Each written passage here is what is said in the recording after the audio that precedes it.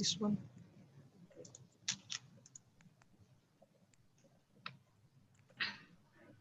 Hello, everyone. A very warm welcome to one and all, Dean, distinguished professors, speakers, and fellow presenters. Welcome you all to the final day of our International E-Conference on Biotechnology, Bioinformatics, and Biomedicine, hosted by Faculty of Applied Sciences to commemorate AIMS University's 20 years of research and academic excellence. The theme of the conference is Challenges and Opportunities in Biotech, Bioinfo, and Biomedicine in the post-COVID era. In the past 2 days, we have seen various speakers from different universities share their research and knowledge with us, some amazing presentation and posters from all around the world. Before we start with our day 3 and final day, I would like to remind all the attendees to please turn your phones to silent mode. We have participants from all over the globe, hence it's a request to be mindful of everyone's presence and refrain from using explicit language while commenting or asking questions. Our first session for the day is Technical Session 5. Each session will be looked over by a chairperson and co-chair. I would like to introduce Senior Associate Prof. Dr. Subhash Bhore as the chairperson and Associate Professor Dr. Shivakumar Pendala as the co-chair for Technical Session 5. Over to you, Dr. Subhash.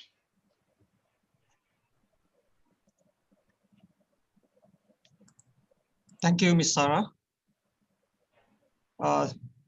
All the participants, very good morning to all of you. Those are in west part of the world. Very good morning to all of you. Those are in Asia. Today we are going to have 3 speakers in this session. This one is a day number 3, and we have 3 speakers in this session. 2 keynote speakers, and one we have a plenary. So all the speakers are very prominent. We are lucky to have these speakers here, and you are going to learn, get many insights from these speakers. So our first speaker I'm going to introduce is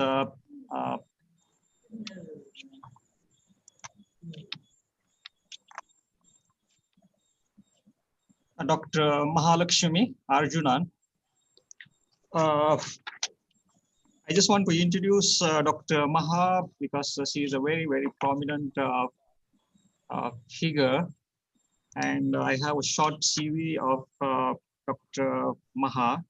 Dr. Maha He's a global coordinator for the international service for the acquisition of biotech applications. He is the executive director of Malaysian Biotechnology Information Center. She's also a founder and editor-in-chief of Petri Dish. She is also international consultant for United Nations FAO Biosafety Project of Sri Lanka.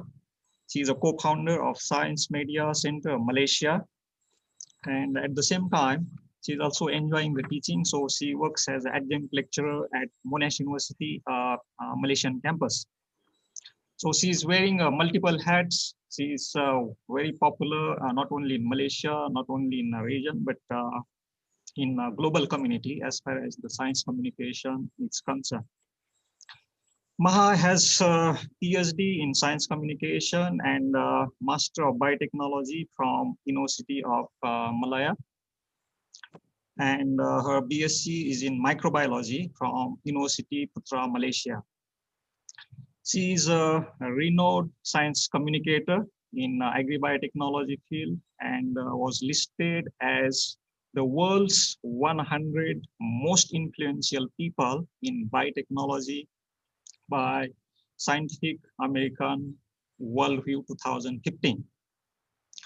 She is also listed in the honorific list of the women in biotechnology law and regulation as a part of Biotechnology Law Report 2015, published by Mary Ann Liebert Inc. Maha won the 2010 third Award Academy Science Recognition Prize for Public Understanding of the Science for the East, Southeast Asia and Pacific region. Maha developed the first science communication training module for scientists in Malaysia and established the Asian short course on agri-biotechnology, biosafety regulations, and communications. She published chapters, papers, and articles on science and biotechnology communication and biotechnology development. She is an advisor on biotechnology for the state government and industry advisor panel for 7 universities. Maha is also on the advisory board for the Cornell Alliance for Science, Farming, Future Bangladesh, and Mustafa Science and Technology Foundation for Women. Maha is listed as a speaker on the Economic Bureau Biotechnology Outreach Fund under the US State Department Economic Bureau Agriculture Policy Office. So you can understand Dr. Maha is very, very popular, not only locally, regionally, but globally. She's wearing multiple hats. And we are lucky to have her here as a keynote speaker.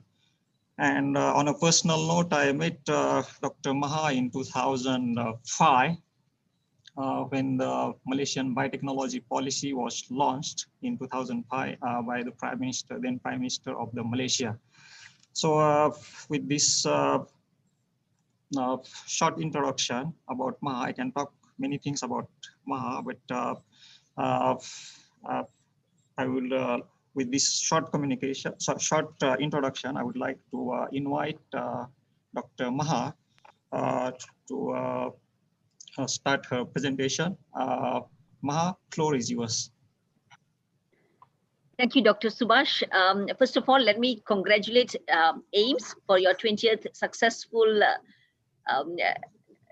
years of being a research university. And I've been involved with AIMS since you were in the AIMS was in a smaller campus. But now I'm a very proud adjunct lecturer as well for AIMS. So with that, let me share my screen. Just a slide.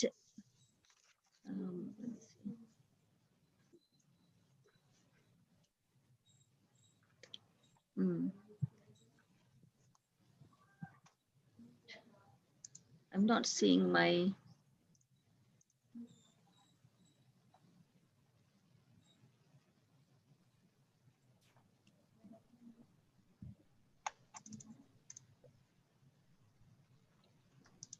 I'm not seeing my PowerPoint. I'm not sure why. Maybe you can close again and start. Yeah. Then I have to close my PowerPoint and then start again. Yes.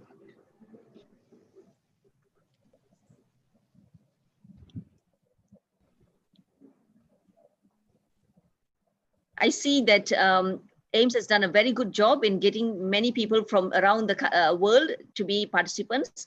And I think this is also that, which also means a lot of responsibility on me to keep those from the Western side. I see a lot of people from the African continent. So a lot of pressure to keep all of you awake. So I hope I can do a good job.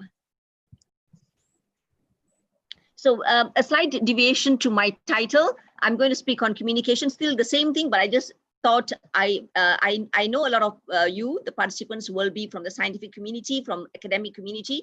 So I thought I will change my title to science communication and obligation beyond R&D. All of you are involved in R&D, but what else should we do as scientists beyond R&D? It's not on slide mode, so just, okay.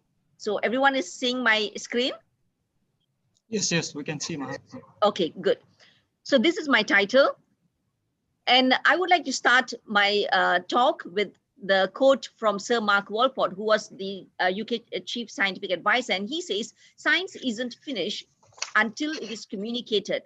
And to whom do we communicate? I'm sure all of you are communicating, but I feel scientists are still communicating to your peers, those who in your field, and then you go for conferences, international conferences, national conferences, but then all these are scientific conferences and speaking among ourselves. So he says science isn't finished until it is communicated, and the communication to the wider audience, that means beyond our community, beyond the same people in the same expertise, is part of the job being a scientist. And so how we communicate is absolutely vital. And this is what I champion around the world. I want scientists to communicate beyond the expert group and to engage society. It should be science and society, and not science be in an elite. It's not an elite subject that only the elites know or understand science. So why am I championing this? Why is it so important that we communicate science? And why should science reach the public, the society? And I also later in another slide, I will tell you when I mean public, it is not those people who we see in the train station, we see in the mall, we see on the street, in the shops. Public is very wide when it comes to science communication, and I will also explain that. But before that, why do we need to communicate science to a wider audience? Because if I ask a question, can you name a country in the world which has attained developed status, but their science and technology and innovation is very, very poor? Probably we can't name any countries like that.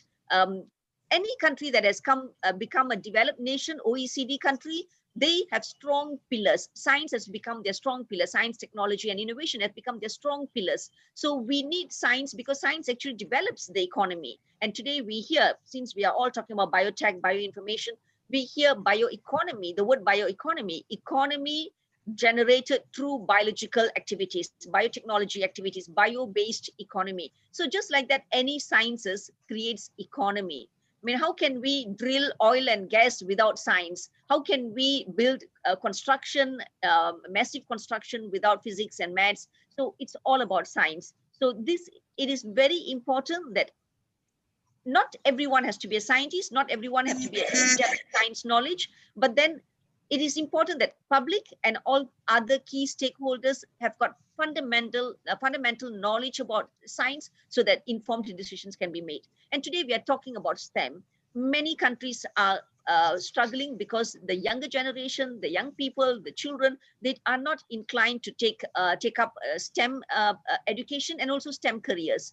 So how can we communicate? This is why we need to communicate so that it becomes economic development. And we need younger people to be in science field so we can build the economy. So that is one reason. Now, the other reason is policies, regulations, and funding. What do I mean by that? So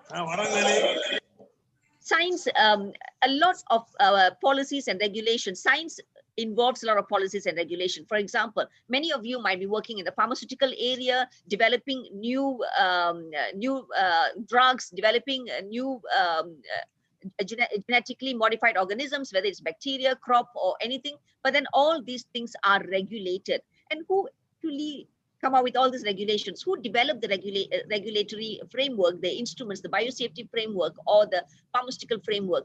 A lot of time, these scientists play a role, but then they play a minor role. Most of the time, it is the policy makers, the politicians, and lawyers who have got nothing to do with science, who don't understand science. And then we see regulations which stifles R&D in science. So these are the problems that we face, and policies in science. Like Malaysia, for example, have got so many excellent policies. How are they implemented? Dr. Subhash mentioned that we first met when national biosafety policy was launched by the Prime Minister, and it was 2005. Where are we in biotechnology today? So many countries face this problem. Excellent policies, but it's not implemented in the right way. Why? Because those people do not have a strong understanding of science and biotechnology. So for that reason, scientists must leave our laboratories, our comfort zone of being among our peers, and go and communicate science. Now, the other reason is also the cultural reason. Now, I can speak for Malaysia. I'm not sure about other countries, but I'm sure many other countries share the same situation, where if we have free time, what do? We want to go shopping, window shopping, watch a movie. So many times science has become part of our culture. Like we tell our family, let's go to a science center, let's go to a science musical, let's go to a science theater. So science has to be a passion. It has to be a hobby. It has to be a topic. When we are having, when we meet friends in a restaurant, we are eating together. How can science be a topic? Now, most of the time, it is politics, it is entertainment, it is sports that we talk about. How can science be a culture? Science can be a culture. How can we sit down for dinner at home with our children, with our family, and we talk about science? We debate about science. We ask our children, what do you think about this latest thing about gene editing? What do you think about COVID? Why do you think the virus is spreading so fast? What is the new virus? So how can we make that a topic of discussion? I think this is really enriching, and maybe because I'm so passionate, but I think this is how it should be. Now, the other reason is also the democratic reason. What do I mean by that is, how can citizens take part in decision made by the country? Now, for example, how can the citizens tell the country, tell the government that, look, we want more funding to be spent on dengue and malaria and not on space research, for example. So this is what we say, democratizing science. So science, the citizen can make a decision and tell the government what they want on science. So for that, the citizen has to be informed about science. They have to have some basic information, knowledge on science. Now, the last one is utilitarian. What does it mean? What does it mean? How can people make informed decisions about their everyday life? Now, look at COVID, for example, the pandemic. You know, the WHO, in fact, said there is infodemic.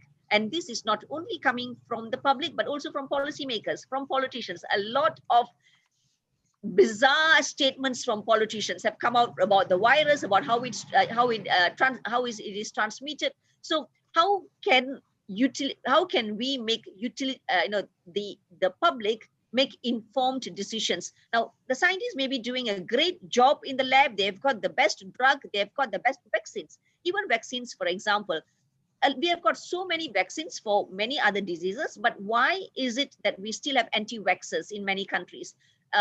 Parents who do not want to vaccinate their children. So this is where science is not accepted. And why is science not accepted? Because maybe scientists have failed to engage the public, the society, on why it is important, how does it work, and how we can alleviate the fear among the people. So for all these reasons, we need to communicate science. But then the scientists will have this question. I'm sure many of you have this question. Yeah, all of that is well and good, that we need to communicate science. I see why we need to communicate science, but my job as a scientist is, my obligation is to teach. I'm paid to teach. I'm trained to teach. And my job is to publish, because without publication, I cannot grow in my professional field. And my job is to supervise students. I need to supervise PhD students, master students, and I also have consultancy job, and I have to do administration job, and I of course have to do research. So with all these things, how can I spend my time to communicate science? And I'm not trained to do that, so I don't have the skills, and I do not have the resources. I do not have the support staff to help me to communicate science. I am not given the funding to communicate science. So all this becomes, the scientists now ask, how can I do this? So let me tell you that besides the benefits that I've mentioned earlier, that it benefits the society and the country, there are many areas where it benefits the, let me go back, it benefits scientists. So let me now go through how science communication, how if you as a scientist communicate science, how does it benefit you? So what is it in it for me as a scientist? Industry collaboration. Now let me tell you that all of you publish papers, many of you have high impact papers, excellent papers, but do industry go to Journal of Microbiology? Do industry go to International Journal of Biochemistry and see, let me see what is the latest, and then I can look at who is doing what, and then I can see if I can collaborate with these scientists. They don't actually do that. And a lot of industry might not also understand the strong in-depth, they might not have the in-depth knowledge on this very technical details. So for commercialization, we need to put our science, our research, our breakthrough things in popular science, into articles, media, or many other tools besides the journals for commercialization to happen. That is when industry, companies, even anyone who wants to be a biotech entrepreneur, technopreneur, they will say, hey, look, I think I see promising thing. I see your patent. I see how it's going to work. Maybe we can buy over. And this is where technology transfer office, the TTO office in universities and in research institutes come into play. And then they come out with a nice working model where the technology can be transferred. And I'm sure I'm not going to go into detail like this, but then there's so many different types of licensing. And this is where the science become visible to stakeholders for them to bring it up to the next level of commercialization. Now, the other thing is funding.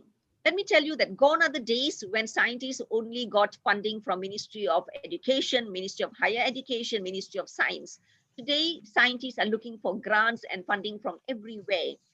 And one example is crowdfunding for research, for commercialization. And crowdfunding, when we do crowdfunding, those people with money are not those people with scientific knowledge. So how can we convey and repackage our research so that these people understand what we are doing and they see the impact and they see how they can benefit? And then there's angel funding, people who have got so much of money, philanthropists, and people who are business tycoons who want to invest into viable research areas, but then these people do not have scientific knowledge. So this is where we need to repackage our science research into layman or layperson language so that these people can understand, and then we can get funding. And then there is also garner attention. Why do we need to garner attention? And we as scientists, we need to garner attention from various people. It could be the vice chancellor in the university who is from the law professor, but he's the vice chancellor. She is the vice chancellor. And this person has to give us more money for more postdoc fellowship programs or to expand our laboratory. So how do we talk to him or her? As I said, commercialization, political support. How can we get attention from the ministers, science minister, for example, and say like, look, my research is high impact and I want money. I know right now in Malaysia, there are very prominent scientists who wants to develop vaccine for COVID, but until now, she is struggling to get money. So you see, this is where we need to really communicate and put science outside in layperson language. As I mentioned, public acceptance. We can be doing excellent job in the lab, but then if the public is not going to accept it, it is not going to reach the market. And we see this. Golden rice, for example, excellent crop, and has been developed many years ago. And there are so many dying and losing eyesight every year. But why is it not in the market? Because still there is so much of opposition. Public acceptance is not there. So more work has to be done.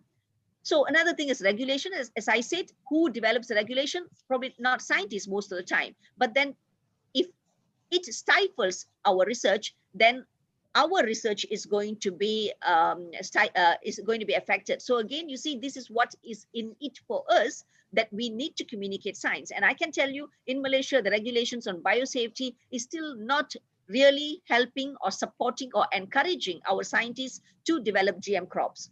Now, the other one is civic scientists. Now, this is where I feel scientists has been in the background for too long. If we ask a child, what do you want to become? Many children say scientists, but they do not really understand what a scientist means. A lot of people come to me, and when I talk to students, they ask, so Dr. Maha, can you tell me how we can go to Jupiter? Is it possible to go to Jupiter? And I'll be like saying, like, whatever I know about Jupiter is how much a public knows as well, because I'm not a space scientist. So for many children, when we say scientists, they think that we know every area of scientists. So I get a lot of questions like this, which is out of my area, which is not biotechnology or agriculture biotechnology, which I can't answer. So this is where scientists has to become the idol, the role model for younger generation. And I think scientists themselves has to be the spokesperson. We should not allow someone else to hijack our agenda and someone else speak for us. And this is where NGOs, anti-science NGOs come up, and then they influence the public. So we have to be the champion for our own causes and our own research areas. So these are the things that I would say, what is it in it for scientists to communicate? So don't think that communication of science, or if I get into science communication, it's only going to benefit the country or the society. Actually, there's a lot that scientists can benefit. And I think every scientist should go into science communication and engaging the society. So just a brief summary of what I said earlier. So if all of you are doing research and all of you do scientific communication, to me, there is a huge difference between scientific communication and science communication. Scientific communication is, as I said, when we talk to our peers, the same type of people who understand us, people in the same expert group. So we do that, and we do that through journals or conferences. So who does it reach? It reaches our peers. Even someone from engineering will not read our journal of biochemistry, although there is a lot of things that is multidisciplinary right now. So it only reaches our peers. And the impact, of course, it's good. It's very important because we want critics. Only then research can advance, the body of knowledge can expand, and we can improve on the research. So that's very important. And of course, it's for professional advancement. From lecturer, we become associate professor, then we become professor through all our research activities. But what happens if we do that? At the same time, we communicate science to non-technical people. So what we do now, it reaches a wider area. So it could be, we turn our research into popular science. It can go into popular science magazines, newspaper, media, digital, print, anything, even social media. What happens? Our peers will definitely read about it. And other scientists, as I said, many other scientists who need to collaborate with us from other areas will read about it, and all the other key stakeholders, policymakers, politicians, industry, investors, media, farmers, public, students, everyone else. And the impact is now what I mentioned earlier. Now, then we never know who is going to come to us, approach us for collaboration, potential postgraduate students. And this is how we attract postgraduate students as well. So this is a comparison on how we can do actually both.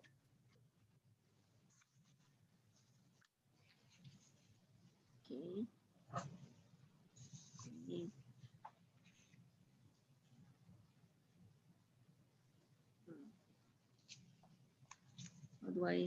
Okay.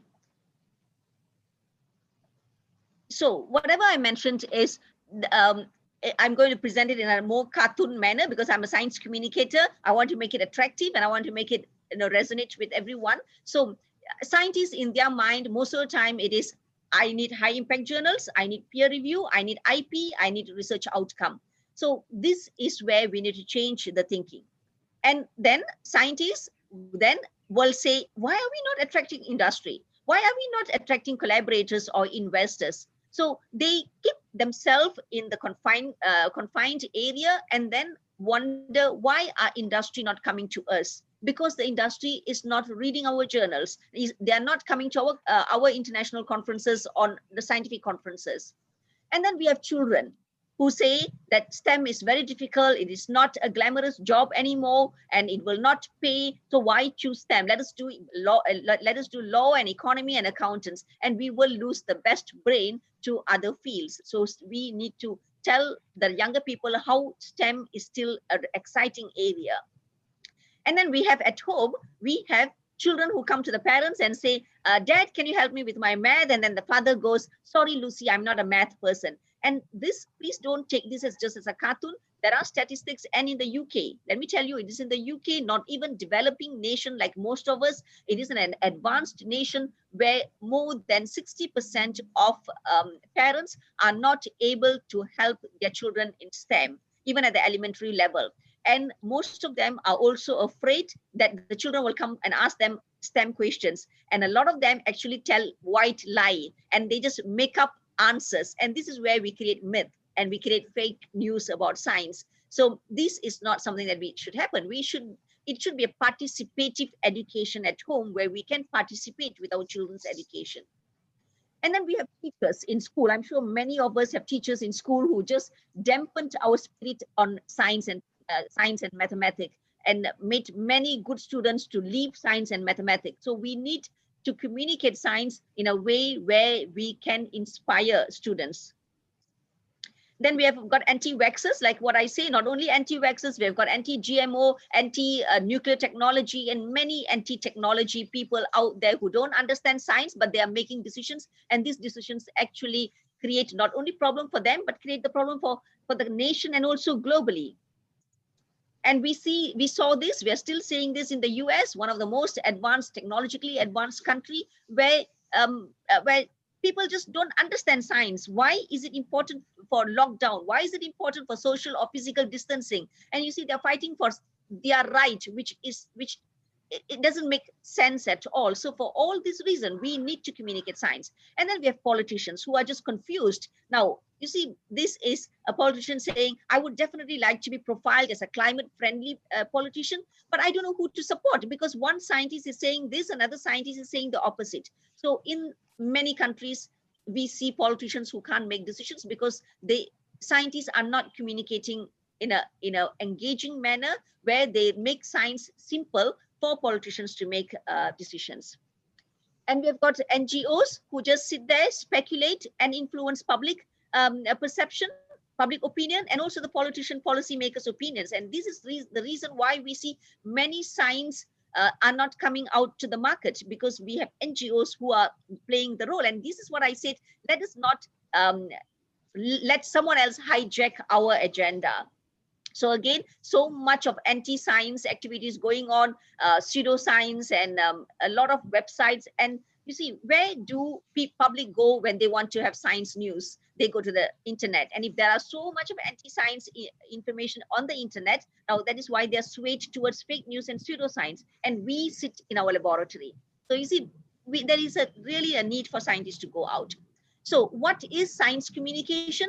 Now, a lot of time people say, well, we have got our corporate communication office. We've got a PR office, so we don't need science communication. But there's a huge difference. Corporate communication is where they communicate so that they build the identity of the institute. They build the brand. They don't actually communicate science. Even if it is science, it is just about an event where we launch the conference, we launch the new product, but that's it. But how can we communicate so that there is increased public understanding of science, increased awareness, appreciation, acceptance? For this, we need science communication, and it is not the same as corporate communication.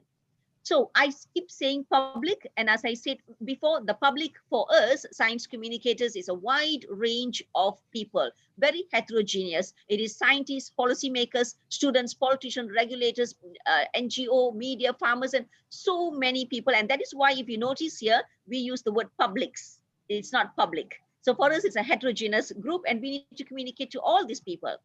And when we communicate to all these people, we have to also understand, even within one sector, public, there is diversity. There are public who are attentive.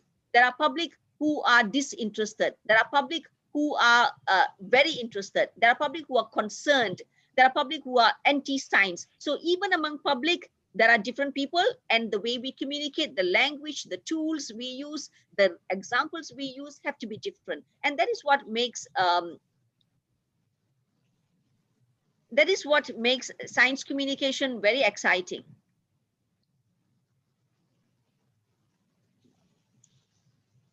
Okay, so imagine as a science communicator, I'm going to talk to policymakers. So what I should do, I need to understand about that particular stakeholder, which is policymakers. I want to know what is their interest, what is their concern, because I need to understand all these things so that I can craft my messages, my examples, my analogy, my metaphor, so that it resonates with the policymakers. It suits that stakeholder. So I need to understand what is their concerns. I need to understand who's the best person who can communicate with policymakers. It doesn't have to be me all the time. If I'm going to talk about a new agriculture field, a new agriculture technology, then maybe I will say, look, I need to get farmers to speak to the policymakers so that the policymakers really understand the challenges farmers go through instead of me speaking. So the communicator differs from one stakeholder to another stakeholder. What are the tools, best tools? Is it Facebook for policymakers, or is it a policy brief, a one-page policy brief?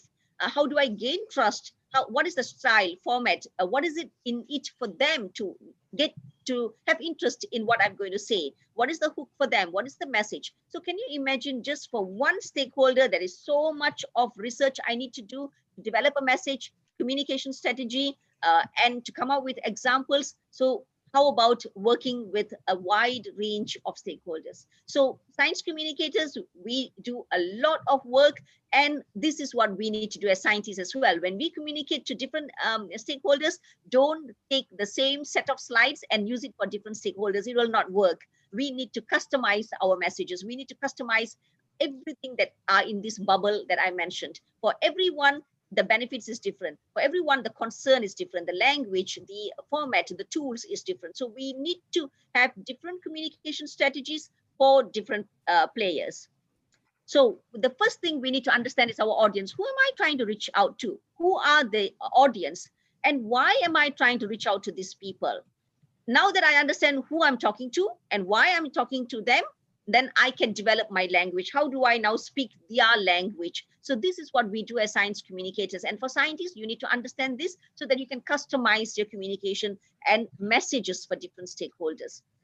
I'm sure many of you would have heard about elevator pitch. How do we craft an elevator pitch? Just for example, you get into the lift or elevator, and then Bill Gates gets into the lift and he's getting down on the 15th floor and you are getting down on the 27th floor. Now, how do we, between that floor, how can we get Bill Gates to be interested in our research, or the minister, for example, comes into the lift?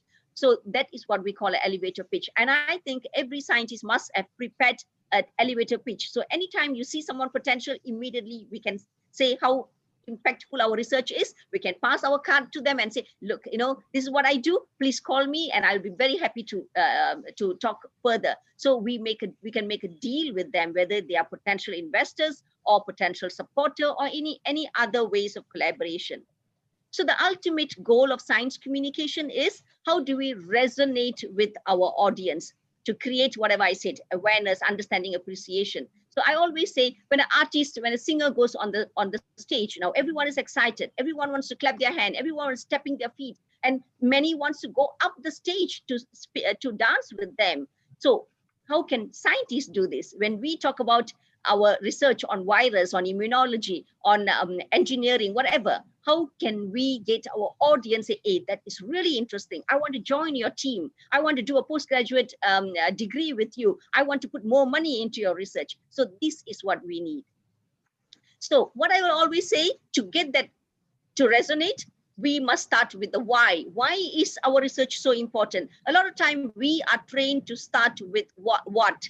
I do this, and this is the way I do it. So it is the introduction, I do this, and then after that we talk about materials and method. All this are I do. I use southern blot, I use northern blot. And what is southern blot? What is not northern blot? A blot to many people. So we tend to pay attention to the methods, and then so finally the conclusion is so short. I found this. We found this. So, but then how we communicate to non-technical people, the why must come out very clearly in the beginning. So if we talk from why and then we move out to how and what, that is called a remarkable conversation. If we talk about what I do, how I do, then finally, oh, then I found this, then it is a conventional conversation. So to create the empathy, to create the excitement, we need to start our conversation with why. So why is the most important thing when we start talking to someone who's outside our field. And how do we create the hook? Now I'm going, these are just teasers, but in a real workshop, I train people, how do you come out with the why? How do you come out with the hook? But here I'm just telling all the components of science communication. So the hook, how do I hook someone so that when I start talking, they want to listen until the end. When I have an article, they want to read until the end. When I'm giving an interview to a radio station, they want to listen until the end. So for that, I must have the hook in the beginning of my conversation. So they say, hey, this is interesting. I'm going to stay on and listen. So how do we develop a hook? So this is where we train scientists how you develop a hook. Now, the other problem with scientists is, scientists, all of you have got so much of experience and you're working on a small area, on a very niche, specialized area, but then you're working in, it's like a funnel. As we go higher and higher from bachelor's degrees to master's to PhD, and as a professor, our area becomes so small. It's a specialization or a sub-specialization, but then it's in depth. It's really in depth. And when someone asks us what we do, we immediately go into the in-depth. Oh, I work on apoptosis of cells. Now, what is apoptosis? So instead of going into our real subspecialization, what we should do is we should give the bigger picture. Now, imagine if I just put this, and then some people will think that, oh, is it a piece of cake? Is it a tiramisu? But then they will not understand how the apoptosis actually relate to cancer research and how apoptosis relates to drug development. So we need to give a bigger picture so people understand, and then we zoom in so people understand how the small thing fits into the bigger picture and creates the impact. So we need to start our conversation like that. And a lot of times scientists also do this because we have got so much of information, data with us, and we are so passionate about this. We are so fascinated with our data, and we want to give everything to our audience. So we tend to drown our readers, our audience in too much of information. And when this happens, when it's something is completely new to me and it's too technical, what do? We shut down. Our interest is lost. So we lose our audience. So for me, what I will say is, if we want to communicate science, storytelling is the best way. How can we add data and make it into a story? So we need facts, which is data, figures, facts. We need codes. So we can have codes from farmers. If I'm developing something new for farmers, I can have codes from a COVID survivor. If I'm doing something on a COVID virus, and anecdotes, stories. So this is how we can come up with a story, the components of a story. We build a story based on science, based on our research. So very quickly, Aristotle, one of the best communicator, and his theory of persuasion is, if we want to persuade someone, we want to make our story compelling, convincing, and interesting, then we need to have these three components. One is credibility, which is called ethos in Greek. And credibility is like, I've got my PhD from this university. I've got 20 years of working experience. I am so and so. So that is credibility. And then there is logic or logos, which is all our facts, figures, and data. And then we've got emotion or pathos, which is the stories I said. The farmers are struggling. Dengue every year, hundreds of children are dying in Malaysia out of dengue. So this is the emotion part of it. So there's ethos, legos, and pathos. Now, what is the percentage that we should use? So there was a TED talk by Brian Stevenson. He's a Black American lawyer who fights for injustice in the law system, where when the Blacks are convicted for something that they've not done. And TED is somewhere we can't raise money, but then he raised 1.12 million from his talk for his NGO because he was so compelling. And when some analysts started analyzing his talk, they found out that his ethos, which is credibility, was 10%. So who is he? And where did he get his degree from? That was 10%. And his logos, all the facts and figures, was 25%. but it's pathos, where the empathy, the storytelling was 65%, and that is why it was so convincing to the audience, and the audience felt that they should collaborate, they should be helping him in his cause. So this is the composition. So next time when you are going to meet a politician, when you're going to meet a media, you're going to meet someone outside the scientific field, when you have come up with your message, analyze how much of ethos do I have, how much of pathos do I have, how much of logos do I have. So storytelling, to me, research and science and technology reaches the head, but stories reaches the heart, empathy reaches the heart. So we as scientists, we want to reach the audience head as well as heart. And to do that, we need to repackage our data and add stories to our data, so that it becomes, we add soul to our data, so it becomes a story. So for that, we need to add the emotion to our stories. So I mentioned this earlier, for researchers, the background literature review is so important, and then the materials, method, the supporting details, and then finally we talk about our conclusion. But if we are talking to non-technical people, then the bottom line is the most important thing. This is the conclusion.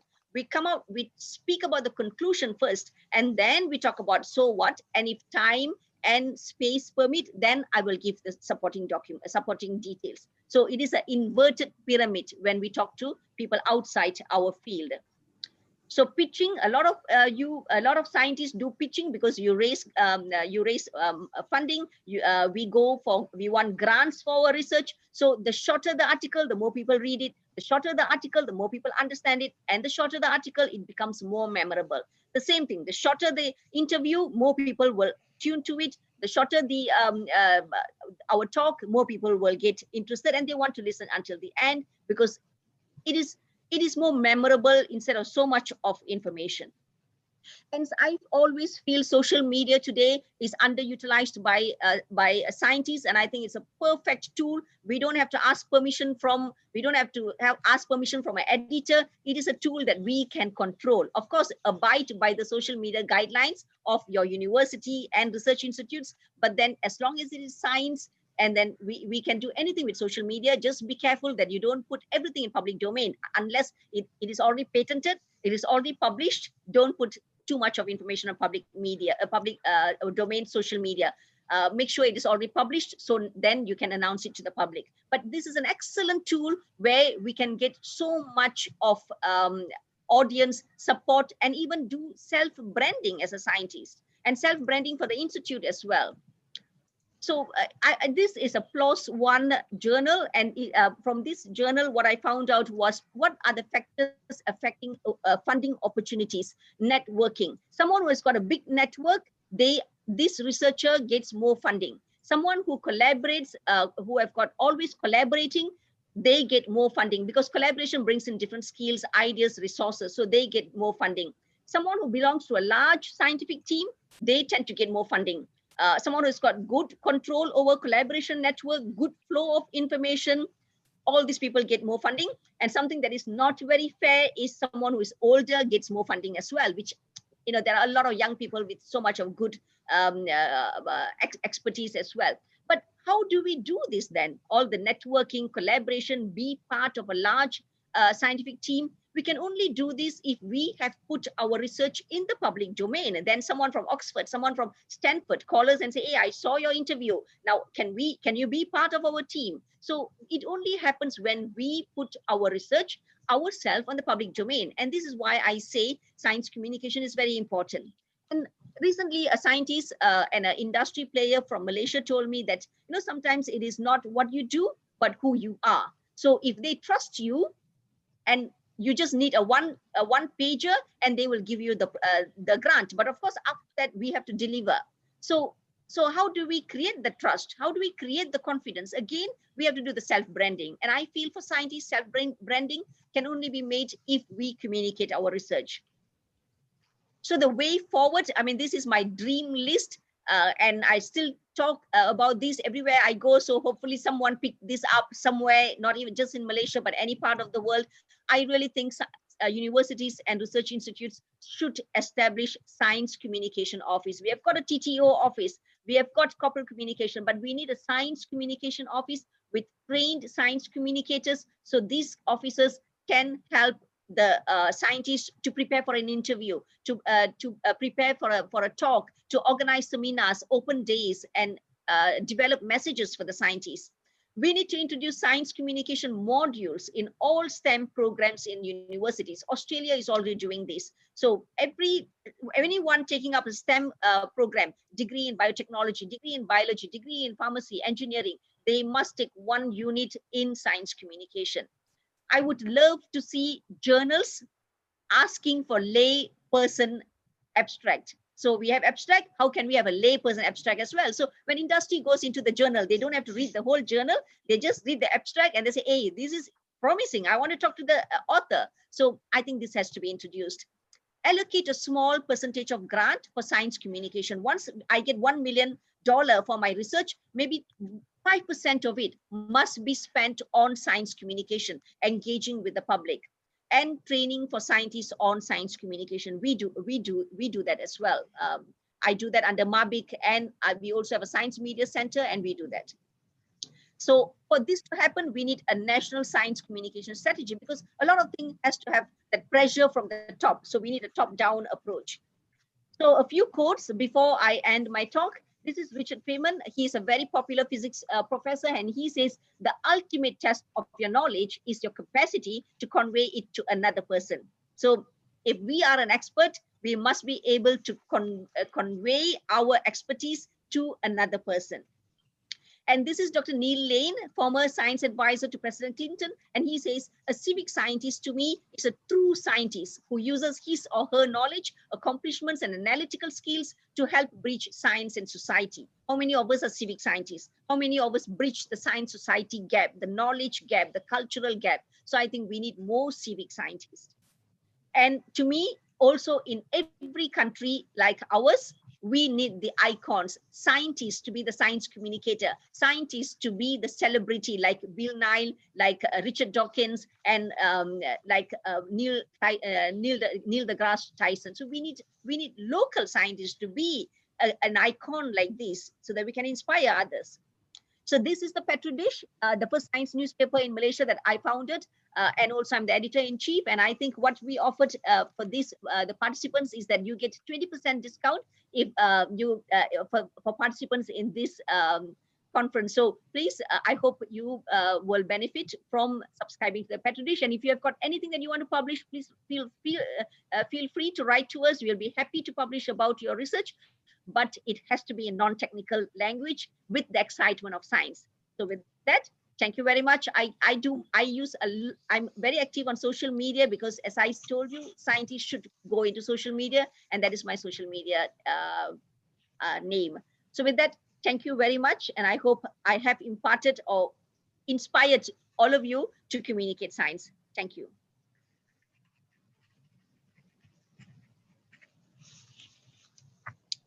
Thank you very much, Dr. Maha. It was a wonderful talk. I think we got lots of insights. So I'm just checking any questions from floor in the. I think nobody has posted questions so far. So maybe I will start with my question, Dr. Maha. Yes, sure. Thank you very much. Talk was wonderful. At one point, excuse me.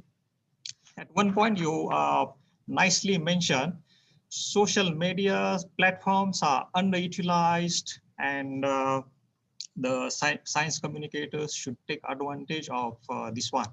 So this one triggered my thinking, because there is another school of thought which always talks about new generation is getting addicted to the social media, then psychological impact, their behavior, and blah, blah, blah, you know. So from that context, I mean, how we can balance it, Maha, what do you think?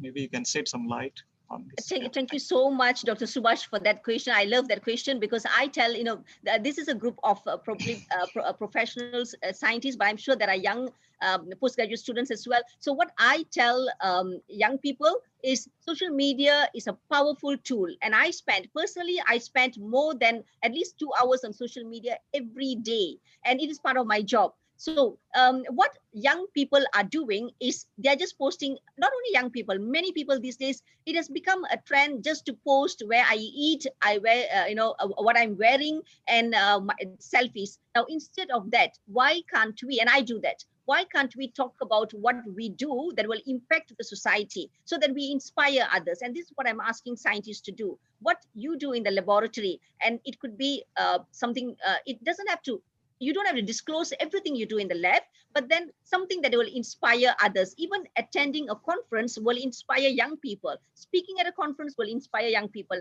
And I tell graduates this as well. Now, talk about a book that you've read, so that when employers see your social media, then they will see, hey, this person is always reading a book, and critique about a book that you have read, or critique about a movie that we have seen. So it shows that we are opinionated, and we are not just what we do for a career, but we also have other life. So I think social media can be utilized in many ways for inspiring, self-branding, and advancing our network. And this is I hope it answered your question, Dr. Subhash, that I strongly feel when I see social media accounts of many people, it is just about a selfie and then nothing. So everything a selfie. So what is the message behind the selfie? So we need to make use of social media to, as I said, for self-branding, to widen our network, to tell people who we are, how is our thought process, how much do we know. I think this is where we need to use the social media.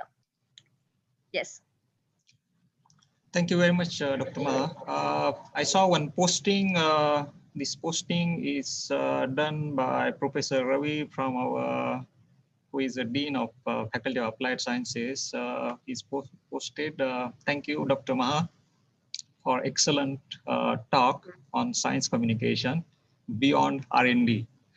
And he just sharing with us at Ames University Biotech degree program do contain science communication element, because I think this one came because we have a long association with MAVIC, and because of that one we have embedded this component in our curriculum just to make sure that our curriculum is the best. So it's a good I can attest to that, Dr. Subhash. I think AIMS has got a very holistic curriculum for biotechnology. I'm not saying this because I'm an adjunct there, but then you have got biosafety, you have got policies, and you've got all these things which, I learned biosafety on my own, because at that time we only studied technical things. So, and also science communication. So AIMS program for biotechnology is certainly holistic, that prepares people to go into whether it's research or whether it is policy making or anything. So, I would really hope other universities follow suit as well.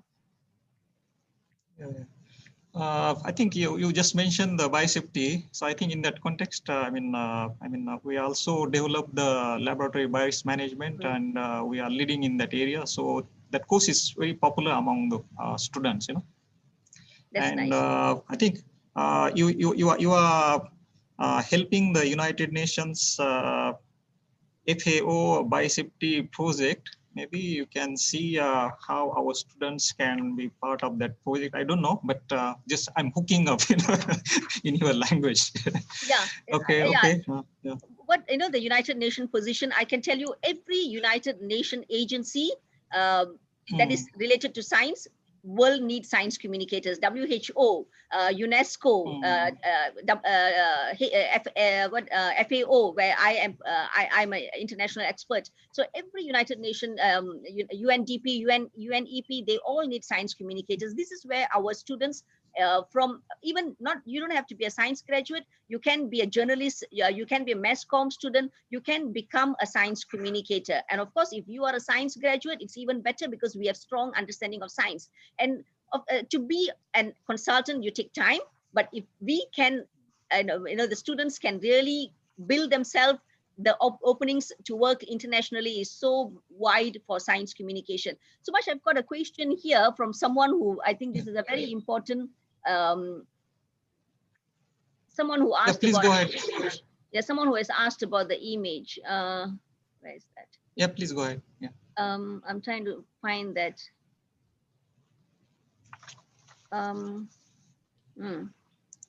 Maybe someone, okay, I can't remember who, but then someone asked, how do we images? So yes, images is very, very important for science communication. Imagine just a white and a black and white paper, and it's not going to be easy for someone who's not in science to read it. But if we put attractive images of our, a fluorescent bacteria and attractive images of me with a farmer in the field, or a scientist with a patient, dengue patient, a COVID patient, that becomes attractive. And a lot of time when we ask, being an editor-in-chief, when we ask scientists, hey, send me a photo, it will always be the laboratory photos, humanless laboratory photos. We don't want that. Or it will be a team. This is my team.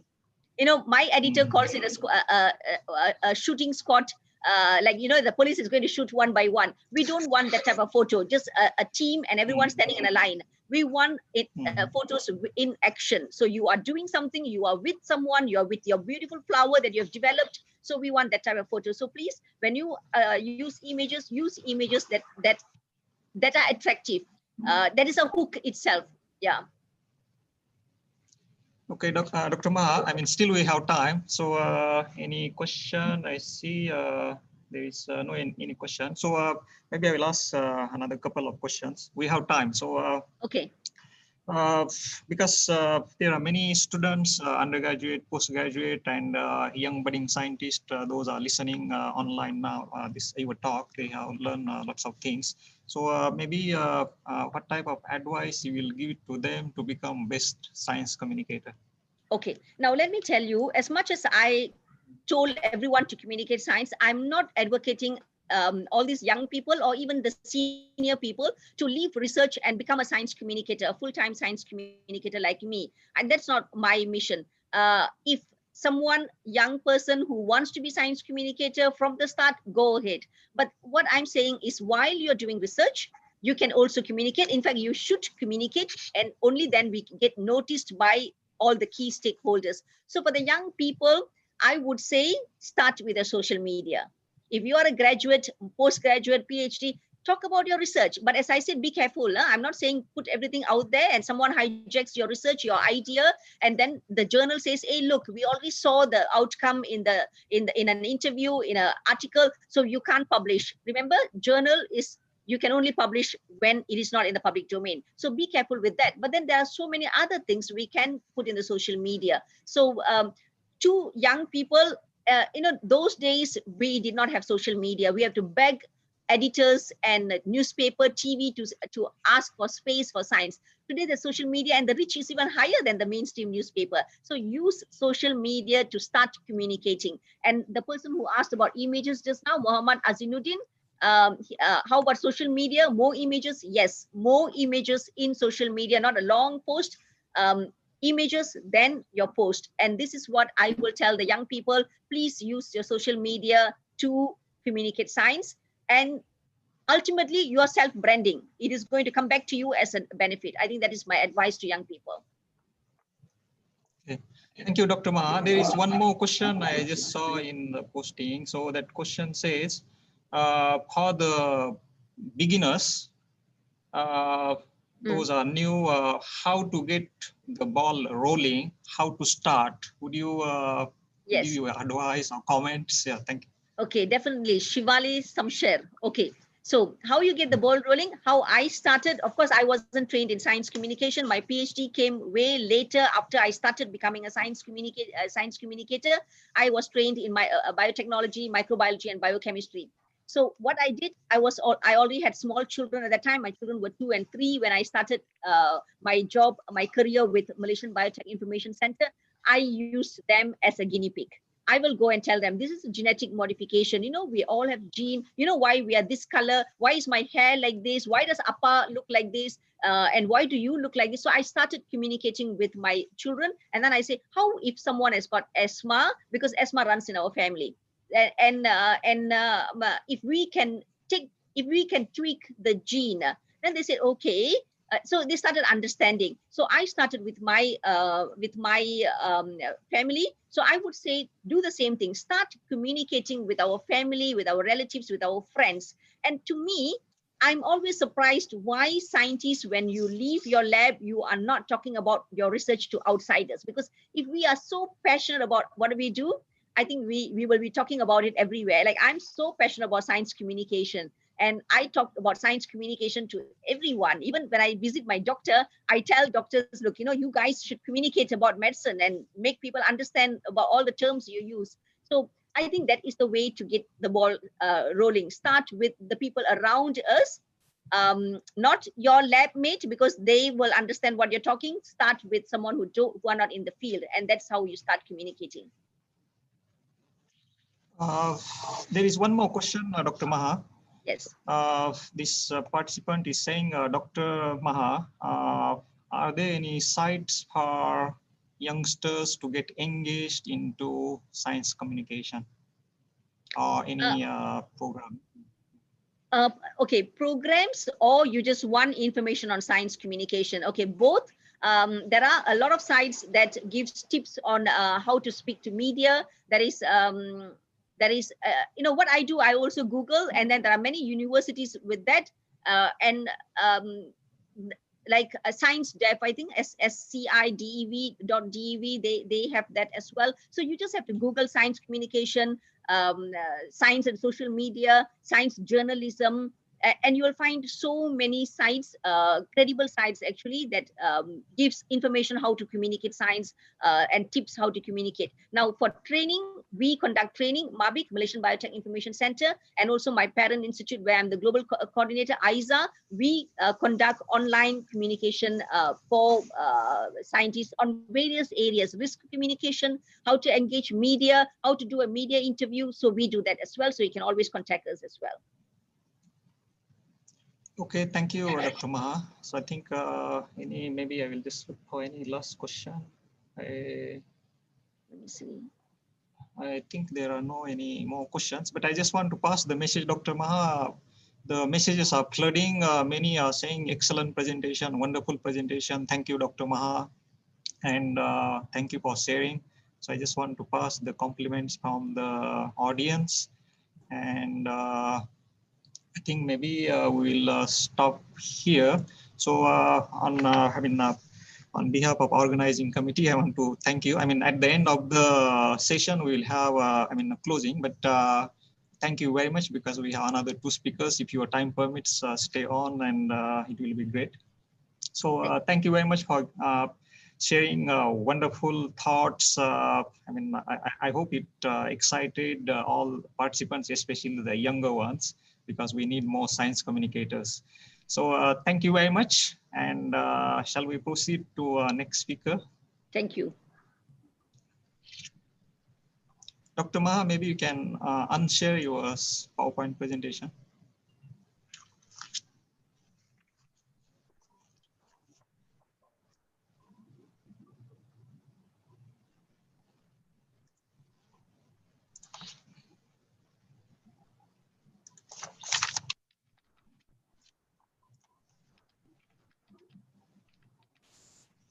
Okay, ladies and gentlemen, we are going to start the talk by next key speaker, next keynote speaker. We are going to listen to another wonderful talk. So as at the beginning, as MC mentioned, Associate Professor Dr. Siva Kumar is co-chair for this session.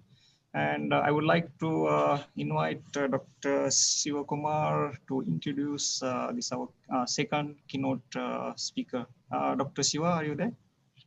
Yes, Prof. Yeah. Thank you, Prof. Subhash, and good morning, everyone. Actually, it's my pleasure to introduce the second speaker for today. The speaker for second speaker is Professor Dr. G. Kumaresan. Let me just introduce him. So he is currently the professor and head of the Department of Genetics, Madurai Kamaraj University, Tamil Nadu, India. And coming on to his education, he completed his BSc in zoology in the year 1995 from Sri Parmakalyani College, Tirunelveli, India, and he achieved university first rank with gold medal award. And in his MSc, he has completed his MSc in biology in 1997 from Madurai Kamaraj University, India. And once again in MSc also he has achieved gold medal with university first rank award. And then in 2002, he completed his PhD in molecular biology from Madurai Kamaraj University, once again from Madurai, India. After his PhD, he has done his postdoctoral research fellow in the Department of Molecular Genetics and Department of Molecular Oncology from MD Anderson Cancer Center, Texas, USA. And from 2006 to 2008, he worked as a postdoctoral research fellow at Molecular Genomics Lab at National Cancer Center, Singapore. And he has published a lot of research papers in well-known indexed and impact factor journals. He has published over 36 research articles with a H index of 14. And he has contributed a lot of book chapters and research manuals. And he also has got one patent to his credit. And he has trained a lot of research fellows and interns. He has trained over 75 research fellows and interns. And he has been guiding the PhD students since 2010. And he has completed a lot of research grants. And currently also he is having a lot of research grants, ongoing research grants. And his research areas are cancer genomics, molecular therapeutics, and genomic modeling. And with this short introduction, I would like to welcome Dr. Kumaresan, Professor Kumaresan, to deliver the keynote talk for today. And it's my pleasure to introduce him. So welcome, sir. Welcome, Prof. So you can start your presentation. Yeah. So thank you, Dr. Sukumar, for the nice introduction. So I would like to thank the organizers for giving this opportunity. And this is a wonderful conference, and I could see very good series. Mr. Kumaresan, Yeah. would you please? Yeah. Okay, thank you. Yep. So this is a wonderful conference and a series of very good lectures. Thanks for all the organizers. I would like to specifically thank Professor Ravichandran and Dr. Marimuthu for this opportunity. So today I'm going to talk about genome biology based approaches, which are quite the modern strategies in genomic medicine, and you can use these approaches to develop some new therapeutic strategies and then to go for personalized medicine. So just to start with, our biological system is very complex. This slide I just made for the students, and in human genome we have approximately 20,000 genes. But however, we have like maybe up to 1.98 lakhs of RNA we have in the human system. So the number of genes what we have in human system is around 20,000, but we have probably up to 2 lakh number of transcripts. And then while coming to the proteins, we have 20,000 genes. But when it comes to protein, because of the post-translational modifications and the complexity, we have probably maybe up to 1 lakh proteins, because one protein can exist in more than 10 different post-translational forms. And so the system becomes complex. So, one side genome, then RNA. In RNA, you have small RNAs, non-coding RNAs, so many transcripts. And then in protein is undergoing post-translational modification. So despite the number of genes we have several layers of complexity in biological system. And another one is we have probably 1 lakh forms of protein, but they can exist in different subcellular location of the cell. Some proteins may exist in nucleus, some protein may be in cytoplasm or in some membrane. So a protein can do different functions if it is located in different subcellular location. And another thing is proteins don't work on isolation. Multiple proteins join together and then they do a function that we call protein-protein interaction. So from this, what I'm trying to say is the biological system is complex at so many levels, not only at gene expression, at protein expression, protein modification, protein location, and then protein-protein interaction. However, different scientists, they focus on one of the components. Somebody work on proteins, somebody work on metabolome. And then, in this talk, I'm going to talk about our modeling, which we have done from the gene expression. Because this is one of the fantastic opportunities. I learned all those things from National Cancer Center, Singapore, with my boss, Dr. Patrick Tan, probably a decade back. And for example, we have the information of the expression of 20,000 genes.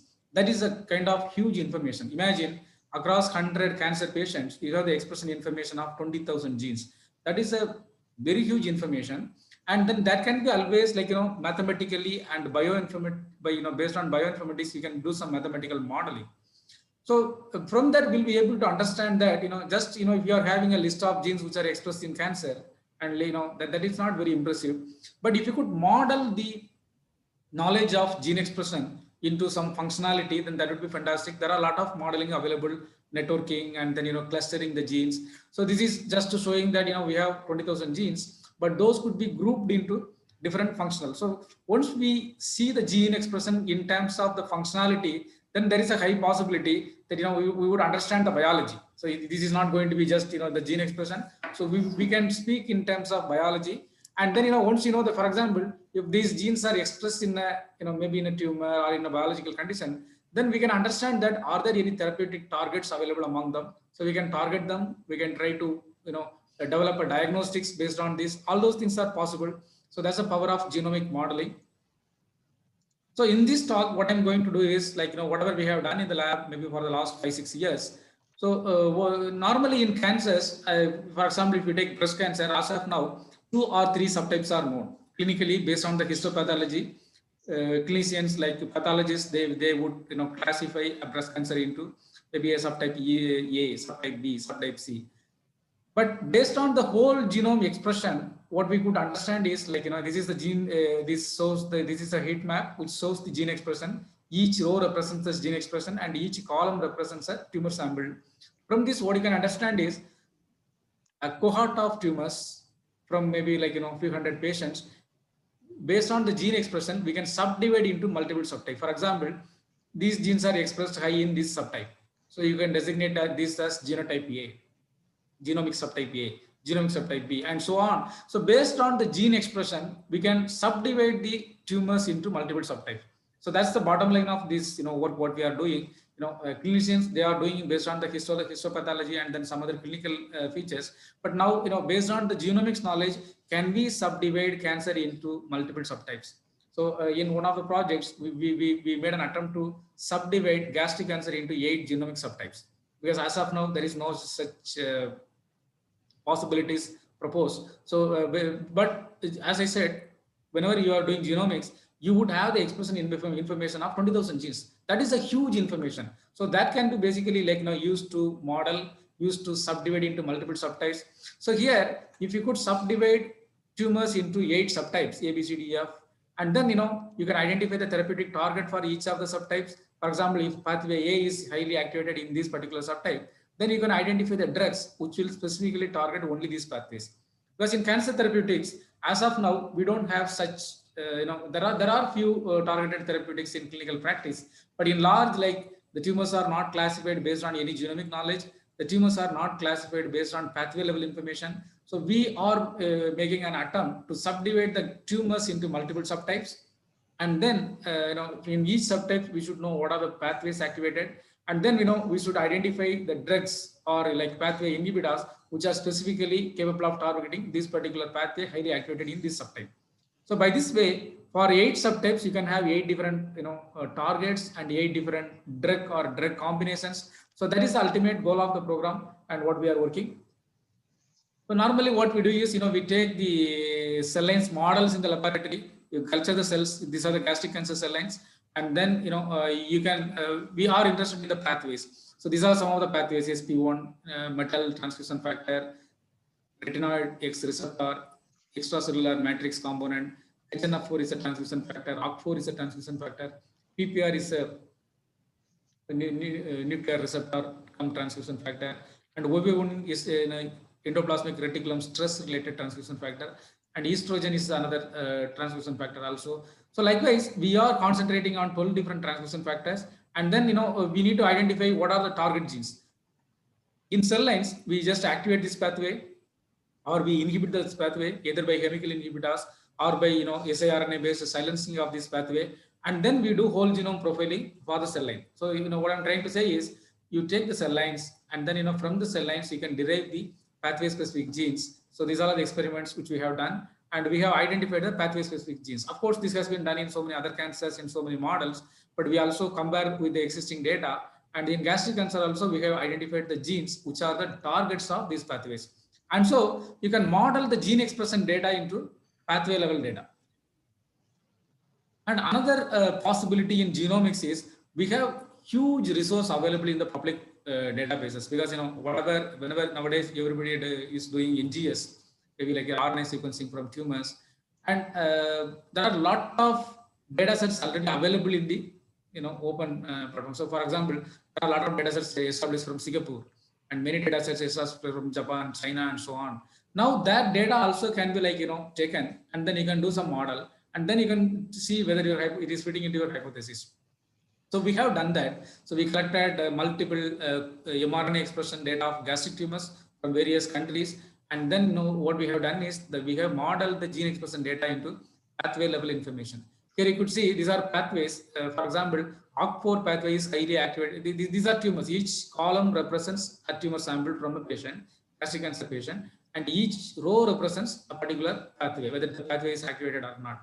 So from this, what we could understand is, across multiple cohorts, this comprises some 4 different cohorts from 4 different countries, and we could subdivide gastric tumors into 8 subtypes. For example, in this subtype, OCT4 signaling pathway is highly activated, and in this subtype, probably some of the proliferation related signaling pathways, UTF and MYC, they are activated. So now what we have done is we have modeled the gastric cancer transcriptome information into pathway level activation, and then based on the pathway, we have subdivided the gastric tumors into 8 subtypes, 1, 2, 3, and so on. This we have done in so many cohorts of gastric tumors across the globe and found true. So now what kind of information what we have is, if it is subtype gastric cancer genomic subtype 1, then these are the pathways which are activated. For example, ECM is dysregulated, RXR is activated, OCT4 is activated, NFAT, Notch are activated, and the lipid metabolism is dysregulated. And if it is genomic subtype 4, the pathways like ERK, MAPK, E2F1, and the proteasome, PPR gamma, OV1 are activated. So likewise, in another subtype, estrogen receptor and HNF4, they are activated. So now, and again, the combinations. So these are the 3 major categories of signaling pathways, and then they combinations of OCT4 and ETF1. This is a subtype 2. So what I'm trying to say from here is, we have subdivided gastric tumors into 8 subtypes based on the pathway activation, and most importantly, now we know that in all the 8 subtypes, what all are the pathways activated. So we know the therapeutic targets also. And then, so this is a point. For example, these are the 8 subtypes. Now these are the cohorts from different countries. And for example, this one is in Europe, and this subtype is dominating in this country. Nowadays, people talk about the heterogeneity and the disease and health disparity. For example, in US, what people found was a particular type of breast cancer is common among African Americans, and but another subtype is common in Caucasians. And similarly, in India also there is a disparity. Some particular types of breast cancer are common in some ethnic groups. So those are the minor points. And while we have the genomic data, it is possible to find out what is the subtype of tumor which is predominating in your cohort. So while we have done all this work from the available cohorts, then subsequently we wanted to build up a cohort of from India, and in collaboration with the Madurai Meenakshi Mission Hospital, we have with approval of Institutional Ethics Committee, and we have collected some 550 gastric tumors biopsies, which were basically dissected out during the gastrectomy. And then we have done whole genome expression profiling. And from that, what we could understand is the same thing. So now earlier we have subdivided gastric tumors into 8 subtypes based on the knowledge of genomics knowledge from various countries. Now we have we could recapitulate the same thing in India, and specifically from the Madurai cohort. And here we could found some other subtypes are dominating. Subtype 1 and subtype 8, they are dominating.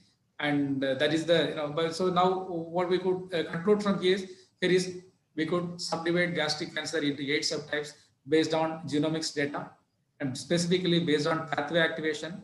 And now now we are working on the possibility, for example, whenever a patient comes to the clinic And if you could do some, genomic profiling or RNA profiling, and you could identify the pathway activated. For example, if he's a patient, and then you know that what are the pathways activated in him. If you know what are the pathways activated, then we tell what is the subtype. And in this subtype, we know what are the pathways activated, and then we know what are the pathways to be targeted for that particular individual. So in long term, our goal is like, bring this to the clinic. And then, whenever a patient comes to the clinic, you do just a simple genomic assay. Nowadays, it is possible. Many companies have come with, a diagnostic platform which are based on gene expression and all those things. And then, you would tell that, these are the pathways activated in this particular tumor. And then, if you have different cocktails for different pathways, then you can say that, okay, for this individual, this combination would work. Because as of now, cancer is, treated is like, mostly based on cytotoxic agents. So they just kill the cancer cells. They are very efficient. I think they are doing a wonderful job. There is no doubt. But for next generation, we have to think about a little beyond that. Now, in addition to the existing chemotherapy, you can just give one more cocktail, which is specific for the pathway, and so the efficiency would be high. And then, that is the overall plan. Okay, well, we have done all these things in the, making the models and then building our own cohort from Madurai. And then subsequently, we also started working on the gastric cancer cell lines. And because I'm telling repeatedly, pathways is our focus. So, once you identify what is the pathway activated, then you can think of the drugs and so on. And what we have done is by an in vitro assay in cell lines, we took some 15 gastric cancer cell lines, and then we have done 45 signaling pathway profiling. So this is a luciferase based assay.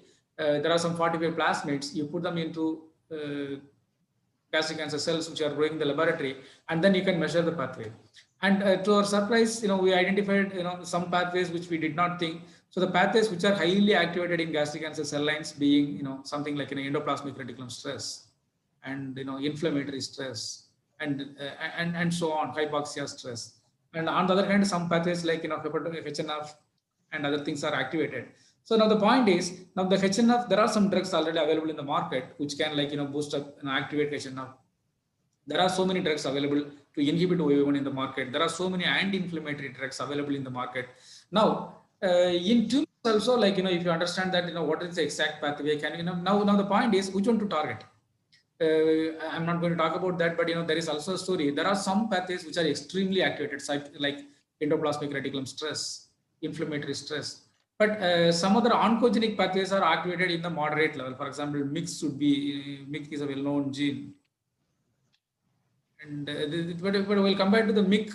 Now, some other pathways are highly activated. Now, would you target MYC or would you target the stress pathways?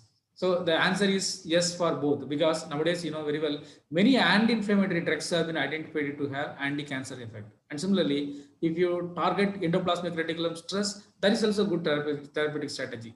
So, and again, probably the best thing could be like, you target some these highly activated stress pathways. Because subsequently we found that in tumors also we found these kind of patterns, like many stress genes are highly expressed compared to the oncogenes, because classically people used to concentrate most often in oncogenes. Okay, but nowadays also there are a lot of evidences apart from oncogenes, you can also target these stress genes or stress pathways. So now by doing so, now we know the cell line models for different pathways, what is the cell line model, and then we can use that as a model for screening. So once we identified the pathways for different subtypes, we have made a pathway specific inhibitor screening system. So this is again a luciferase based reporter. For example, you have a pathway specific regulatory component here, and then Firefly luciferase reporter. You take the appropriate gastric cancer cell line model and then make a stable cell line. Now the cell will be continuously expressing luciferase, but this luciferase activity would be representing either HIF1 activity or like Wind activity or some pathway activity. Now you can grow this in 96 cell plate in large number, and then you can screen hundreds and thousands of compounds and drugs and identify the pathway specific inhibitors. So we have developed, maybe I'll just quickly go through this. We have developed such stable Wind reporter cell line, and then so many other reporter cell lines like ERK reporter cell line, and then subsequently tested with a specific inhibitor. For example, dasatinib is a known ERK inhibitor, will be used. It really works. So we have made a screening system for various pathways like Wind pathway, ERK pathway, MYC, OV1, HIF1 alpha. So we have made now a large number of stable cells. Each one will be representing a pathway, And these cells are useful to screen hundreds and thousands of drugs. So now one of the pathways which is highly activated in gastric in a subset of gastric tumors is hypoxia inducing factor. We took a library from Sigma which contains 1200 small molecules and then screened against HIF1 alpha and then identified many compounds which are extremely inhibiting HIF1 alpha. And the interesting point is there are well-known drugs which are already there in the list, so which gives the confidence that the screening is fine. So now we have a large number of inhibitors which are specific for HIF1 alpha, and these can be further we are working on this further. It has so many COX inhibitors, so many dopamine receptor and topoisomerase inhibitors already there. So we are working on some of the compounds which are suitable for a subset of gastric tumors. We have already defined subsets of gastric tumors with activation of HIF1 alpha activity. And as I shown earlier, we have a subset where HIF1 alpha is activated, then probably these drugs are more suitable for this subset of gastric tumors. Similarly, we have done a lot of repurpose screening, and one of the screenings we just took antibiotics, because whenever you do a repurpose screening, it would cut down a lot of time actually. And we have done a repurpose screening with antibiotics, and we found that drug doxycycline is a kind of a tetracycline derivative, I believe. And it was found to inhibit ERK-MAPK pathway in a very, very efficient way, even better than the existing ERK inhibitors. So from this, what we suggest, what we think is doxycycline may be a good therapeutic candidate for a subset of gastric tumors where ERK pathway is highly activated. And subsequently, we have done a lot of work in the spheroid models and then immunofluorescence and the whole genome profiling, and we could identify what are the other pathways inhibited by doxycycline. Doxycycline could inhibit. It could activate 53, it could inhibit ERK, Wnt, and so on. So now we know that what is the mechanism of action of doxycycline in gastric cancer cells. In one side, we have defined gastric tumors with multiple, the knowledge of pathway activation, and now we have pathway inhibitors, and we also know the mechanism of action of these drugs like doxycycline. Now, what we are trying to do is, can we connect doxycycline to a subset of gastric tumors? But as I said always, see, chemotherapeutics are awesome, and in addition to that, if we could add these kind of drugs like doxycycline for a subset of gastric tumors where HIF1 alpha pathway, the ERK pathway is activated, that is a good targeted therapeutic approach. Similarly, we have done a lot of screening and then identified many COX inhibitors. Now we know what are the pathways activated. So by this way, we are trying to connect a drug with a pathway, and then the pathway with the signal with the genomic subtype of gastric tumors. So we have done a lot of screening of many drugs and homeopathy. These are the screening, and each dot represents a drug. And we could identify some homeopathy drugs also. For example, one of the homeopathy drugs, we found that it was extremely active. And then subsequently, we have done whole genome expression profiling in a cell line in which we have treated with this drug called arethagalam. We know that many of the homeopathy drugs, if not all, some of them are really working. I'm sure that many of us might have experienced that. But many times the problem is we don't know the molecular mechanism. So we are trying to delineate the molecular mechanism of the drug. Arethagalam is a homeopathy formulation. And then we found that it works more or less like a doxorubicin. Doxorubicin is a cancer therapeutics, is already there in use. So now we know what is the molecular mechanism of arethagalam. So what are the pathways? It works like a doxorubicin, and it works like some of the some epigenetic modifications also it makes. And then we know what is the protein. It is beta-catenin. It is inhibiting c-MYC. It is inhibiting. It is activating 53. So now we have enough molecular knowledge and molecular targets of arethagalam. And again, we know that in which subtype of gastric tumor these pathways are activated. Now the point is, can we link arethagalam, the homeopathy medicine, with a subset of gastric tumor? To my knowledge, I think none of the homeopathy medicines as of now being linked to any of the subtypes of a tumor. In general, then definitely there are a lot of drugs which are being used for many cancers. There is no doubt about it. I'm sure many of them are successful. But we are trying to link this, not to generally to gastric cancer, but a subtype of gastric cancer, maybe as because that is a way that is stratified medicine. So you can try to take prescribe arethagalam for a subset of gastric cancer patients. But before that, we have to do a genomic assay to understand what pathway is activated in that particular individual. So likewise, we have done a lot of screening, and in one of the screenings, because there is a notion that inhibitors are maybe good for cancer therapy, and there is a drug called abacavir, which is a viral inhibitor. and we found that that was really found to activate oncogenic pathway, WEE1 signaling pathway. And subsequently, we had done a lot of assays. But what we found was like, this is a telomerase inhibitor, but we don't know what is the exact mechanism of abacavir. But it is not good for cancer therapeutics. So by doing this kind of assays, we will get a lot of new points also. Now, because people are thinking of TERT inhibitors are good, but it is possible. Many TERT inhibitors are good, but specifically this drug seems not suitable for cancer therapeutics.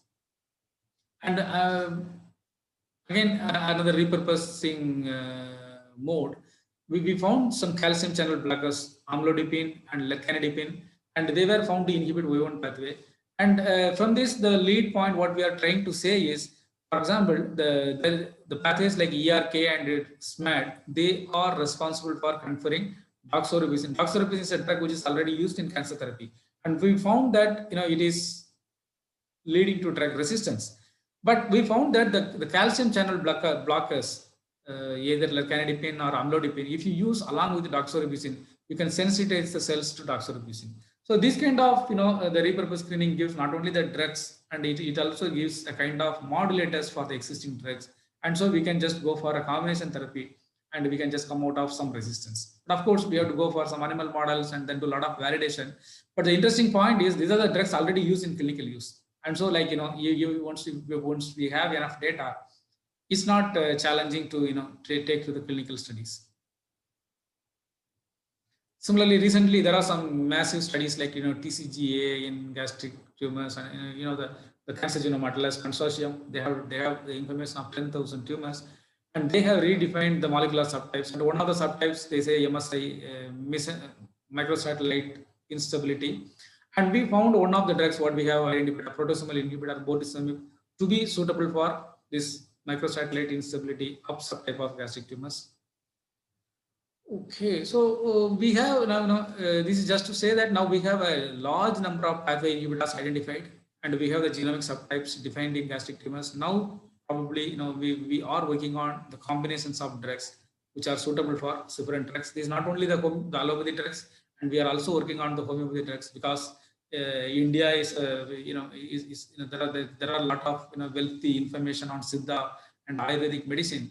And by using this molecular knowledge and by delineating the molecular mechanism, if you could identify, then there is a possibility we can also take these drugs to some targeted therapeutics. That is just to show that we have done a lot of Siddha screening and other things. Yeah, this is what I wanted to present about gastric tumors. And then maybe in the next 5 minutes also, I will talk about 2 other small stories, what we have done in hepatocellular carcinoma and breast cancer. So ultimately, this also everything is same. So we took the data of hepatocellular carcinoma, and then based on the pathway activation, we modeled the pathways. So what we could identify is there are some 3 major clusters of pathways activated in hepatocellular carcinoma. One is like again PPR gamma and NF-kappa, which is downregulated. And another subtype where you have inflammation is highly active and proliferation is active. In one subtype, inflammation is highly active, and another subtype, proliferation is highly active. So just by doing genomic modeling, we could subdivide liver cancer into 3 subtypes with the underlying pathway information. Now, I think clinicians know very well there are PPR activators already available in the market. It is being in diabetes. Now, that is a good drug for a subset of hepatocellular carcinoma. Similarly, anti-inflammatory drugs, tons of anti-inflammatory drugs are available in the market, and they might be the good candidates to target a subset which is higher activation of inflammation. And similarly, there are anti-proliferative agents available in hundreds, and they are suitable. So rather than looking hepatocellular carcinoma as a single disease, now we could subdivide into 3 subtypes, and then we know in one subtype you have more of hepatocytes, and in another subtype you have more of proliferation, in another subtype you have more of inflammation. Now, if you could link drugs with these subtypes, then it is obviously possible to connect the subtypes with the targeted therapy. And yeah, maybe the last few slides. Similarly, we have done another study in triple negative breast cancer. In breast cancer, there are few subtypes, and one of the aggressive subtypes is triple negative breast cancer. And we took the existing genomics data, expression information, and then model, and then we could subdivide triple negative breast cancer itself into multiple subtypes, 5 subtypes. So now in one subtype, we could found that the histone, epigenetic modification is a problem. And now there are a lot of drugs available which are epigenetic modifiers. Now for this subtype, you can think of epigenetic modulators as drugs. And there is another subtype where you have a dysregulation of the proteasome. Now you can think of proteasome inhibitors for this subtype. And another subtype with growth inhibitors, dysregulation, so growth modulator dysregulation. We can think of giving growth inhibitors modulators. So by this way, I think I'll stop here. So whatever we are trying to do is make genomic models, identify subtypes, and what are the pathways activated in different subtypes, and then identify drugs for these pathways, and then we can go for targeted therapy and personalized therapy. That is a goal with which working. And I would like to thank the funding agencies, DBT and DAE, Government of India, for all the support, and also the Meenakshi Mission Hospital for all the clinical collaborations and all my students. So thank you very much, and I'm happy to take any questions. Keith, thank you, Prof. Thank you for the wonderful presentation. And you are really doing an amazing work, Prof. And we are really happy to have your presentation. And it's my honor to be as a co-chair for this session. And actually, I'm not an expert in this field, Prof. I was thinking these genomic studies will be helpful only in coming up with gene therapies and all. But after your presentation, I understood that these genomic studies are really helpful in selecting the drugs also for the patient. Correct, right, Prof? Yes, sir. Yeah. Yeah. That's really amazing work, sir. And definitely, of course, these genomic methods are helpful in understanding the disease in a better way at a molecular and genetic levels. But a general question, I have a general question, Prof, regarding these gene therapies, because you are an expert in this field. What is your opinion, Prof? Like how successful are these gene therapies clinically? Yeah, gene therapies maybe for a very few diseases, it is a kind of successful, but it was not as expected, earlier. But maybe for a specific very few diseases, I don't have the example in handy, but there are some very few diseases. For example, some gene therapy based drugs have been into the market. But here we are talking all about the chemical modulators and drugs. Use the genomics knowledge to stratify the disease, and then subsequently you go for drugs. So because honestly, now if you go to pharmacy, I'm sure that 99.99 drugs are medicines are drugs only. But the gene therapy, maybe it's good for understanding. We cannot correct the genes with genetic reagents. Probably we can correct those things with chemicals, because that is the possible model which really works.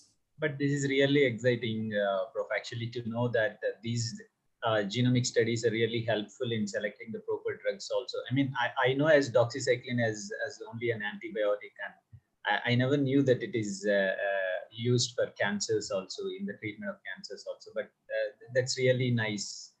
Thank you for enlightening us. And let me just check, Prof, if there is any questions from the audience.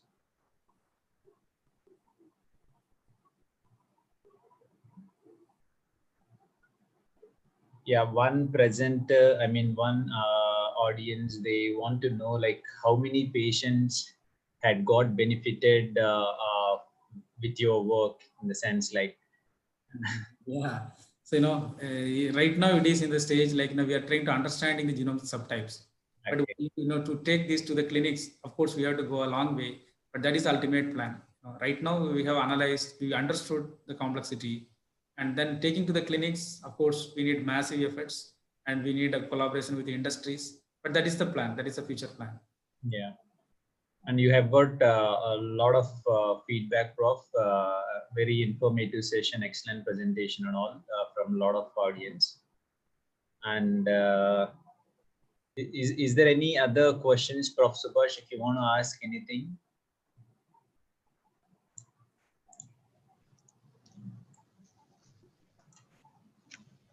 Thank you, Dr. Siva. In the chat room, I don't see any question.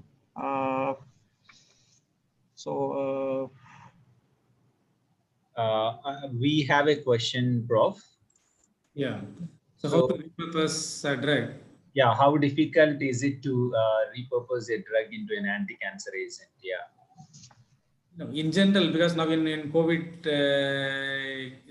the condition also, there are some drugs repurposed.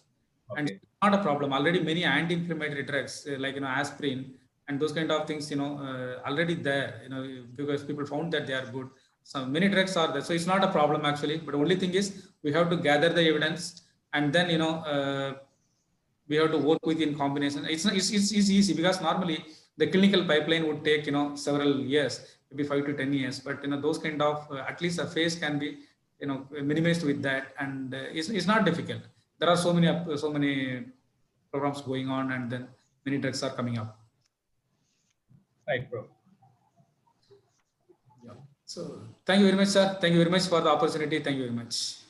Thank you, Prof. And on behalf of our organizing committee, I would like to thank you once again for sharing your research findings and enlighten us. Thank you, Prof. Thank you very much. Thank you, sir. So I would like to invite Prof. Subhash, the chairperson for today's session, to invite the next speaker.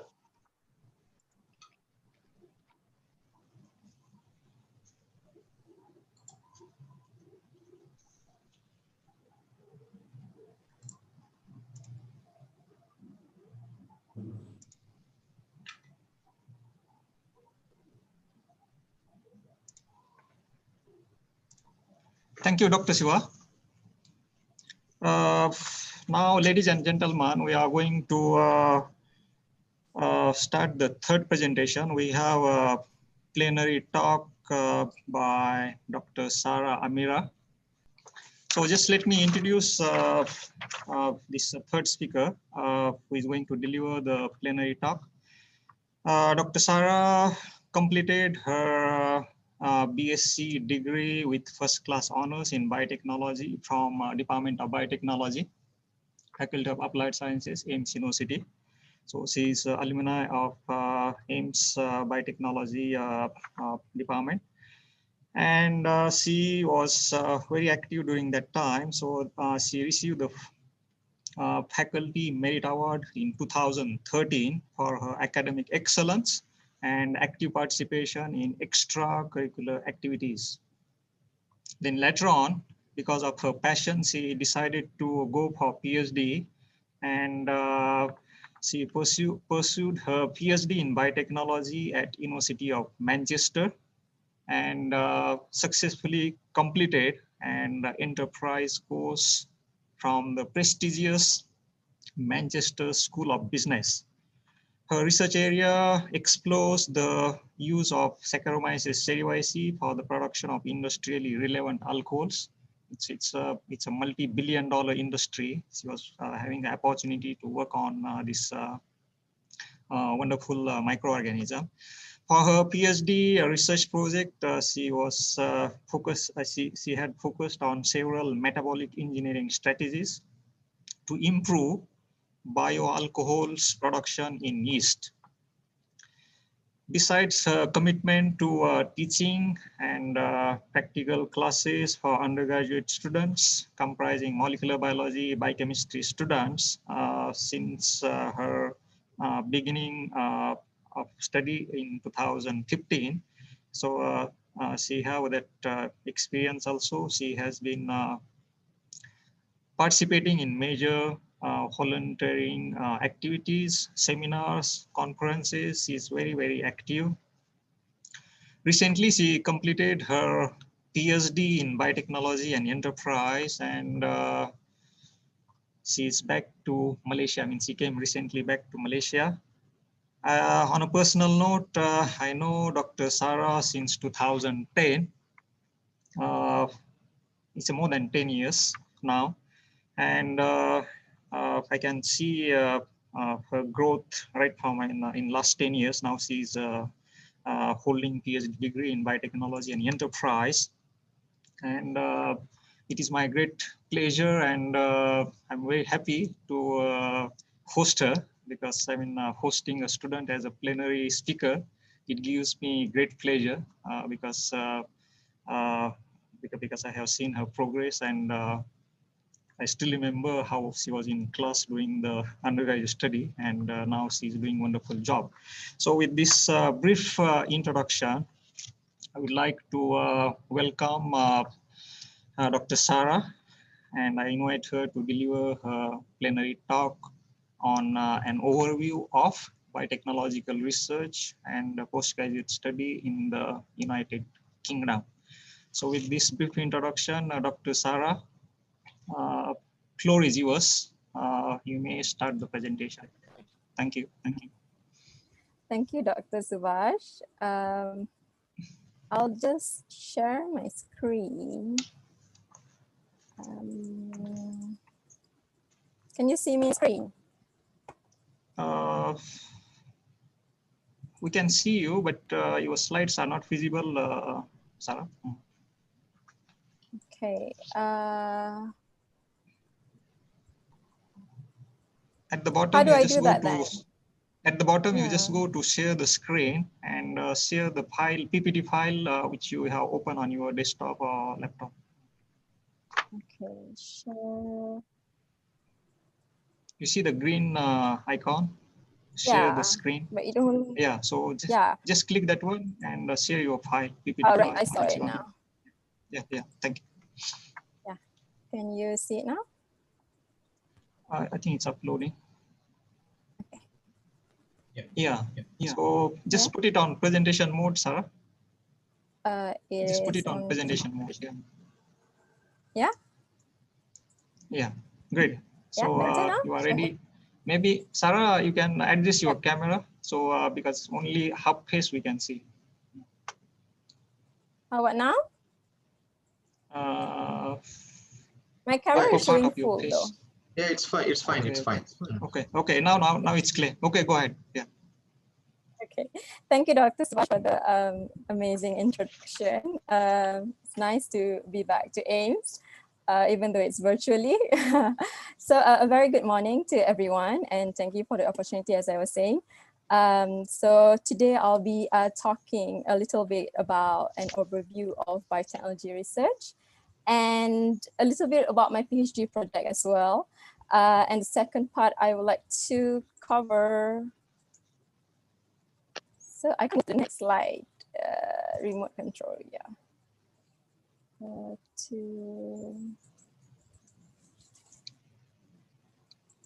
So I can't move to the next slide, oops. Yeah, okay. Yeah. So it's working. yes, and yeah, the second part, I will cover a little bit about the aspects of postgraduate study in the UK for the interested students, and also the importance of soft skills for a scientist. So let's start with the introduction. As we all know, in the 20th century has introduced us into 4 different aspects or branches of modern biotechnology, which is the blue, aquatic and marine, the green, agricultural and animal husbandry, and red, medical, and white, industry. But we have moved far along from there. And now biotechnology is multicolor. It's more than a rainbow color. It's about 11 now. And I would like to just give a little bit of what does this aspect of biotechnology covers. So let's start with the green one. Of course, as we know, the green one is the agricultural and environmental. This is where people or scientists do research on transgenic plants, on GMO. I think Dr. Maha has covered some of that earlier when she was doing her presentation, and how they develop pest-resistant crops, also drought-resistant crops. You know how you grow crops in places without water, with high saline content. And moving on to the white one is the industrial sector, where they mainly use enzymes to speed up the production in the industry. You know, everything is very fast in the industry. So they want to eliminate a lot of things that doesn't work, and they want to improve the process, and enzymes and microorganisms are the main tools that they use. And red one, this is highly available. Everybody talks about this. It's the medicine, the diagnostic, and human health. And with COVID that is going on, it's the center of biotechnology right now. People are working on vaccine. People are talking about antibiotics, about drugs, about regenerative medicines, about gene therapy. So as we've seen a lot of speakers that has covered on that. So this is where the billion-dollar industry as well. And moving on is the blue code of biotechnology, which is mainly about agriculture, about coastal, about marine organisms, how they use these marine organisms besides giving food to people, how they extract the vitamins for supplements, what else, for dietary supplements, for colorants, for additives, and also for the newer version that I've heard is about anti-aging cream, from fishes, how it makes your skin looks better. It's also in cosmetic industry. And gray are mainly about ecosystem and about how they use classical fermentation and bioprocess technology and bioremediation, to use microorganisms to decontaminate the soil and also to reduce the polluting gases, the heavy metals in our air, in our soil. So these are the aspects of gray biotechnology. And moving on, I would like to talk about the brown one. Brown code are mainly for the arid zone and desert. Well, fortunately in Malaysia, we don't have, we have enough rain, and it's not too dry or very humid as well. But in places such as Middle Eastern, in Africa as well, this kind of technology is very useful. They would, with biotechnology, with organism, when they do a little bit of metabolic engineering, or with cell culture, they could produce crops that could be grown in in a drought area, and also in high saline environment, as I was saying. So people also working a lot on that. The next one is gold, which is about bioinformatics, nanobiotechnology. So right now, if you notice, a lot of big companies, they do want scientists that can handle big data. Everything is now is about analysis of massive data. If you could code, if you could do analysis, data analysis, biostatistics, these are all valuable skills for you. And if you're interested, especially in coding, and that's one of the main area that scientists needs to work on, besides, of course, engineer. This would give you an impact, this give you an advantage in comparison to other people. Yeah, so the use of huge data analysis for biological process, for as you know, for what do you say, clinical trials, for running a lot of processes, a lot of enzymes at one time. 196 plate. You have stacks of it where you have to run and get results, and then you have to analyze it. So the use of bioinformatics are very useful for that.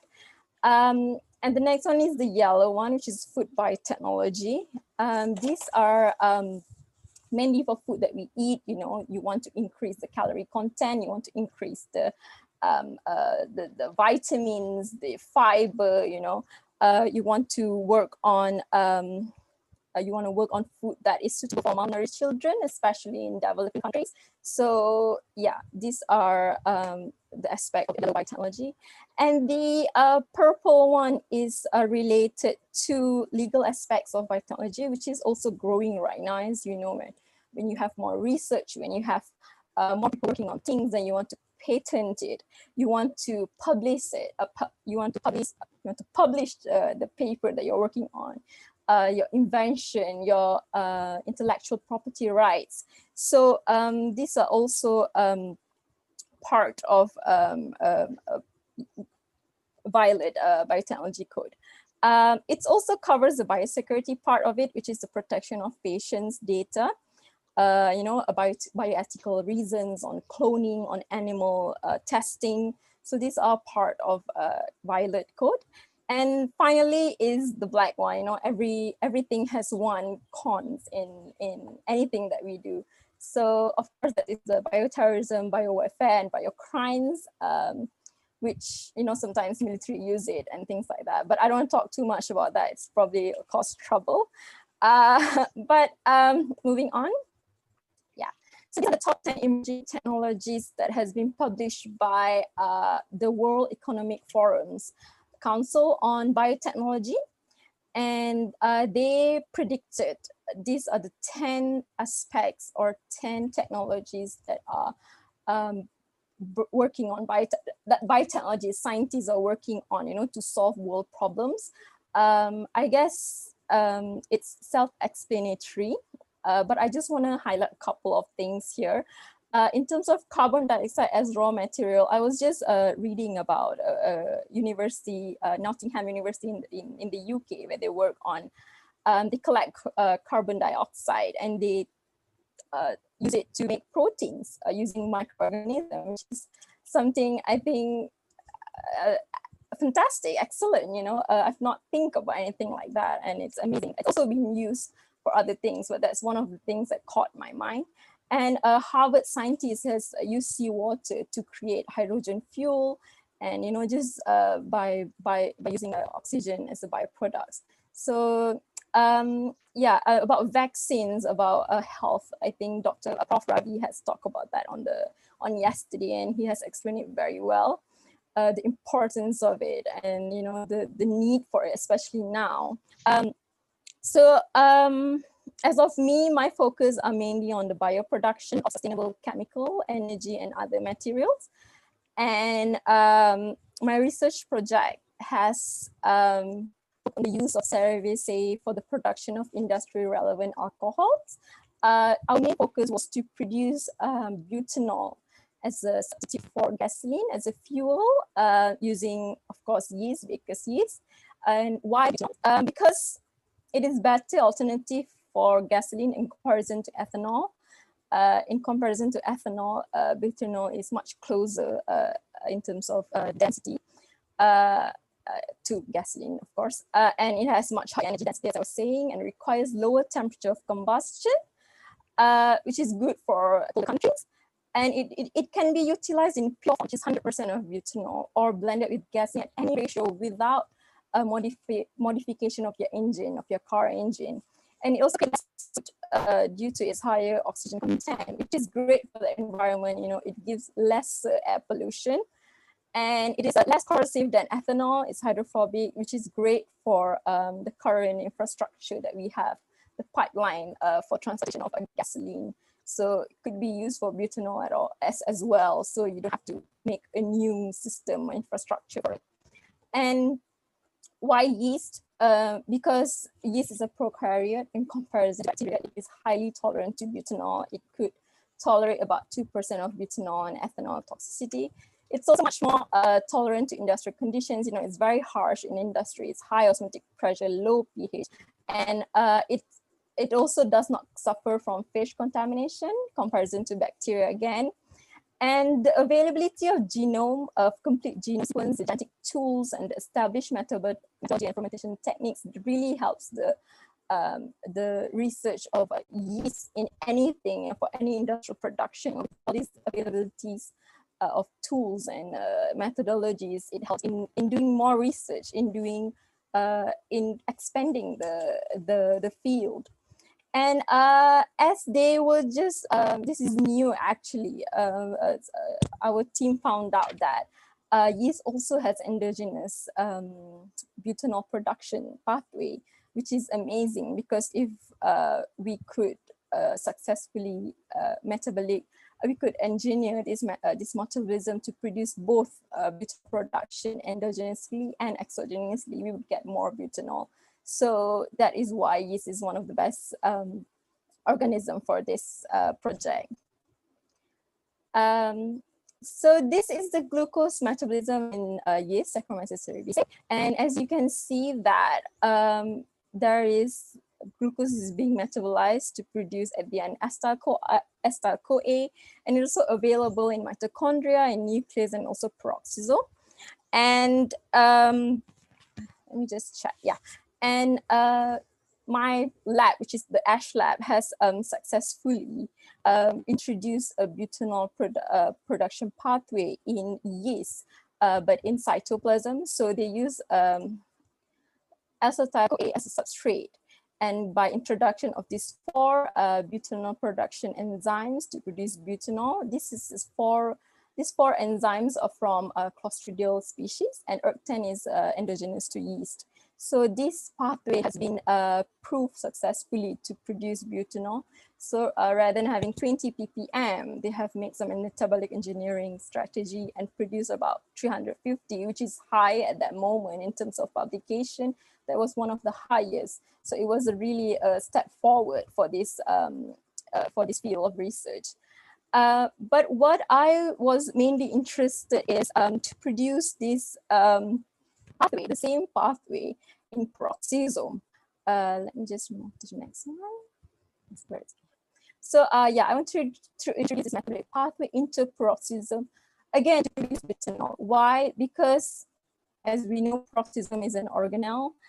It's a compartmentalized organelle. So, you know, when it's a closed organelle, it's all enclosed. So it's much easier if all the enzymes are inside that. It's much easier for this process catalytic pathway to happen. You know, the enzyme channeling are much faster, much easier. There's less energy needed for that, and everything would be, well, the strategy would say, suggest that this strategy suggests that this will increase the production of butanol. So what I did was, so the strategy says that, you know, when all the fatty acid are diffused into peroxisome, and through beta oxidation process, acetyl-CoA would be produced, and the rest would be still going through the same process. And this accumulation of acetyl-CoA, if we just introduce all this butanol production pathway, is already being established in the lab into peroxisome, and then we'll be able to have high content of butanol, you know, and peroxisome could be proliferate a lot given the right condition in yeast. But this has a future for it. However, one of the problems is these enzymes are not native to peroxisome. You know, it usually are just available in cytoplasm. So what we had to do was just to introduce this peroxisome targeting sequence 1, which is PTS, into all of these enzymes, and then they would be transported into peroxisome, and this pathway would be a success. So how did we design this butanol targeting sequence? Our parent strain already has a TDHG promoter, a gene of interest, and also lactate and codon. So what we had to do was just introduce, like I said, the PTS1, which consists of serine, lysine, and leucine. The final, the 3 amino acid which acts as C-terminus PTS1 for peroxisome targeting sequence. And we just had to change the final 3 amino acid flat tag to, you know, through site-directed mutagenesis. And we had a mutant strain. So yeah, all of our gene of interest has this C-terminus PTS1. So after all this designing, all this hard work being done, we realized that there was little evidence of increased production of butanol in peroxisome or in yeast. You know, it's not much more than what we already had in cytoplasm. So that was a bump, of course, but we decided to carry on with a different route for the research. So as you know, this is the butanol pathway from glucose. You know, you have acetaldehyde, acetyl-CoA, and then all the butanol pathway. As we did not have butanol accumulation, we realized that, you know, all these substrates must be going somewhere, all these enzymes must be in somewhere. And after we had a check through chromatography, we realized that there's a high accumulation of 2,3-butanediol. You know, this glucose go to pyruvate, and instead of through acetyl-CoA and butanol pathway, it's being redirected to 2,3-butanediol pathway. Surprising. And then we did a little more of reading, and we realized that this chemical, this alcohol, is a very high value chemical in the industry. It's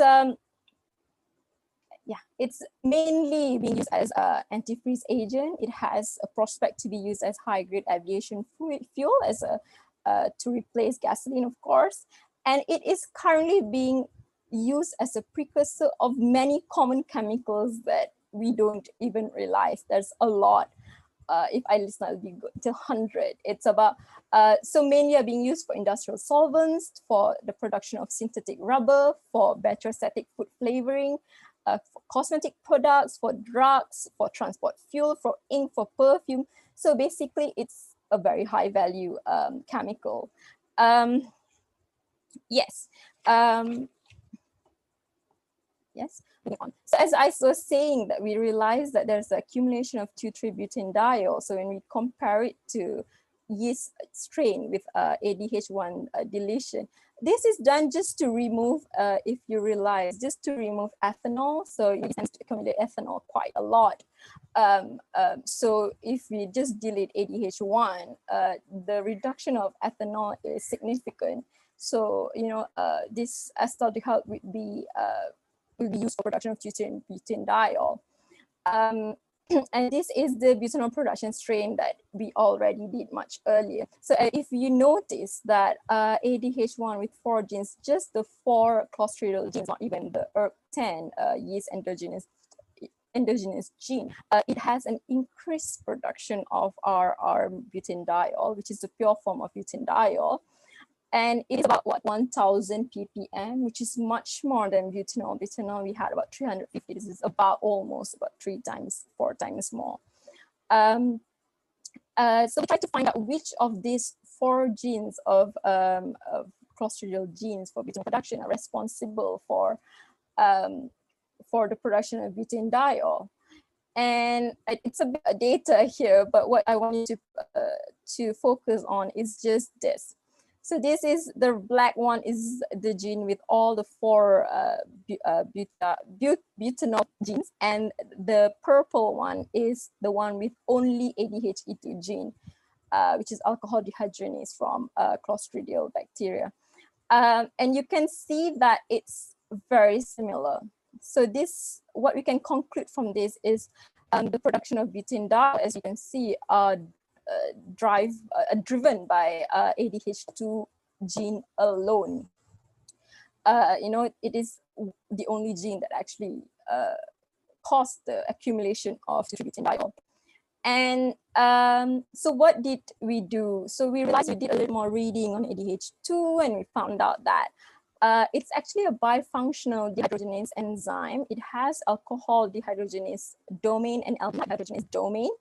And what we want to find out is which of this domain is responsible for accumulation of 2,3-butanediol. What we found, of course, this is also done through deletion, where we deleted each of the domain through the introduction of restriction enzymes.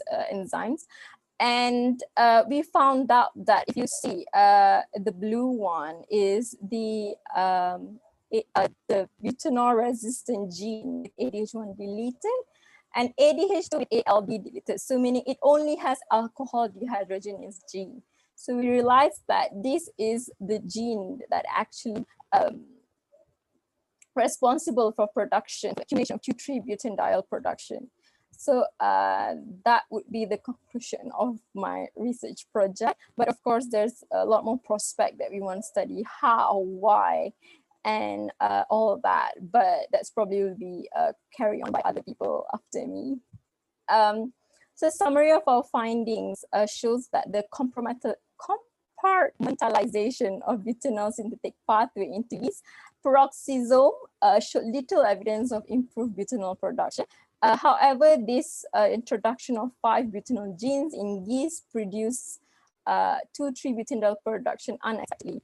And after further research, we found out that ADH2 is mainly responsible for that, particularly alcohol dehydrogenase domain, to be elevating the production of 2,3-butanediol. And we wonder why.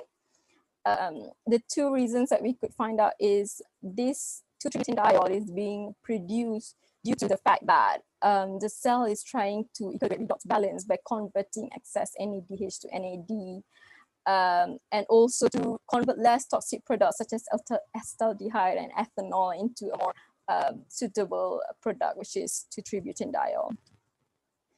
And moving part to the second part of my talk, which is a postgraduate study in the UK, I just want to give an overview on how is it, what is needed, and if you're interested, what you need to consider to further study in the UK. So there are many routes, after your BSc, I assume for BSc graduate, these are mainly targeted for BSc graduate.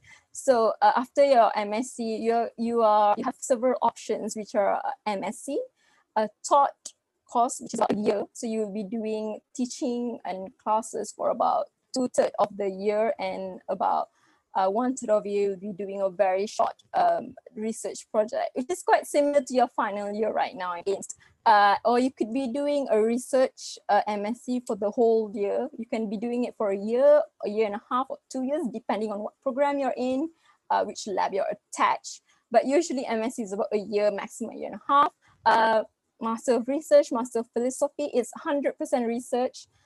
It's mainly slightly longer than MSc for some places. It's about a year and a half or 2 years.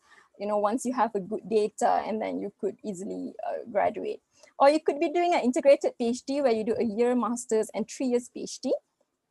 Or you could just, if you get good result, which is like first class honors, you could straight apply for PhD, which will be about 3 to 4 years. So I think in the UK, they have the maximum number of years you could do a PhD is 4 years. So it's not that, like 4 years, they would just stop, okay, stop whatever you have, you pass or fail. But, they'll be monitoring you throughout the time to make sure that you have enough data, you're going in the right direction. So yeah, that is what I did. I did a 4 years PhD course. And what you would need for application, of course, your academic transcripts. If you don't have your the final transcript, the one with the latest transcript would do as well. Your IELTS results, this is optional. Some people, well, it's not optional, but some people apply without that first. And when they get a conditional letter, and then they do the IELTS and submit the results, and then get, again, a complete offer letter. Academic references, this will be from your lecturer, or from your advisor, or from your supervisor. So, they'll be giving update, well, they'll be giving some points on what are your strengths and how good you'll be for the program and things like that. And you have to also write a personal statement or letter of motivation, which is about a 1 page long, where you tell that what is your background, what is your interest, why you want to do the project, why you want to do the course, and what you hope to get from the course. And okay, this research proposal is mainly for research-based course. So for PhD, for masters as well, some of the project you can suggest it yourself. So like, oh, I'm interested in learning about diabetes in elderly people, what are the factors and all that. So you could write your own research proposal and propose, and find supervisors that would have the expertise to supervise you. But it's also possible if you go through their website and you find out what kind of projects are being done and what caught your interest. So, if you see, Prof. Ravi is working on vaccines, cholera vaccines, and oh yeah, I want to, learn more about this clinical stage or whatever. So you have to write a proposal. So you have to approach him and, and discuss what you're interested in. So yeah, that's an optional part. And others, you have to find out about the deadlines. This is a big thing, it's deadlines for application for PhD are usually 1 year, all year you can apply it. But if it's attached to a sponsor or to us for a studentship, then you have to take care of the deadlines. You have to be aware of it. The fees, it's expensive. That's all I can say. But it's justified with all the things that are attached to it. Visa, it's about 350. Last time I got, when I applied, it was about 350. It's including insurance, but now I think it's separated. Visa is about 350, 420, depending on what class you're in. And insurance, you have to buy it for 350 every year. So this is new, I think, starting from next year. These are the requirements from the UK government. Yeah, accommodation, of course, you can stay in hostel run by university, or you can stay outside, which is cheaper. But then there's a lot of other things that you have to manage yourself, like billing. You have to pay for your gas, for your electricity, for your internet and stuff. And part-time work. As a student, you're allowed to work in the UK for 20 hours per week. So that are limited.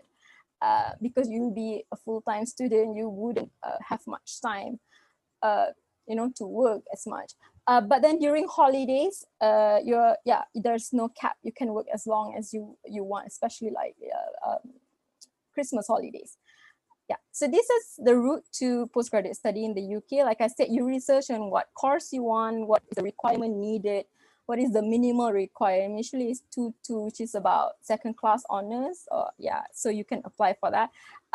Project, what kind of project you want to work, which university you want, and sponsor, what kind of sponsor you want, from Malaysia government, you want from UK, from Commonwealth, from the university itself. So university gives a sponsorship as well to their students. In Manchester, about 7 students per year. But that is throughout the whole university. But also a different labs sometimes. They have attachment with industry, they need students to work on that. So they also look for students, and like they pay you for your fees, and then for also your monthly allowance. Yes, after you find out all of this, and then you find a potential supervisor and you prepare the proposal if needed, and then you apply for the program. Like I said, you apply with the maximum number of documents you have. Like for me, I apply with the IELTS, so I get a conditional offer letter, and after that I took IELTS, and with that conditional offer letter, I apply for a scholarship from the Malaysian government. So that is my route. So yeah, for the selection process, usually it's quite straightforward. Sometimes you have to do assessment, especially for top university like Cambridge or Oxford. And then you'll have interview with your potential supervisor as well. So and then after that, if they're quite happy with what they see, what you can offer, and then you get an offer letter. And then of course you take IELTS exam and you apply for scholarship and sponsor. And every scholarship and studentship and sponsor has different deadlines. So if you really need a sponsor from companies, government, or other kind of research bodies, then you need to be aware of the deadlines. And then you apply for UK visa. You go for a quick interview at the UK visa center, which is like about 15 minutes or half an hour. As long as you have all the documents from the university, it's going to be quite easy. And you prepare all the documents and all the preparation, and you'll be guided by application officer from each university. They'll have one officer tell you need this, and you have to apply this. Sometimes you have to apply for extra certificate for your research, a test they call it. So I had to do that. Once I had the certificate, and then I'm cleared to fly to UK. So yeah, and then prepare to embark on your new journey. So I think moving on, highlights of UK education is it has world-class quality and teaching and research, which you also have in AIMS. Our lecturers are amazing as well.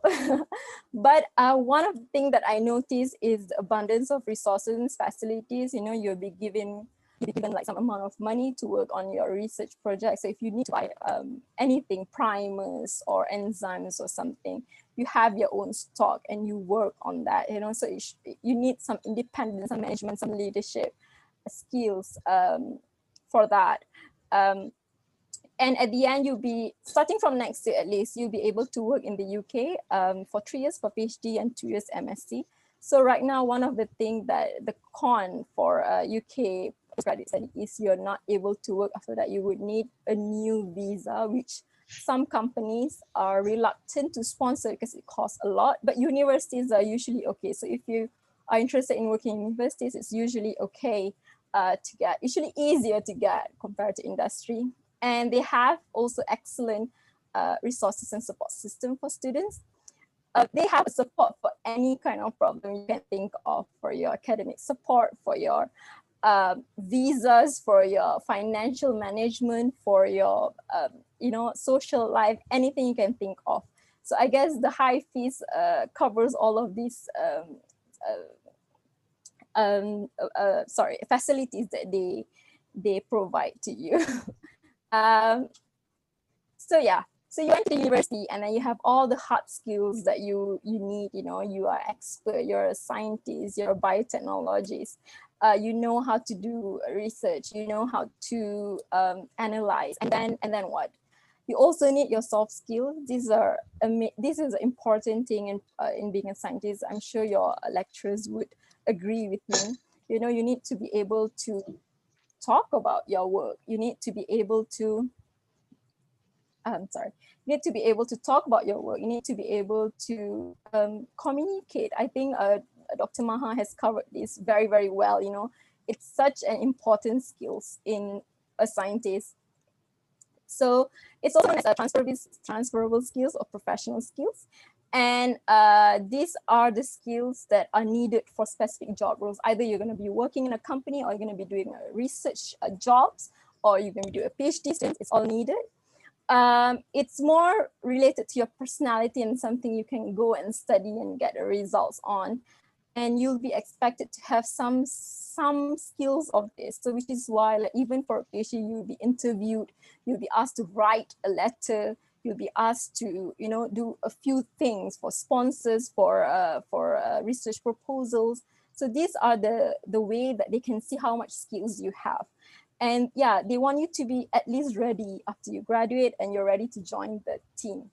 And these are the top 10 soft skills that are needed, or that are required in any industry, including in research as well.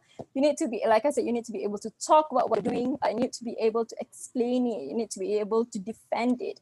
You need to be motivated because, science, it doesn't work. Like I've just talked about how my main project didn't work and we had to rechannel it to a different part. So, to be motivated for that, you need to be a leadership and managing your own project.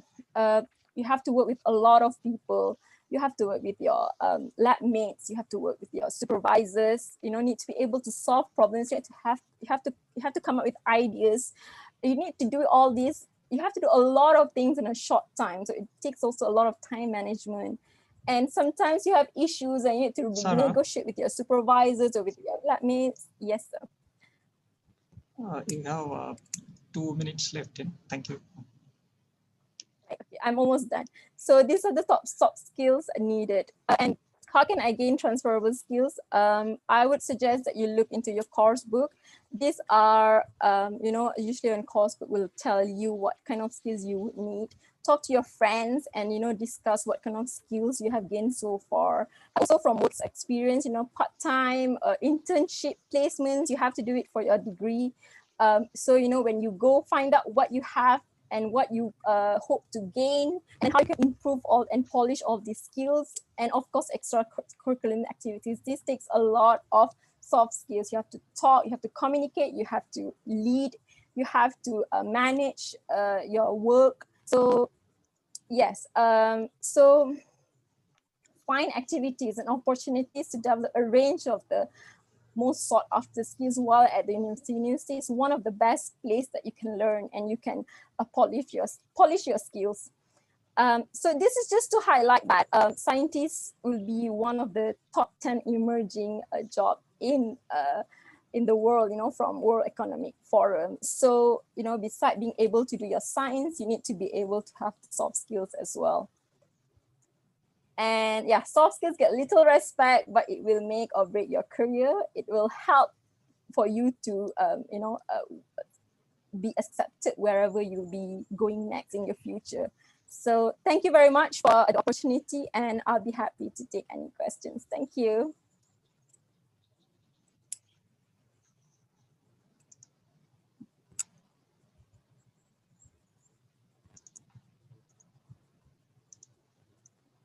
Dr. Subhash? Yeah, thank you, Dr. Sarah. So from audience, any questions? Now we'll have a Q&A. If any audience is having a question, any questions? I'm just checking the chat room. Okay, while waiting for the questions, maybe I'll ask you one, Sarah.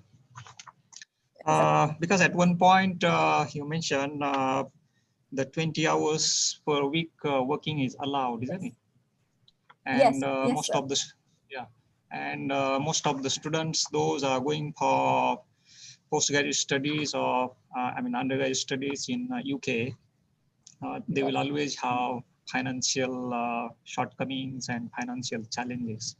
Yes. So how this system works? Students need to liaise with some agencies, or they need to find on their own? How students, how they deal with finding a potential employer, for this 20 hours per week? Right. Yeah.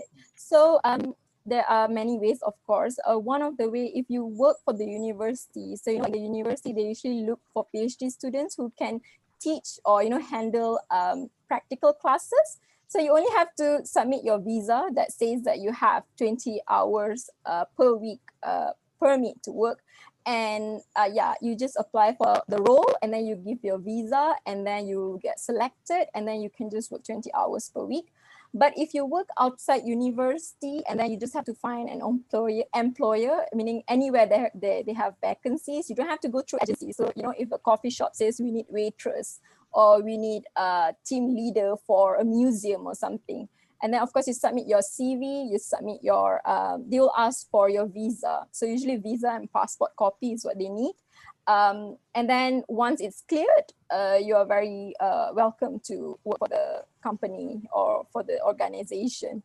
It's also important to know that you don't earn more than 1,000 per month, I think. If not, you would have to pay tax. So below that, you don't have to pay tax, which is why there's limit, per week you pay.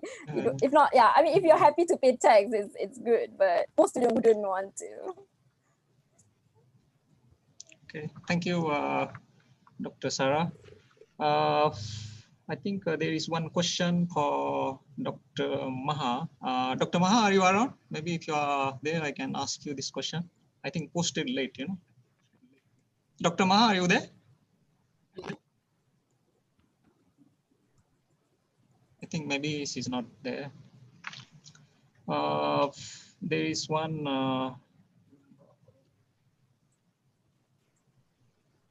Okay, so there are no any further questions, Dr. Sarah, but I will ask you one more question since there is no any question.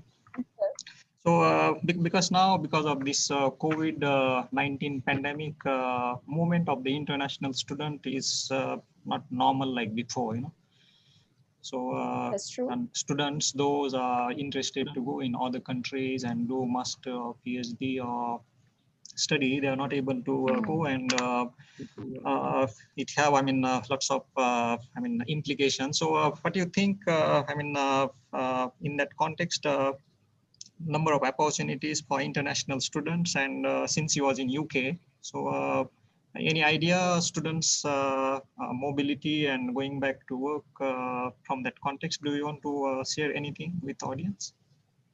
Yes.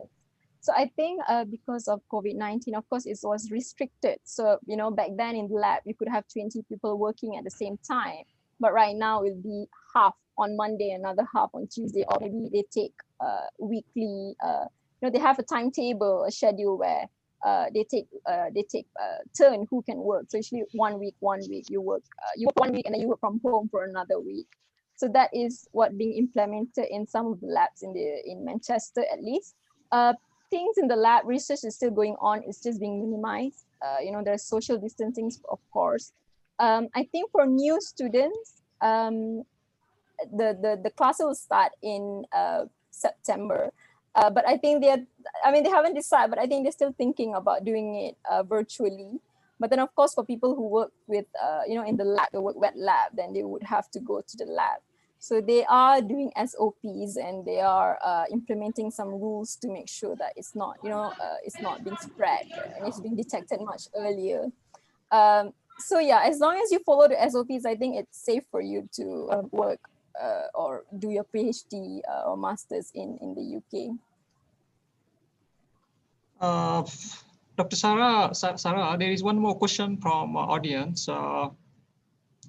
Mr. John or Dr. John, he's saying, what inform your, on which basis of information you made a choice to test the microbes in the production of butanol? Okay.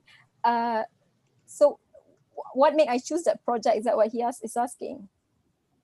Yeah, choices on which basis, I think he's asking choice of the test microbe in the production of butanol. All right.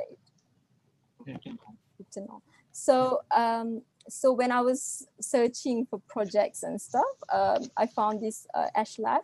The thing is, like I said earlier, the reason we use yeast in comparison to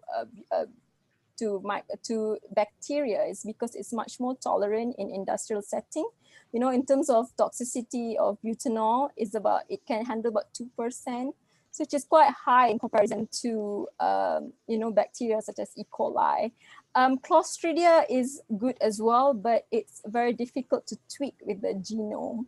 And it's not highly used, so we don't have a lot of resources, a lot of facilities to use it. And in terms of bacteria, E. coli, there's a lot, from papers from people who has worked with it. There's a lot of fish contamination. It's also in terms of toxicity level, in terms of harsh condition, they couldn't handle it. So yeast is a better option because it's a prokaryote. It's able to handle the industrial setting, and also you could tweak the genomes for metabolic engineering strategies. Okay, thank you, Dr. Sarah. I think we are running out of time. We'll start here Q&A. So let's conclude this session. Dr. Siva, you want to add anything before I start concluding? Dr. Siva, are you there? Yeah, nothing, Prof. You can just conclude the session. Okay. So since we're running out of time, so maybe I'll just briefly conclude the session, because this one was a technical session number 5.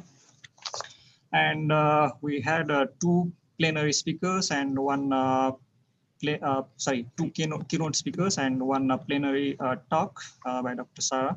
So I think we were lucky to have Dr. Maha for keynote speaker, as a keynote speaker, and she nicely highlighted the facts about loopholes and challenges in the science communication. Science is not finished until it is communicated.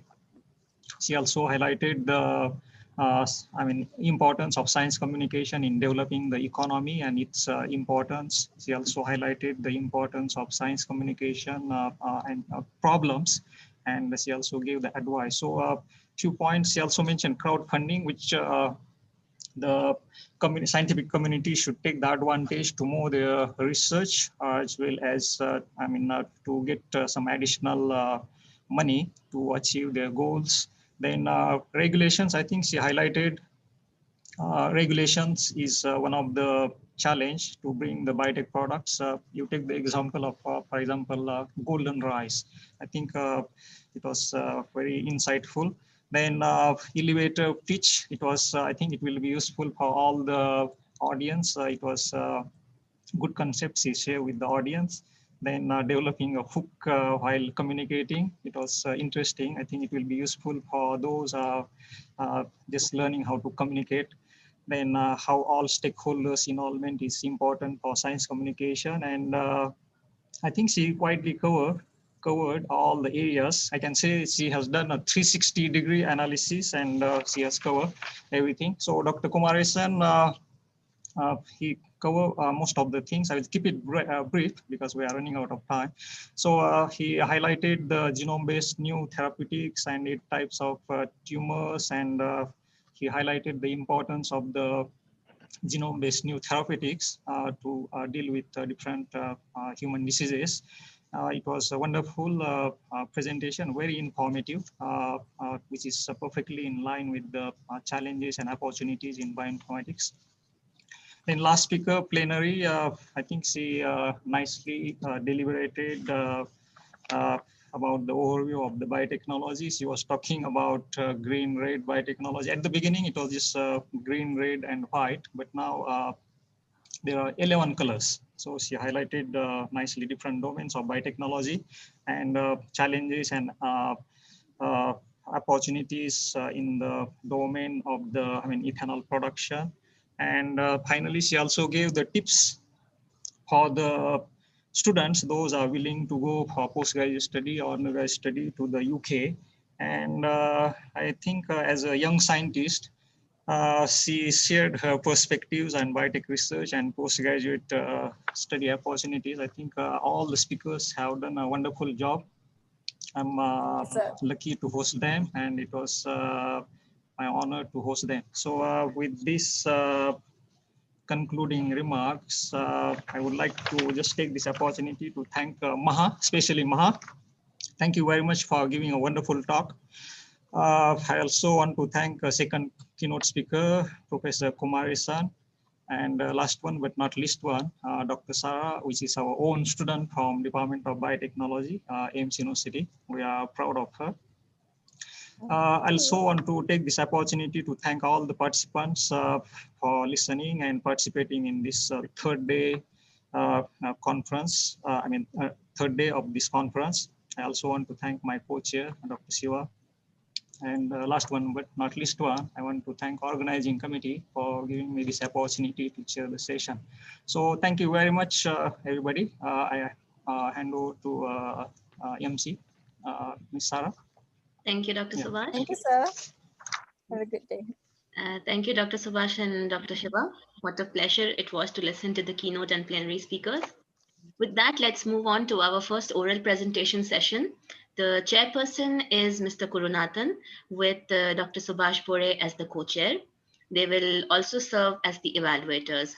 Over to you, Mr. Kuru. Thank you, Ms. Sarah. Okay, good afternoon to all participants of IECBBB 2020. I'll be the chairperson for this session and accompanied by Dr. Subhash as a co-chair. Okay, let us proceed to the next session of oral presentation. All presentation will be kept at 10 minutes and 2 minutes Q&A after each presentations. So let us welcome the first presenter, Ms. Darshini. Ms. Darshini, are you available? Yes, I'm here, sir. I'm sharing my screen. All right. So you can start your presentation. Is my slide visible, sir? No. Yes. Yes. Start. All right. You can put it in presentation mode. Yeah. All right. Yeah. Thank you. Okay. Yeah. Thank you. Good day, everyone. I'm Darshini Jagadisan from Faculty of Applied Science, AIMS University, and I'm here to deliver my presentation, which is my final year project entitled the in silico protein structure analysis and metabolic pathway study on genes associated with acute myeloid leukemia, AML.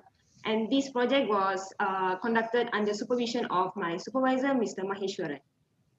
So before moving to the main part of my presentation or my study, I would like to take everyone to the epidemiological view of how AML is affecting people out there. So this data is collected from the American Cancer Society. This is the updated one. As you can see, there are 60,530 new cases of leukemia, which is all kind of leukemia, has been recorded. And out of that, 23,100 deaths are recorded of the patients of leukemia. And narrowing down from there, exactly 9,940 new cases of acute myeloid leukemia alone was recorded. And out of that, 1,180 deaths were recorded. So looking into this number of deaths and the cases, we can know that how important we should look into AML cases in patients. So my study, before moving to that, I will go for the introduction part first, dividing to genes and metabolism. First is the AML is actually, acute myeloid leukemia is actually caused by mutation in hematopoietic stem cells. And it also, the mutation aims at the transcription factors such as the members of core binding factor family. And this malignant cell reconfigure their metabolism pathway so that they can support the oncogenetic process, which occur in, likely involved in alteration to genes that encode the metabolic enzymes. And now moving to my methodology part, my methodology is pretty direct. First, I have determined the genes which is associated in AML. So the database that I use for this is OMIM, Online Mendelian Inheritance in Man. And then by listing down all the genes that are associated in AML, I move on to the next step, which is the amino acid sequence retrieve. I use UniProt database to retrieve the amino acid sequences. After getting the sequences, I'll go for protein modeling. So for protein modeling, I have used Swiss model. The reason I choose Swiss model because it's user-friendly and the data is easy to retrieve and easy to be understood. Next is the metabolic pathway study. All the metabolic pathways of the genes which I had used to study, I had used KEGG pathway database to study how the genes are associated in the AML, in the AML. And next is the data analysis where all the results are collected, all the data are collected, and lastly was analyzed. And moving on to the result part. So for the result part, I'll be discussing mainly about the protein model, Ramachandra plot, and the metabolic pathway. Other than this, we also studied the protein residue size and the protein residue size. So I'm not going to cover that in my presentation today because of the shortage of time. So moving on quickly to my result. So the first gene that I chose for my study is the TRP2 gene, which is the tribal family gene. TRP2 gene is an oncogene that induces AML through ubiquitination mechanism involving inactivation of CEBP alpha. So according to the Ramachandran plot, we can see the Ramachandran plot on the left. The amino acids, the dots, which are the amino acids, are densely accumulated at the negative side and positive side of the graph. So it shows that the number of helix structures for the TRP2 gene is more compared to the beta pleated sheets. And it is also confirmed using the protein model structure where you can see the alpha helix is more compared to the beta pleated sheets. And the template is 6DC 0.1.8. This is template for Swiss prot. And the sequence identity is 70.92%, and the Q-mean value is negative 1.65. And moving to the next gene, which is CRAS gene. CRAS gene is a gene that found to be overexpressed in cells and confer adverse prognosis in AML. So the template is 6PTS.1.C, and the sequence identity that had been covered is 91.81%, which is quite high, and the Q-mean value is negative 1.65. So looking into the Ramachandran plot, you can see that the clustering of the amino acid is more or less the same for alpha helix and beta pleated sheets. So we can see that the protein model is also giving that the alpha helix and the beta pleated sheets are also more or less in the same number. And moving to CBL gene.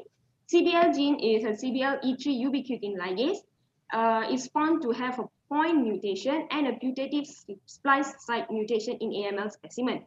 So the Curie sequence, before that, the template is 2Y1N.1.8, and the sequence identity is 100%, which I had covered the whole the whole sequence, and the Q-mean value is pretty good, which is negative 0.15.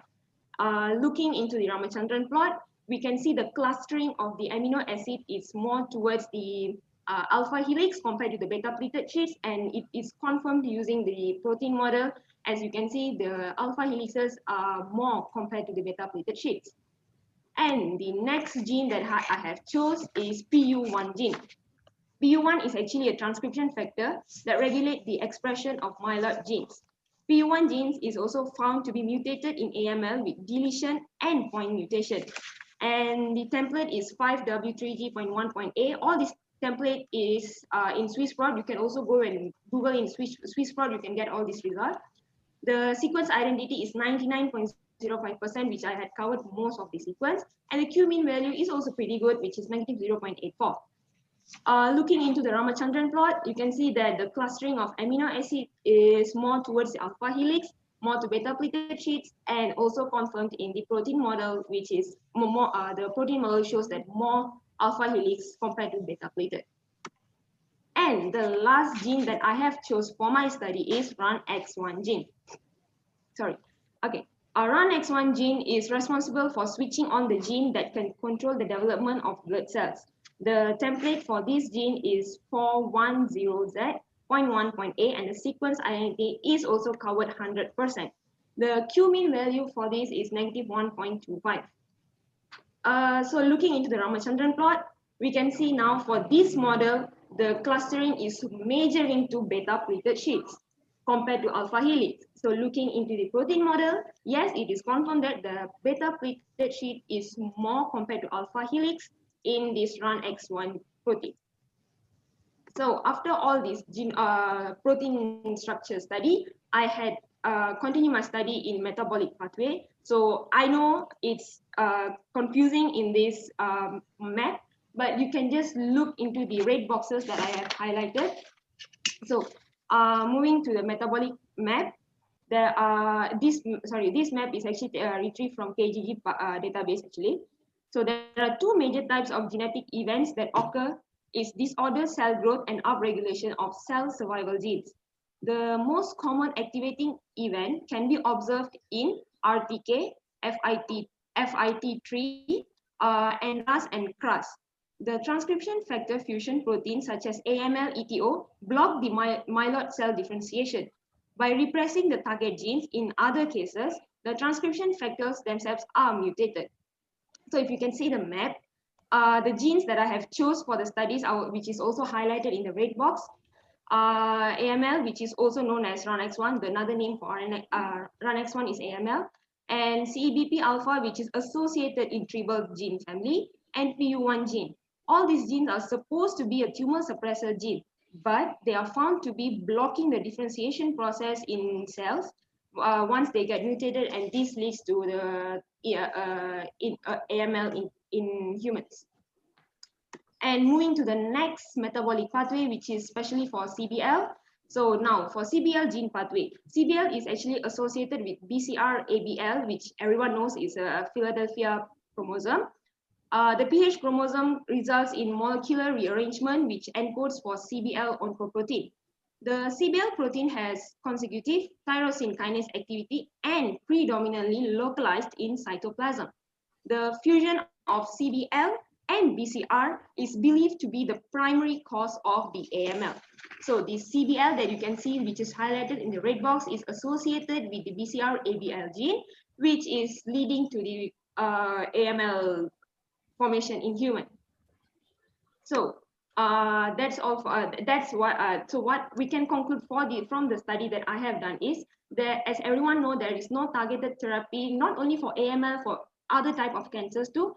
So by doing all this in silico work, by identifying the genes, identifying the pathway, we can help the future researchers to give a platform for them to look into our paper, to look into our research, so that they can have like a brief idea on which gene we should target, on which metabolic pathway we should halt the progression of the cell, and all those things. So that's my conclusion out of my study. And these are my references, and thank you. Thank you, Ms. Darshini. Now we open for Q&A session.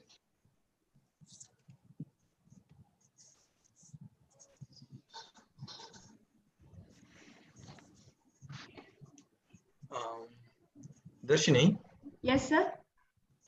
You have selected a few proteins and tried to do the secondary structure analysis, Yes, sir. tertiary. So what you can conclude with that, actually the beta plated and alpha helix, right? So what you wanted to say, the structure, secondary structure details related to the AML. Actually, the reason why I choose to do the protein modeling is because the protein size first, we need to know the protein size before we target the protein for any therapeutic target medicine. So that's the reason I choose to do the protein modeling. Since I'm very new to this in silico work study, so I use that Swiss modeling to study the model first, and the alpha helix is beta plated sheets as I know that they are formed through the hydrogen bonding and the peptide bonding between the amino acids and the protein. So maybe for the future studies, they can study like, oh, okay, by breaking this bond, we can linearize the protein, for an example, or we can stop the protein expression. So that's why I come up with this protein modeling, which could be helpful in any way where other researchers can use for AML studies. So yeah. So have you done the same modeling with the mutations and checked how is the structure? Yeah, I actually tried to do. I used I forgot the database name. It's a clinical database. It's a clinical database. I forgot the database name. I collected the same gene sequence, which is mutated, specially mutated in AML patients, and I have used that to do the protein modeling, which I can't present here because of the time constraint. I also done that, and there are differences in the structure, but I don't really present here because this is the main thing that I wanted to present. So yeah, I had done the protein modeling for the mutated gene as well. Okay, very good. So any other questions from the floor, from the participants? There is no any questions. Okay, with that, thank you, Darshini, and all the best. Thank you, sir. Thank you very much. Okay, thank you. Let us move on to the next presenter, Dr. Geeta Salvaraja. Okay, let me just get my screen. All right. Yes, please. Can you see the screen? Not yet. Not yet? Not yet, not yet. Still no? No. Okay, let me check. Did you share your screen, Dr. Geeta? Yes, I shared my screen.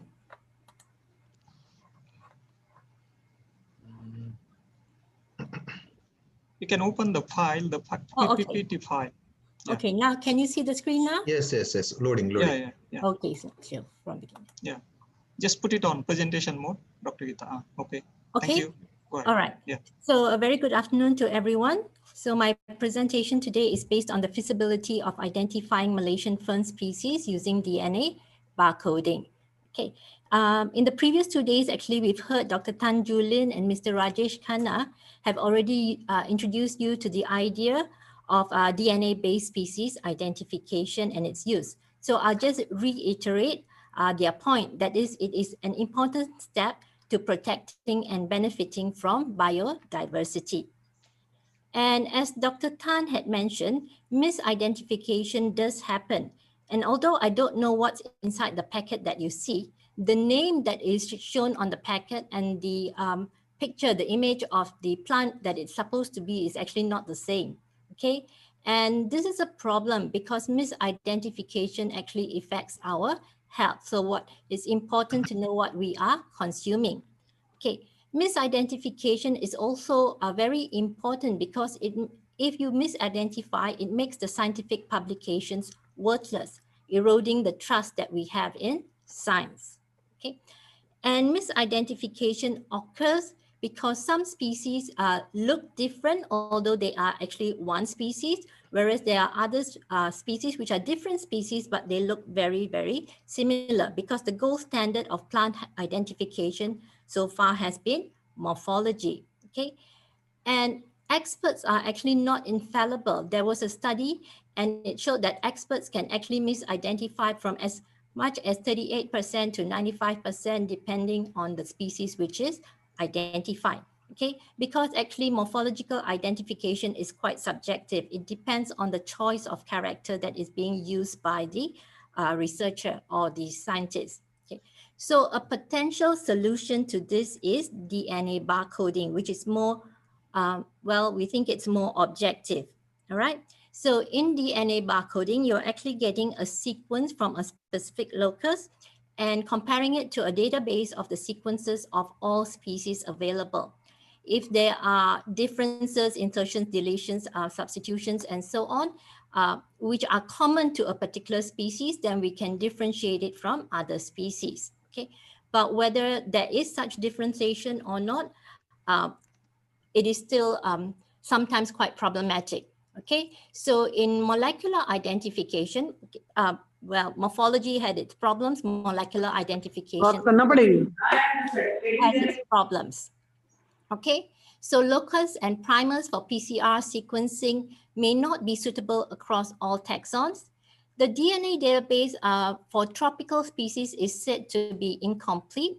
And then because of the intraspecific variation that is present, if we sample in Malaysia, it might not actually match the DNA database, the sequence in the database, which is obtained from another country. Okay.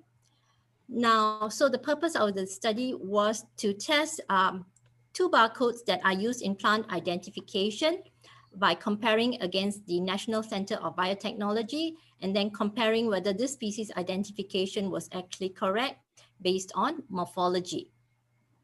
So the methodology is quite simple. So you extract the DNA, you amplify it, you sequence the DNA, then you identify using, there are a number of different identification methods. So here we will just show you the results of the BLAST and the maximum likelihood phylogenetic tree. And the confirmation was based on morphology of the species, right?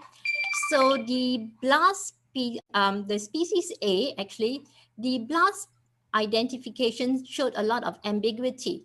If you see the table over there, it matched with equal identification or equal percentage similarity to Pteris natiensis, Pteris ontario, Pteris cocchiensis. So actually a decision could not be made. And that was the same for the other locus as well. So we tried two locus, TRNH-PSBA and TRNLF.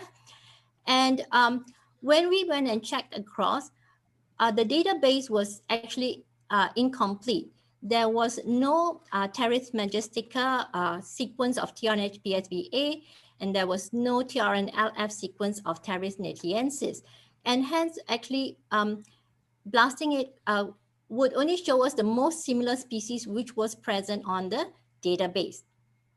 When we drew the phylogenetic tree, the TRNH-PSBA, as you can see in the diagram, it actually clusters together with the other species. So we could not actually identify the species with any certainty, okay? And the TRNLF also, you could see that our samples actually formed a separate cluster from that downloaded from the database, okay? And this may be because there was no sequences of the Pteris natiensis on the database. Okay, so we see that actually the lack of samples of all species on the database is going to be one very strong limitation that we incur when trying to identify species. All right, but the morphology actually supported the TRNH-PSBA identification, that is that it was Pteris natiensis. Okay, now trying a second species, this worked out better. Species identification was better supported with the same identification obtained by both genes using BLAST, using tree topology, as well as morphology. Okay, so this species actually we did not incur any problems. For species C, all right, both the genes TRNH-PSBA and TRNLF showed the highest similarity to protein-nephrium triphyllum. Okay, so that was good.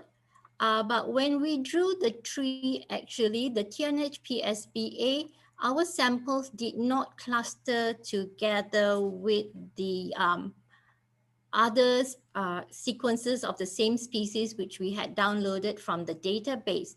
And this could be because of local evolutionary selective forces acting on our sequences that are sampled in Malaysia. Whereas those that we downloaded, most of the research on fern DNA barcodes have been done in Japan and some from India and so on, all right? Okay, the TR and LF did cluster quite well together, but here again, we want to mention that there was a limitation in the sense that there was only one Pteris triphyllum sequence on the database.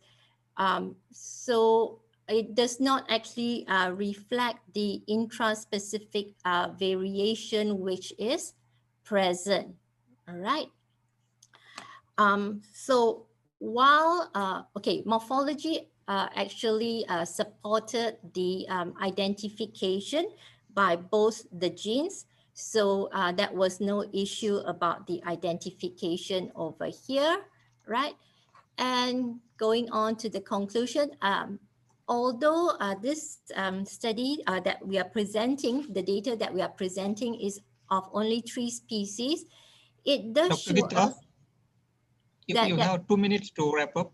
Okay, Yeah. it does show us that there is a limitation to the process of species identification using DNA barcoding at present, at least for the samples found in Malaysia, because not all our species can be identified at species level using DNA barcoding. However, DNA barcoding does narrow down the search area for which we have to look for morphological characteristics. So in an Earth populated by some 391,000 species of plants, this is actually no small contribution. However, if you're depending solely on DNA barcoding for species identification, it might hit the wrong species, okay?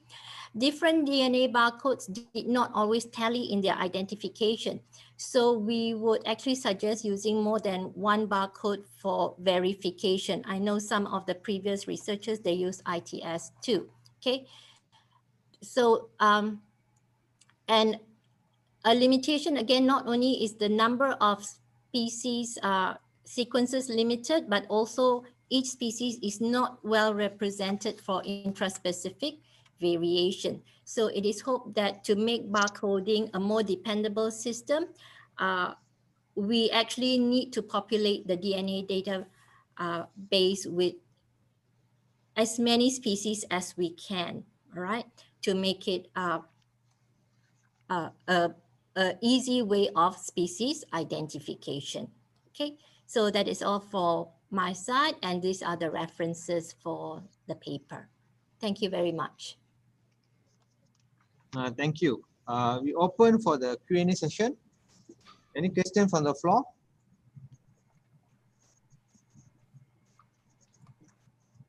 There's no any question, looks like. Dr. Gita. Yes. So very nice. So finally, you could able to find efficient barcode genes to identify or not? Okay, at this present state, you have to use different genes for different groups of plants. So it's not like, because the idea of DNA barcoding is actually to use a universal code, and that has been found in animals. So if you use the COX-1 gene in animals, you can identify any animal. But for plants, it's still kind of like no consensus on it. Okay, RBCL and METK actually are the suggested barcodes, but I find that it's very difficult to use in ferns. METK doesn't amplify well in ferns, and even for RBCL, you have to try so many different primers before you get it. Whereas with TRNH PSBA, actually we are using a single primer across angiosperms as well as ferns. Okay, so how many species of the genus genome is available now? Oh, actually, okay. I don't know exactly how many, because you're talking across all species. Mhm.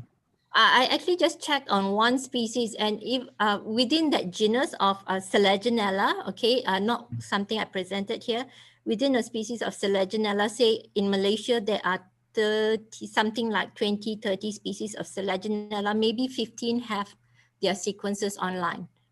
The whole genome, or Not whole genome. We are not talking whole genome here. We are just talking that particular? a particular No, I'm loci. talking about genome. How many Okay, genomes? whole genome. No, actually, it would be much less than that. But the Terrace, the last one I did, the okay, Proninefrium, that's only a genome sequence. There is no specific locus sequence, but of course, from the genome sequence, you can access the locus sequence. So, Dr. Gita? Yes. Sorry. Yeah, you were saying something, sorry. I was saying definitely genome sequence is much more expensive, which is why we actually choose single locus or double locus to identify. Okay, because if you want to do a large scale study of biodiversity, I think whole genome sequencing is going to be much too expensive. Yeah, okay. So there is one question from the participants. Yes. What is that? But is it really possible to identify all species? Because scientifically, we still have millions of species yet to be discovered. Yes, that's true. That's true. I cannot say no to that. But at the same time, if you want to use it as an easy method, because they see it being used generally, it's really hard to get taxonomists to identify your species. All right. Sorry. Okay, it's really hard to get taxonomists to identify your species. So you need a method that can be used by the general population. Say, I want to do a study on biochemicals from a particular plant. It would be very important for me to first identify that plant, okay? And I have had the experience where I went to a taxonomist and they told me that they didn't have the time. Of course, I've also gone to other taxonomists who have been very helpful, okay? So if we can have a method, even like Dr. Tan said in her lecture, bringing plants into the country. You don't want to bring a dangerous species in. So you need a simple method at maybe at the ports and so on, where we can identify what species is actually being brought in. So a simple, fast method. Okay, but your question about all species, of course, all species have not been identified, but as much as possible, if we can get our database better populated, then the identification will be more dependable. Okay. Okay, thank you, Dr. Gita. So we have to proceed further. So the next, thank you. Next presenter, Mr. Kurunath. We welcome the next presenter, Ms. Abhirami.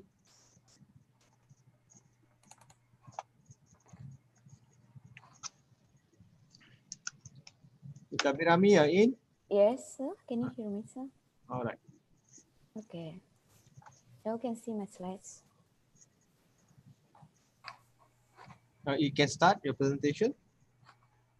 Okay, sir.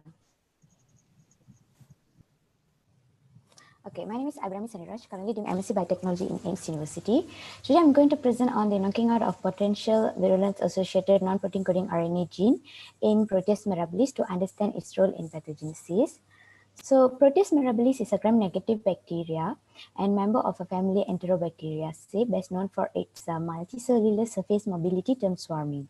It causes catheter-associated urinary tract infections, wound infection, urotiliasis, acute phenonephritis, and so on.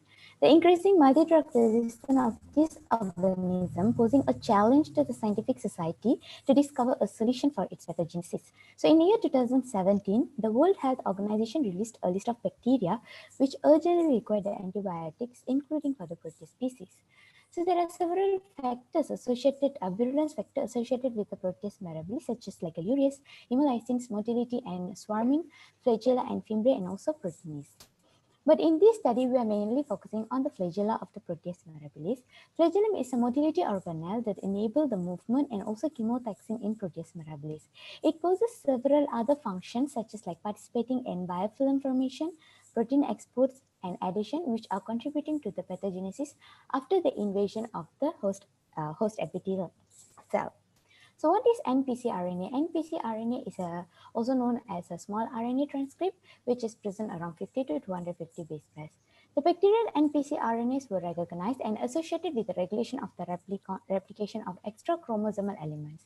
So the regulatory npcRNA is shown to play a key role in diverse biological processes such as like a modulation of transcription and translation, mRNA stability, and RNA maintenance or silencing. So FLHT is the gene that is the transcriptional activator that binds to the promoter region of the flagella operon and activates the transcription of the operon, which leads to the synthesis of flagella. So flagella is the gene that responsible. So these transcriptional activators shown both positive and also negative regulations when it is directly pairing up with the npcRNA in E. coli. So this indicates that the npcRNAs are playing a crucial role in the virulence vector of the bacteria.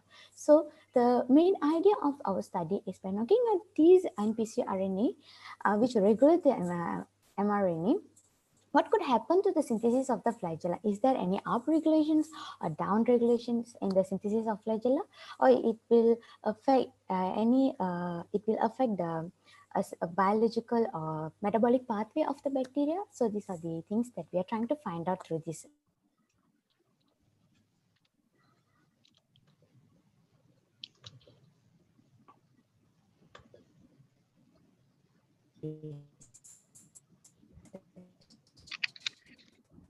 npcRNA is because it's highly expected to regulate the expression of the virulence vector of the bacteria. So the one-step gene knockout study was carried out as described in Tensenko and Banner paper. So the objectives of this study is to knock out the PMR137 gene from Proteus mirabilis genome, and then to sequence the transcriptomes and analyze the differential expression of the mRNA and also npcRNA for both wild type and also mutant strain, and then to study the characterizations of npcRNA PMR137. So this is just an overview of the methodology.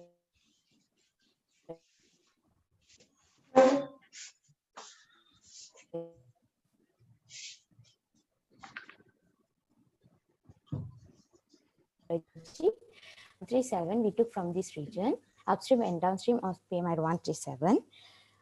And then this is how the PCR will be look like after the amplification using the specific primer.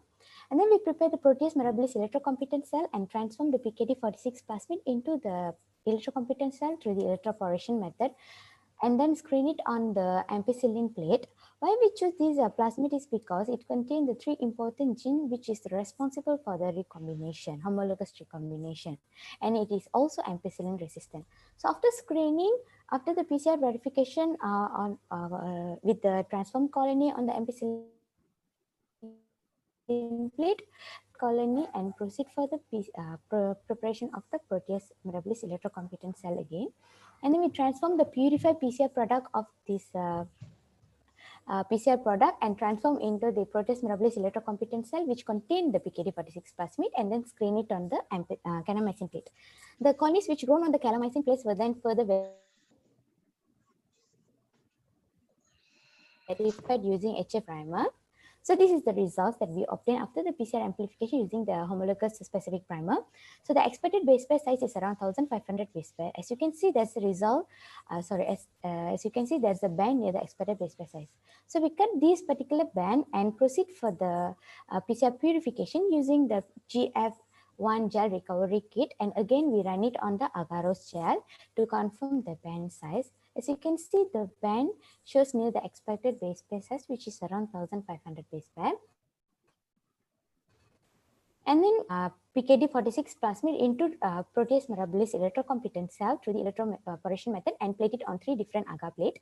The first plate is the positive control, which contains the Proteus mirabilis electrocompetent cell without any PKD46 plasmid on the LB plate. And then the negative control, the second plate is the negative control containing the electrocompetent cell without PKD46 plasmid on it, which indicate that the protease mirabilis are not resistant to the ampicillin. And then the third plate is the protease mirabilis cells containing the PKD46 plasmid on the LB plus ampicillin plate. So these colonies were then selected for the PCR verification using a specific primer called PKD46 check primer. This primer will amplify a specific region in the PKD46 plasmid, which will confirm the transformation of the PKD46 plasmid into the protease mirabilis electrocompetence cell. As you can see, all the colony shows band near the expected base pair size, which indicate that the PKD46 plasmid was successfully transformed into the protease mirabilis competence cell.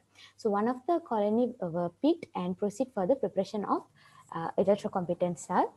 So after the preparation of the electrocompetence cell together with the PKD46, we transform the purified PCR product into that particular electrocompetence cell and plate it on 3 different plates. The first plate is the positive control, which contain the protease mirabilis together with the PKD46, but without any PCR product on LB plate. And then the second plate is the negative control, which contain the protease mirabilis competence cell together with the PKD46 plasmid without any purified product, PCR product on the kanamycin place. As you can see, there's no colony grown on the kanamycin place. So this indicates that neither protease mirabilis or the PKD46 are resistant to the kanamycin antibiotic. So the third place shows several colonies which contain the protease mirabilis together with the PKD46 and the purified PCR product. So these colonies that were grown on the kanamycin plate were further verified using specific primers called, first we used the HFK NV50 primer in order to confirm the strain. So this HFK NV primer will amplify a specific protein that present only in the protease mirabilis bacteria. So the expected base pair size is 300 base pair. As you can see, all the colonies shows band near the expected base pair size. So this indicate that the colonies which are formed on the LB containing the kanamycin plate were all protease mirabilis bacteria. And then the transformed colonies were further verified using PMIR137 primers in order to confirm the absence of the PMIR137 gene or the knockout of the PMIR137 gene in protease mirabilis genome. So as you can see, among all the colonies, one of the colony did not show band near the expected base pair. Hello? You have 2 minutes to wrap up. Thank you. Okay. As you can see, there's only one colony did not show any band near the expected base pair, which is around 167, indicate that the protease, the PMR137 gene is not present in that particular colony. So all the colonies were then further verified using the FRT primers in order to confirm the insertion of the kanamycin cassette into the protease mirabilis genome. As you can see, all the colonies shows band, transformed colony shows band at the expected base pair size near 1500. Including for the colony number 1, which did not show band for the PMR137 gene amplification.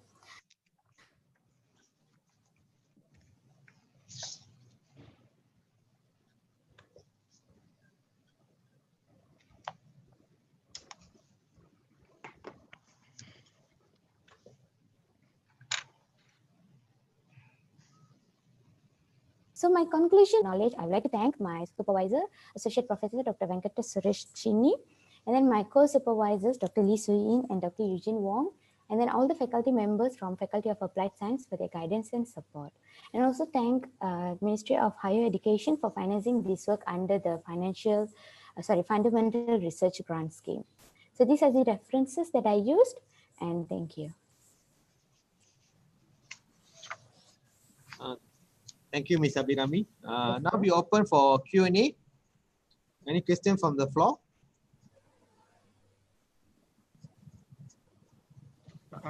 Abhi, when you were presenting the conclusion, it was lagging. Maybe you can repeat the conclusion. You want me to repeat the conclusion again, sir? Yeah, I mean, for me, it was lagging. I think, I hope I think. I guess. Okay, in this conclusion, what I'm trying to conclude is we obtained the knockout strain, which do not amplify the PMR137 gene in Proteus mirabilis. So this gene will be further verified. It also further verified using the FRT primer, and from that we can say that the FRT primer is successfully inserted into the that particular colony also. So for after this, we are trying to send it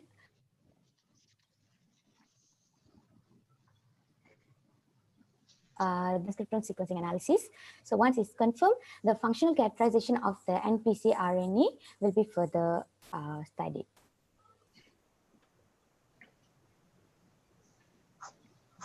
Okay.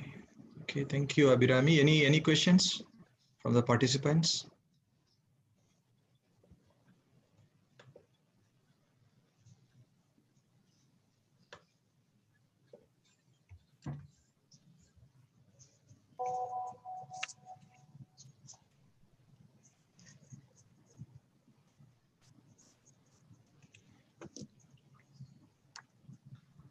Mr. Kuru, are you there?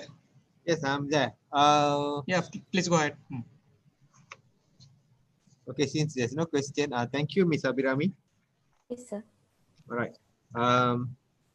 Let's just move on to the next presenter. The next presenter is basically Dr. Adobe Ekwempu. Are you there? Yes, I'm here. All right, you can start your presentation. Yeah.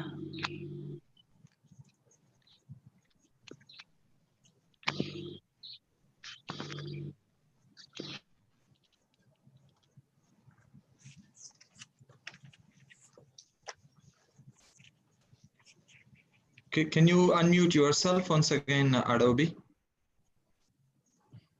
Okay, I'm unmuted now. Okay.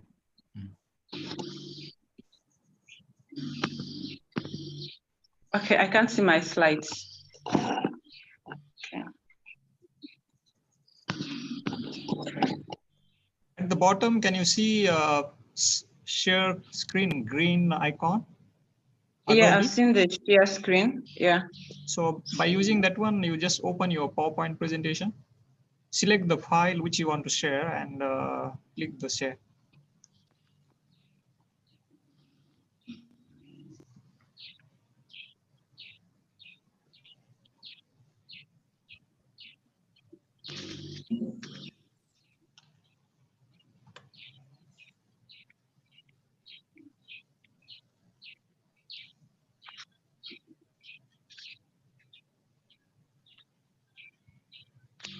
Did you click the share button? Yeah, I did. Okay. I had sent my slide and requested it be uploaded.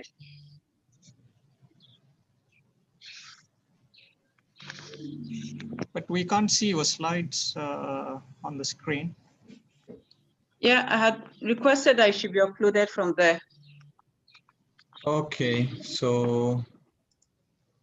Yeah, I had requested it should be uploaded. That will be wait, huh?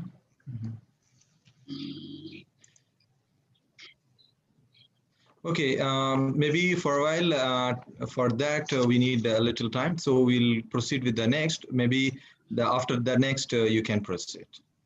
Yeah, I had requested for it. I sent a message that it should be uploaded because I'm using my phone here. Okay, okay. Yeah, I had requested for that. Okay, so what will happen? Adobe, sorry for interruption. So because of this technical reason, we will put you after next speaker. So please hold on. We will. You can talk after next presenter.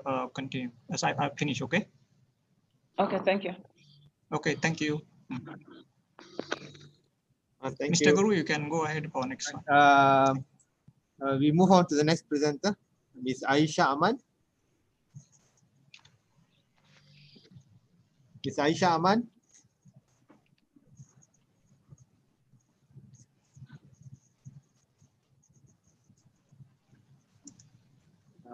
Ms. Aisha Aman, you are ready? Yes, I am ready. Can you listen me? Yeah, I can listen to yes. you. All right. Please. That's good. That's good. Okay. Can you share your screen? Yeah, yeah.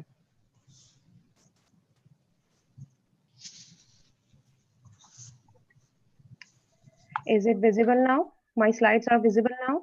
on your screen? Yeah, it's uploading. It's uploading. Okay, okay.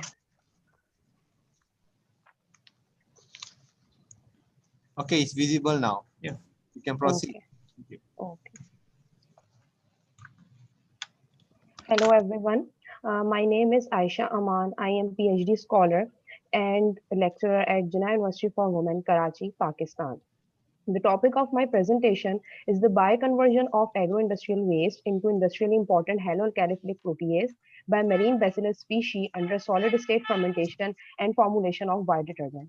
So starting with the basic concept of proteases, as the name indicates, proteases are basically those enzymes that act on protein substrate yielding smaller polypeptide or individual amino acid monomers. Proteases are basically hydrolases that cleave peptide bond by hydrolysis reaction in which water molecule is used to cleave bond within the macromolecular structure.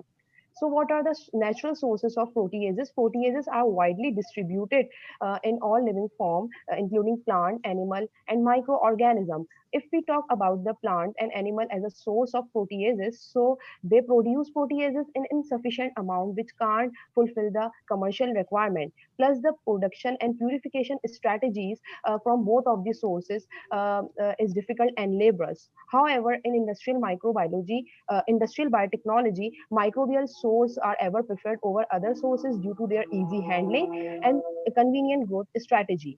So proteases are widely dispersed in microbial domain, including bacteria, virus, fungi, and actinomycete. And among these classes, bacteria are the attractive candidate for the production of wide variety of proteases.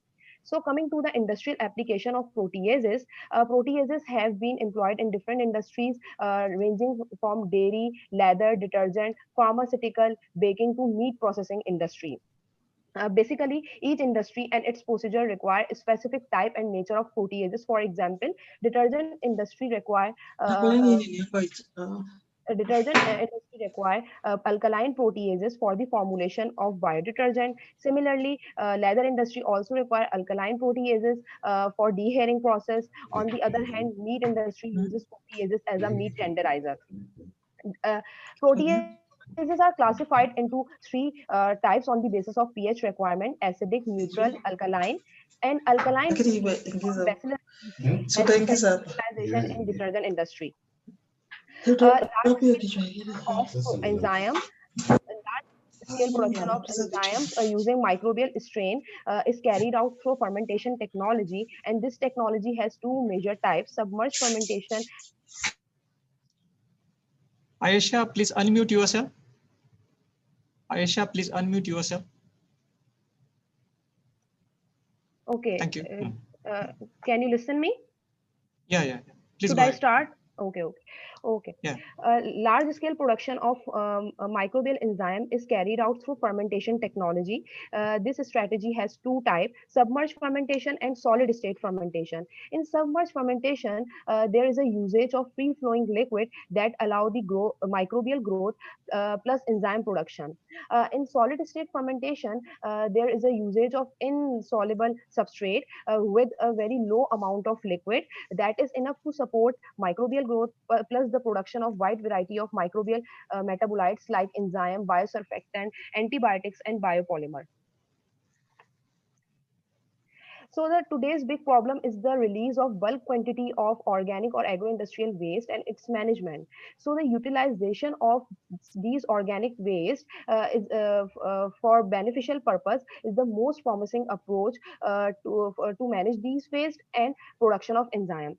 So here is the the four categories of industries that releases such kind of waste. These industries include agro-processing industry, cereal industry, farming, and food and vegetable industry. So these waste can be utilized for large scale production of enzyme through solid state fermentation. So on the basis of these aspects, the objective of current study is the isolation and purification of potential protease producing bacteria, evaluation of physiochemical stresses on bacterial growth and protease production qualitatively, and production of haloalkalophilic protease using agro-industrial waste through solid state fermentation. And the final goal was the determination of washing efficiency of partially purified enzyme. So this is the pictorial summary of methodology. The work was started with the sample collection of different marine sources like water, sand, and shell. Isolation and purification of marine bacterial strain was done using marine broth or and agar. In order to select the potent protease producing strain, qualitative screening was done using gelatin hydrolysis assay. Then the strain was subjected to phenotypic identification.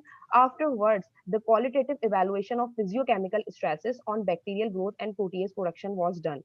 Two effects were observed: effect of salinity, in which culture was exposed to different concentration of NaCl 1 to 10%, and effect of pH, in which the culture was grown in media having different pH ranging from 5 to 13. Afterward, a major step, solid state fermentation, was conducted, in which three type of agro-industrial waste were used, including corn, wheat, and rice husk, and two diluents with organic sources and mineral sources were used in order to moisten these agro-industrial residues. After solid state fermentation, the enzyme was separated out through filtration and centrifugation.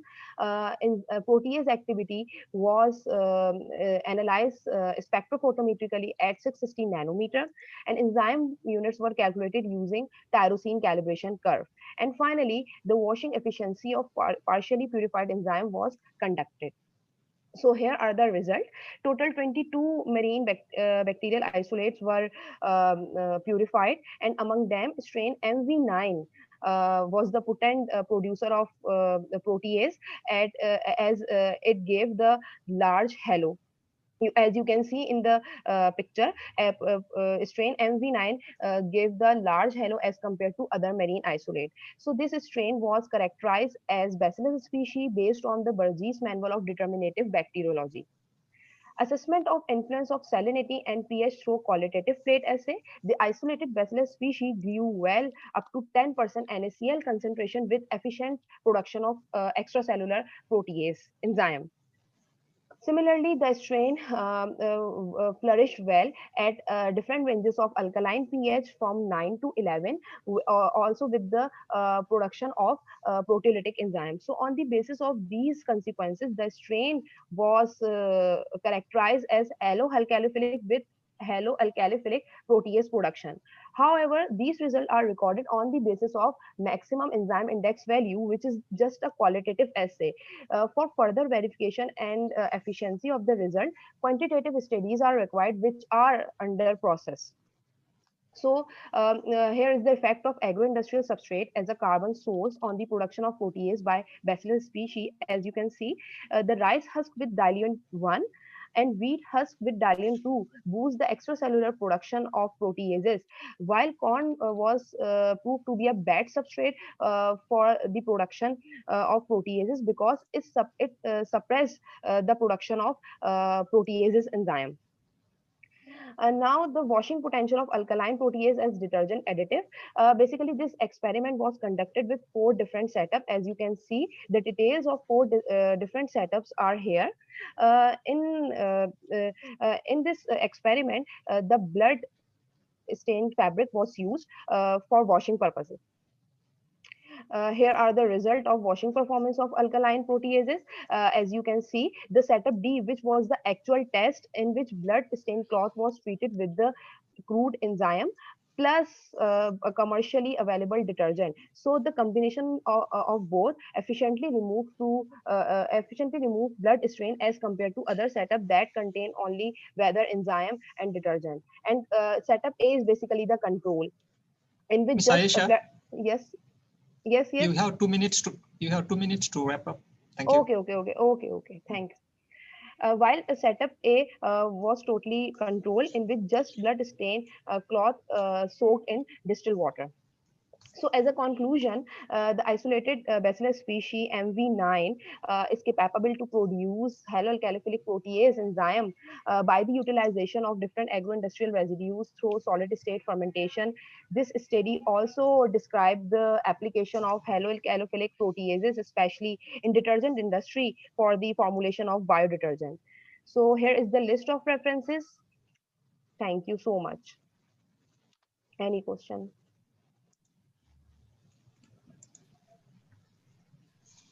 Okay, thank you, Aisha. Now the time for the questions. So there is one question. Miss Speaker, Miss Aisha, so why do you choose solid state fermentation over submerged in your fermentation process? Basically, submerged fermentation uses such organic waste or agro-industrial waste, and this is the strategy of environmental biotechnology to manage these waste for useful purposes. So that's why I preferred solid state fermentation in order to manage the waste plus the efficient production of extracellular enzyme. Okay, so I have another and question. and and Did and, you and, and, and determine total protein content? No, as I said, something other studies are also under process. But due to the, as you know, due to the pandemic of corona, research activities in our country is stopped. So as the things will reopen, so the research will continue. This is just a part of a huge study. It is not complete the research.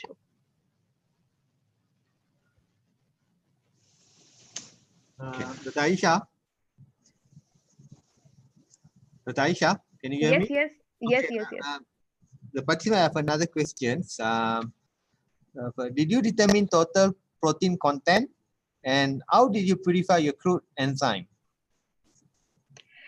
Basically, these are the preliminary studies. I determined the enzyme units by using tyrosine calibration curve, and enzyme units were calculated.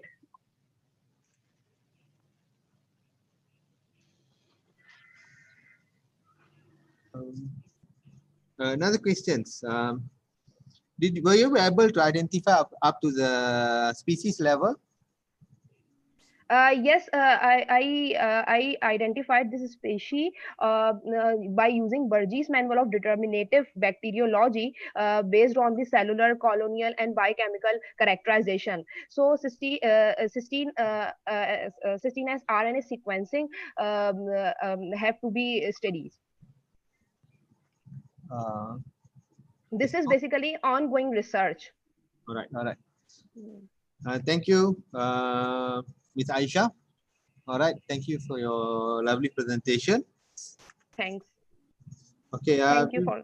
All right. We move to the next, again to the next presenter. I would like to welcome again Dr. Adobe Ekwempu. Good afternoon. Good afternoon, Dr. Adobe. Sorry for the inconvenience. Maybe you can start. I will share the screen for you. Okay, then. Thank you very much. I appreciate it. Yes, I must say a very big thank you to the organizers of this program. This is actually my first e-conference, and this is bravo to your university. Keep it up. So I am Adaobi Ekwempu. Dr. Suresh, put it on presentation mode. Yeah, thank you. Okay. So I am Adaobi Ekwempu from the Department of Medical Laboratory Sciences, University of Jos, Plateau State here in Nigeria. I'll be giving a talk on review of clinical symptoms and laboratory tests during the COVID-19 lockdown in Jos, Plateau State, Nigeria.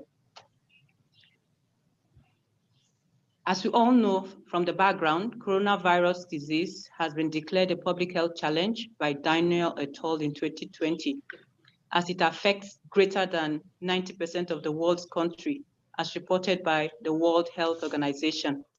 Some of the presenting symptoms for this infection include fever, cough, general body pains, and headache. As we all know, laboratory results actually play an important role in evidence-based diagnosis and therapeutic management of patients. Some of the clinical symptoms and laboratory requests by physicians during the COVID-19 lockdown will also provide surveillance that will be important and necessary for the management of COVID-19 disease. The aim of the study: surveillance studies are vital in public health and biomedicine because they provide information that is useful for implementation of bioinformatics. Our study actually aimed to describe the different types of clinical symptoms and laboratory tests that were presented during the lockdown period of the COVID-19. The method, this was basically a retrospective study, and it was conducted in just one specialist hospital here in Jos Plateau State, Nigeria. What I did was we actually got the laboratory outpatient register, and we checked from March 2020 to June 2020. Basically, that was the period where we had the lockdown in Plateau State. So details of the demographic characteristics of the patients were retrieved, since it was basically a qualitative study. So the data generated were analyzed using simple statistics and Excel, and it was presented basically as frequency, distribution, percentages, means, maximum, and minimum. From the results we obtained, we actually were able to retrieve 568 records from the outpatients register, and out of this, we discovered that 35% were actually male attendees, while 65% were female attendees. And then based on their minimum maximum age, we actually found out that their minimum age for both males and female was 2 years, while maximum for the female was 31, and that of the male was, the mean age for the female was 31, while the mean age for the male was 28, and the maximum age, we had more men who were older than the women of 70 years. So this is just a bar chart showing the distribution for the gender, and we also have their ages being summarized in this table. And in addition, based on the laboratory requests, malaria tests, which is quite common, was frequently requested by the doctors or the physicians here, and in addition to the Widal test, which is used to check for infection by Salmonella paratyphi. We also have a full blood count. Most of the doctors also requested for full blood count, while the least laboratory test was actually urine analysis. Based on the clinical symptoms that were presented by the patients, our record shows that majority came in with headaches, some of them with fever and body aches, constituting majority of the signs and symptoms that were presented during this period. And then in addition to chest pain, cough, and sore throat being 9%, and we have also vomiting, abdominal pains, and watery stool constituting just 22.7%. This is a summary of the requests during this pandemic in Plateau State. And based on what we gathered in our results, we'll discover that our results suggest that symptoms similar to that of COVID-19 were mostly presented in this particular hospital. However, the laboratory tests were not requested by physicians for screening of COVID-19, because most of the signs, basically I look at it because we don't really have sufficient facilities to carry out the COVID-19 tests. Most of the physicians believed some of the patients might have things like malaria, which is quite endemic in this region. Majority of the laboratory tests were also basically for diagnosis and not therapeutics. So in conclusion, we recommend that more work and also partnership with developed countries and also education needs to be in place for inclusion of bioinformatics in routine healthcare provision. In the laboratory, we need more bioinformatic works. We've been talking so much about gene studies and the rest. I think it should be included in routine testing developing nations like Nigeria. These are my references. Thank you very much for listening.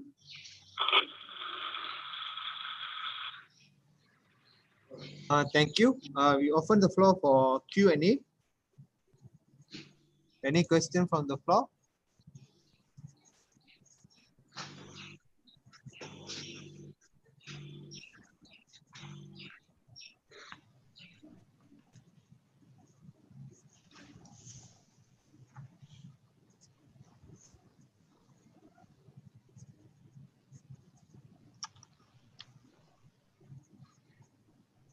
Dr. Adobe, can you hear me? Yes, sir. Yeah, so since there are no any questions in the chat room, so I will ask one question. Okay, Because your presentation on laboratory tests, I mean, it's quite interesting. So would you please highlight what are the main challenges during this sample testing for the, I mean, COVID samples? What are the main challenges in your area? Sorry, you said the main challenges in what, pardon me? Yeah. In collecting the Main samples. challenges we face. Yeah, I think most of the challenges we face is we don't really have the necessary materials to work in the lab to be able to detect a lot of viral infections. We notice that the routine tests that are carried out are the basic ones for parasitic infections. Nobody talks about, testing so much for the virus. Yeah, I think because we're limited and maybe we don't have sufficient manpower that are trained in genomics. So we leave it for more of research. But I believe it should be part of, it should constitute routine tests to help in therapeutic management of patients, not just the diagnosis. Yes, we do diagnosis, but even the diagnosis does not center on viral infection. So I think we need more of therapeutic tests being done in routine labs. Yeah, thank you, Dr. Adobe.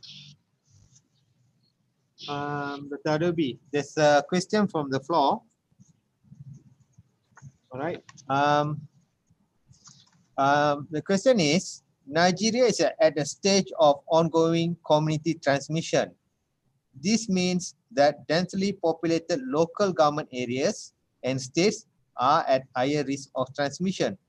What are the measures you think will solve the case? Sorry, I didn't get that, please. Okay. The question is that Nigeria is a stage of ongoing community transmission. This means that densely populated local government areas and states are at higher risk of transmission.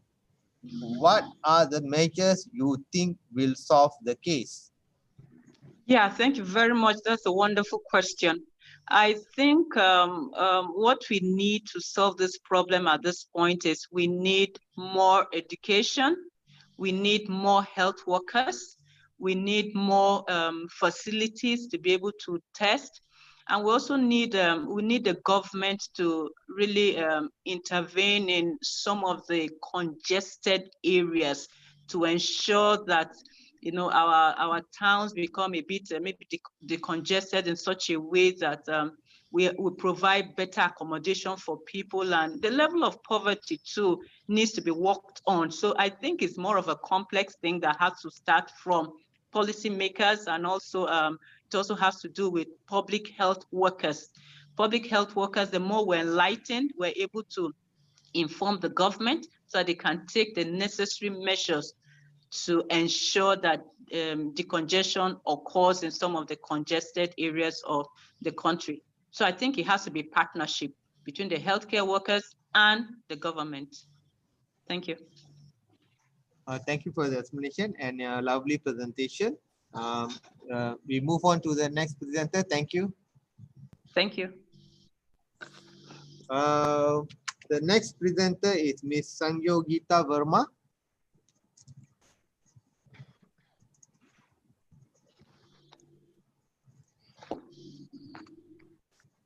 Yes, sir. All right. Start your presentation. Please Yes, share sir. your screen. Okay, sir. Okay.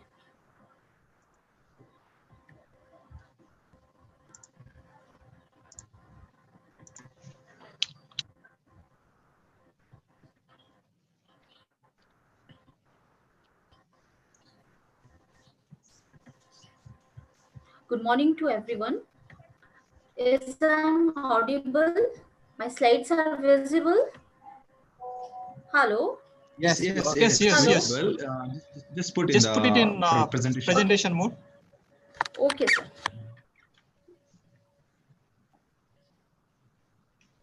Okay. Yeah. Okay. Now. Yeah. Please go ahead. So a very good morning to everyone. Myself, Dr. Sayogita Verma, working as an assistant professor in Anand Nikitan College, Anandvan, Varora. This is Maharashtra, India. My discussion topic is the morphological changes in planktons as an indicator of seasonal variations. So planktons, these are the very confined and important part of the ecological pyramids that plays a wonderful role in the food chain. So till now we go with a identification of the planktons, which indicates the condition of that surrounding area. But while studying, I come across with a references and the phenomena which is called as a cyclomorphosis. So the cyclomorphosis, it is a temporal and cyclic change in morphology of the plankton, and that has been defined as a cyclomorphosis. This is a very interesting phenomenon and have applications in the field of the environmental science, toxicity studies, as well as this community dynamics. It has been studied late in the 20th century. Until the status, when we go through with that topic, it is almost forgotten. This I come across while studying the oligotrophic and the eutrophic water status, as well as I conduct the plankton bioassay studies. At that time I come across with this phenomena. I was very much confused by the structure what I find during my bioassay studies.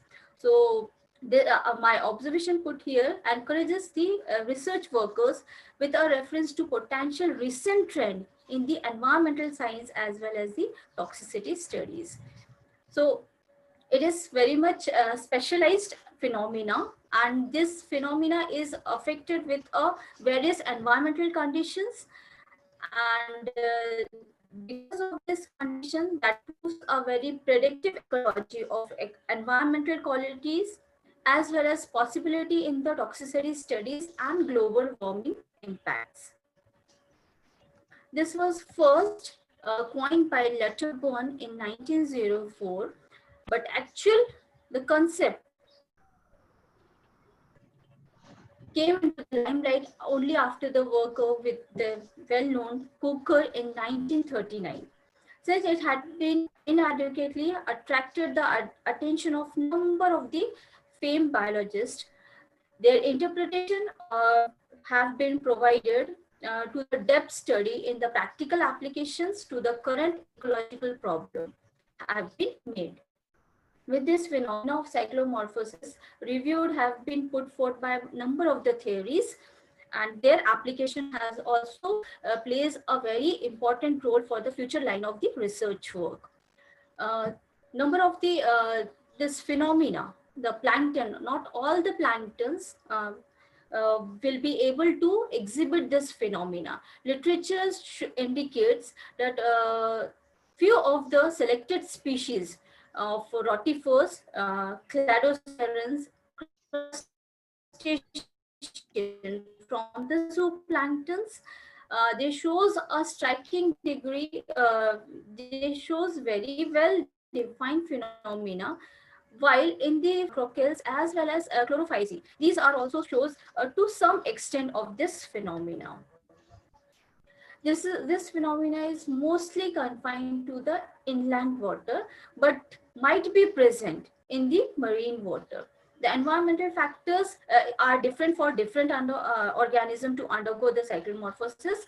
Single factor and a number of factors are responsible, which stimulate this phenomena. I'll go with examples of the first starting with zooplanktons. These are, as I discussed, at rotiferans, cladoceran, and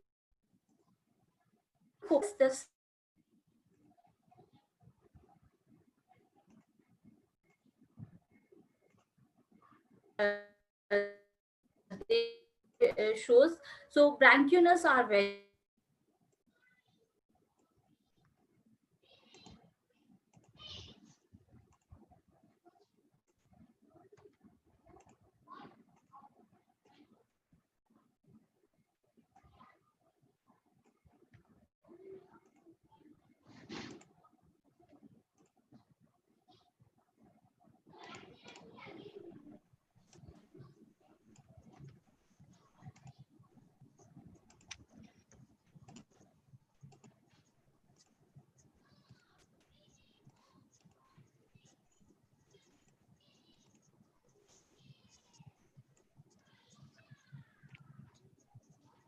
Ms. Sanyogita, there's an issue with your presentation.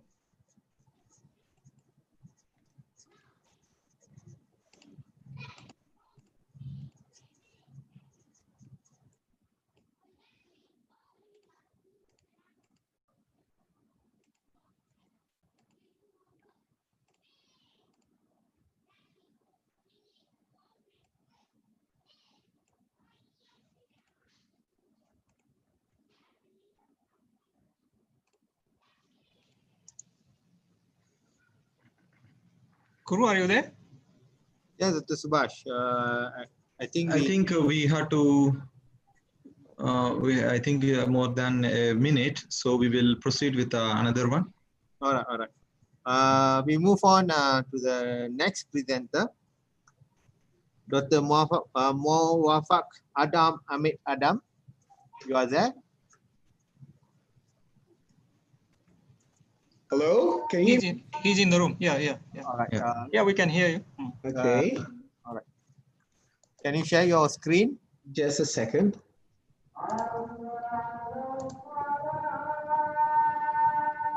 Is it visible? Yes. Yes. Put it in presentation mode. Yes.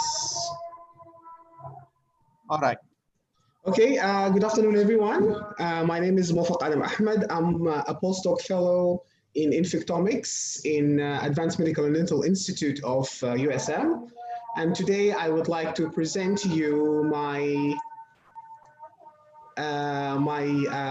little bit of my previous work, which titled The Effect of Aflatoxin B1 and Ochratoxin A on tumor-related genes in MCF7 and MCF10A after the knockdown of CMEC and P53 using siRNA. So the main idea of this work, we wanted to see how does different toxins, which is one of the reasons a cancer could be developed in when it comes to breast cancer, how does it affect the different tumor-related genes, and especially in the conditions where some of the important genes, such as tumor. Muwafaq, unmute yourself, please. Unmute yourself, please. Is it okay now? Yeah. Yeah, sorry. Presentation mode, please. Yeah. Thank you. So first, I will start a little bit about breast cancer. So breast cancer is the most common causes in death in women worldwide. In Malaysia, there is 1 in every 20 women are in the risk of developing breast cancer in their lifetime. And some of the factors leading to breast cancer would include the family history, obesity, weight gain, alcohol consumption, smoking, radiation, alteration in different tumor-related genes such as BRCA1 and BRCA2, and finally toxins. So we took the toxins and then we wanted to investigate that more. So the toxins that we studied are aflatoxin B1 and ochratoxin A, which are basically a mycotoxin. So mycotoxins are chemicals, compounds produced by different fungal strains such as Aspergillus and Penicillium species. Some of the most important toxins, as I mentioned, are mycotoxins are the aflatoxin B1 and ochratoxin A. Both toxins were proven to be involved in many diseases due to their liposoluble and carcinogenic nature.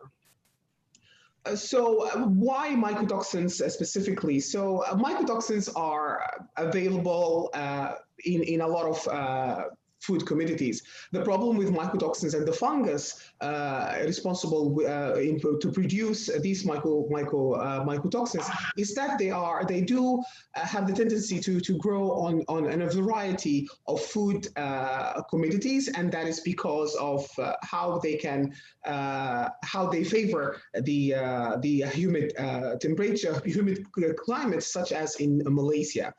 According to the Malaysian Food Act in 1983, they allowed aflatoxin B1 contamination in the food ranges from 0.25 to 15 microgram per kg and 0.5 to 10 microgram per kg for ochratoxin A.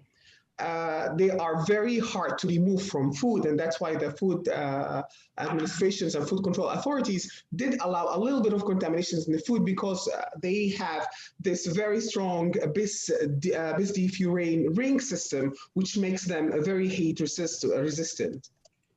So the objective of this study is to identify the effect of mycotoxins on targeted tumor-related genes in MCF7 with a knockdown CMEC and MCF10A with a knockdown P53. And the hypothesis is that both toxins induce changes in the expressions of tumor-related genes. The targeted genes in my study were tumor-suppressing genes, including BRCA1, BRCA2, P53, and oncogenes, including HER1, HER2, and CMEC. The methodology of my work started by designing a T7, CMEC, and TP53 primers using and using them to produce the siRNA targeting the CMEC and P53 mRNA. After that, I transfected the siRNA into both MCF7 and MCF10A, which are the normal and cancerous breast cells. And then I treated them with aflatoxin B1 and ochratoxin A. After that, I extracted my RNA and I conducted a real-time qPCR. And finally, I collected my data and I did the data analysis. So the first, since we did not buy the siRNA, we actually synthesized it locally in our lab. The first thing was to produce or to design a primer with a T7 promoter to facilitate the in vitro transcription using T7 RNA polymerase enzyme. These primers were designed using the DKFZ.de software. It's a website.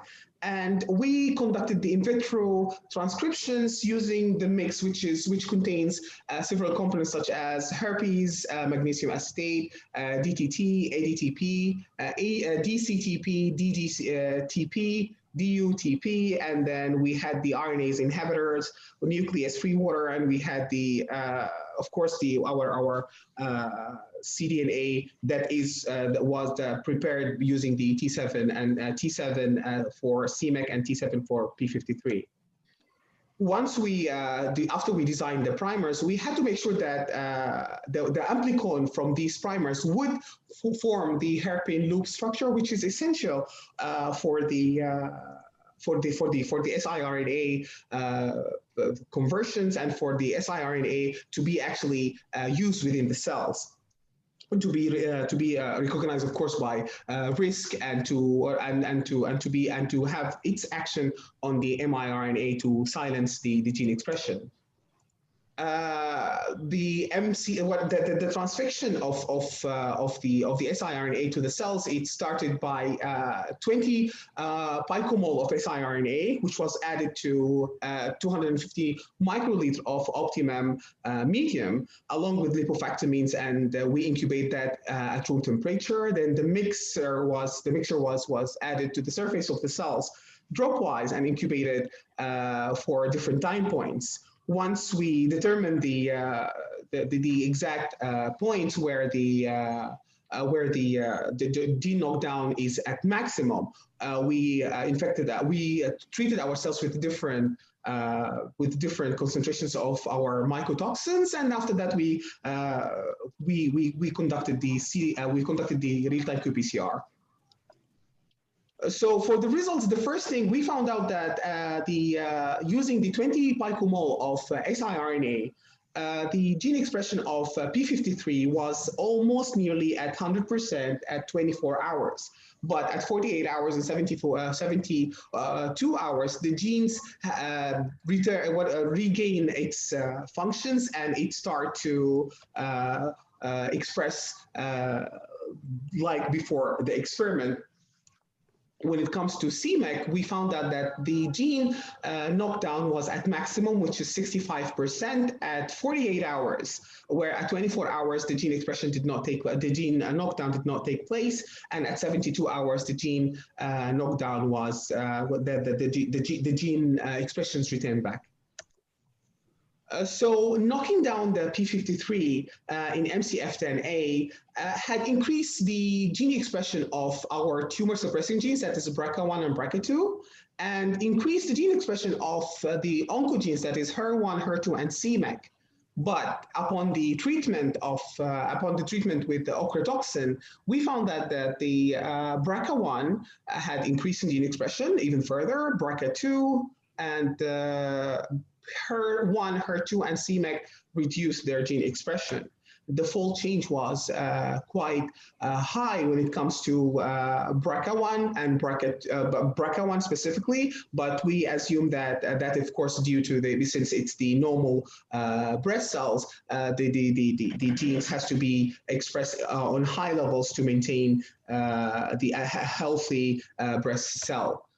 When it comes to CMEC, the knockdown of CMEC in MCF7 had caused the increase in expression of both HER1, HER2, BRCA1, BRCA2, and P53. Those are the oncogenes and tumor suppressing genes. But after the treatment, upon the treatment, we found that all these genes expressions were reduced. As I said, and then again, some of the oncogenes, we found that once we after we knocked down the gene, we found out that the HER1 gene expression was very high. That is like 15-fold. It increased to 15-fold. The HER2 increased to 9-folds. And again, most probably that because the genes try to compensate the loss of the CMEC gene expression. The discussions is as follows. This study aimed to understand the mycotoxin involvement increasing the risk of developing breast cancer in the absence of important gene expressions, depending on the level of gene. Yes? Dr. Mawab, you have 2 minutes to wrap up. Yes, I'm almost done. Thank you. Depending on the levels of gene expressions, protein half-life, and mRNA abundance, different genes will have different time points to achieve knockdown. Knockdown P53 in MCF10A cells increase the expressions of the oncogenes as it plays an important role controlling their expressions, but treating MCF10A by ochratoxin A suppress the gene expression of tumor suppressing genes and oncogenes due to its methylation effects, and that would interfere with the cell functions. Finally, knocking down the CMEC increased the expression of oncogenes, which cause the stress required the activations of tumor suppressing genes. Upon treatment with aflatoxin B1, the tumor suppressing genes and oncogenes expressions increase, which interferes with the cell cycle proliferations and apoptosis of MCF7 cells. For conclusions, aflatoxin, we found out that aflatoxin B1 or ochratoxin A has the potential of increasing the risk of developing breast cancer through the regulations of tumor-related genes. These are my references, and I just would like to acknowledge my supervisor, Dr. Doplin, and Dr. Amir, University of Science Malaysia, RUI grant, and my colleague in the infectomics lab.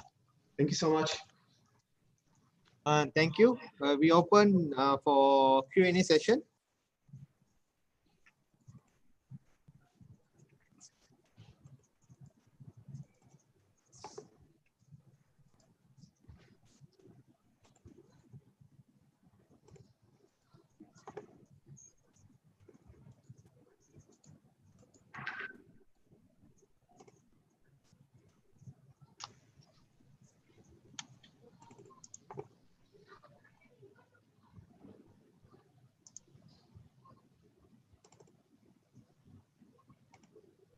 As there is no question from the floor, thank you for your presentation.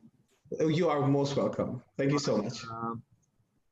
We try to the next presenter. We move on to the next presenter. The next presenter is Mr. Abdul Rahman Maina Zubairu.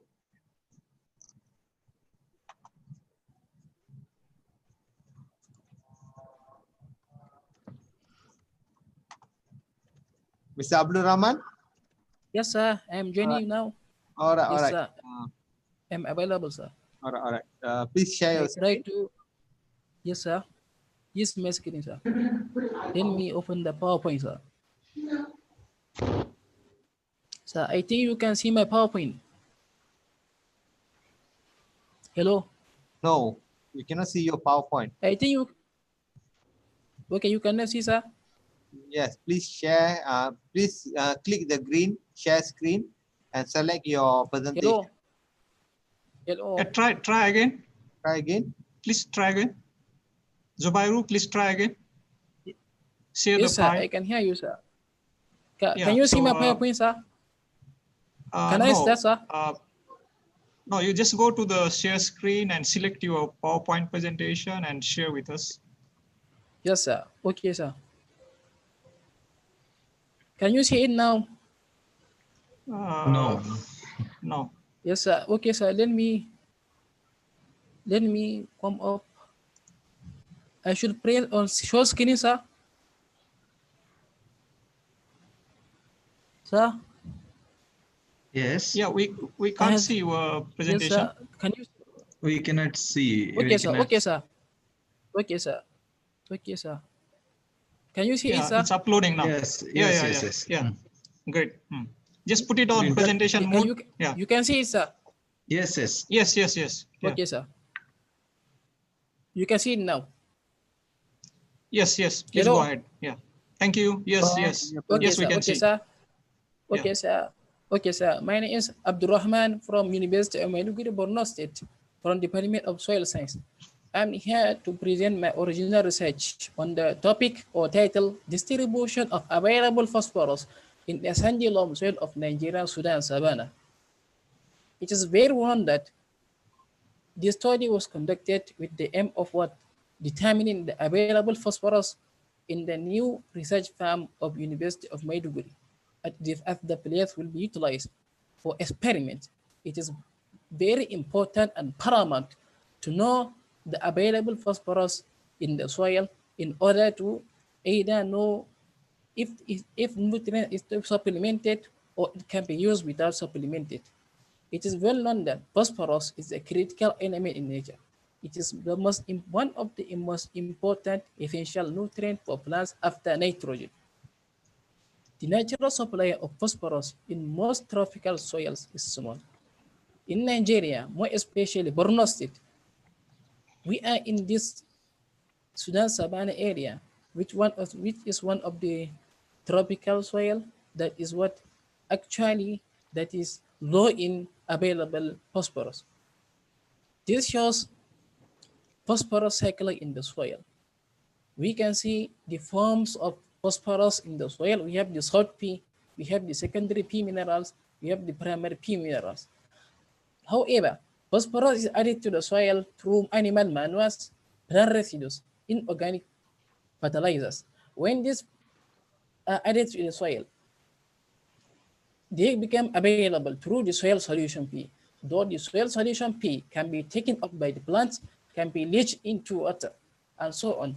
And also they can be immobilized into organic P, and then they can become unavailable. This organic P can also be mineralized and become available into the soil solution P. We can see that the method that is taken for this experiment, 5 profile pits were dug with dimension of 2 meters by 1 by 2. That is the width, the height, the width, and the length of the profile pit. Samples were collected from each horizon in each profile and analyzed. Yeah, this is a sample profile pit that is used. We can see that there are steps that can be helped down into the profile pit. Each change of color notifies a horizon, and from each change of color, from each horizon, soil sample is collected and analyzed for its chemical constitute, more especially the available phosphorus. And this rule is used for the measurement of the height of the profile pit. We can see this is the result obtained. We can see that this one is profile 1, profile 1, profile 2, profile 3, profile 4, profile 5, all within the University of Maiduguri Research Farm. We can see that the available phosphorus is very low, and they are irregularly distributed within each horizon. We can see that the pH of the soil is also almost neutral for most of the horizons. This shows that phosphorus is said to be available at neutral pH. However, most of our pH is neutral. Therefore, it shows that our soil is naturally low in available phosphorus. Now we can see that, for example, for the first profile and the first horizon, the available phosphorus is 3.15 milligram per kg. However, correlation was made for the comparison between the pH and available phosphorus. We can see that there is good relationship between available phosphorus and pH in the soil studies and with other correct properties of the soil, such as total nitrogen, organic carbon, cation exchange capacity, and the clay content of the soil. We can see that the relationship between pH and available phosphorus is 0.6284, which is significant at 5% level of probability. That is, for total nitrogen, it is not significant, and the relationship is not positive. Sorry, the relationship is not positive. The result, based on discussion, the amount of the content of soil phosphorus was found to be low, ranging from 2.8 to 9.10, which is at the range of low. However, for phosphorus to be sufficient to plant, it must be between 8 to 13 milligram per kg, which can support optimum growth of plants. However, whenever the phosphorus in the soil is low, plants will not produce much biomass, as we know that phosphorus is very important in ATP, that is adenine triphosphate, that is where energy is needed by plants. Therefore, this can thwart or this can reduce the production many other organisms depend on these plants, and as a result of this low available phosphorus, there will be what? There is need for supplementation of phosphorus in order to achieve maximum production of plants in this area. Most of the available phosphorus was found to be low in the soil study was mainly in the form of H2PO4, diphosphate, and what monophosphate. Soil properties such as pH were found to have effect on the availability and distribution of available phosphorus within the soil profile. In our conclusion, we can say that the concentration of the available phosphorus in both the surface and subsurface horizons of the soil studies was low and followed an irregular pattern distribution within the profile. This can be due to the low vegetation cover of the area, which makes it vulnerable to leaching of P after heavy rain. Also, the relationship between the available P and some of the soil properties are direct in some of the profiles, while in others, inverse relationship were realized. The presence of certain species of available phosphorus in the soil was dependent on the pH of the soil. The low available P content of this soil suggested that supplemental application of P is necessary for optimum production of field crops. Yeah, thank you for listening. Hello. All right, thank Hello. you. We open up for Q&A session. Yeah, thank you for listening. Yes, sir. Any questions Yes, on the floor? Yes, yes, sir.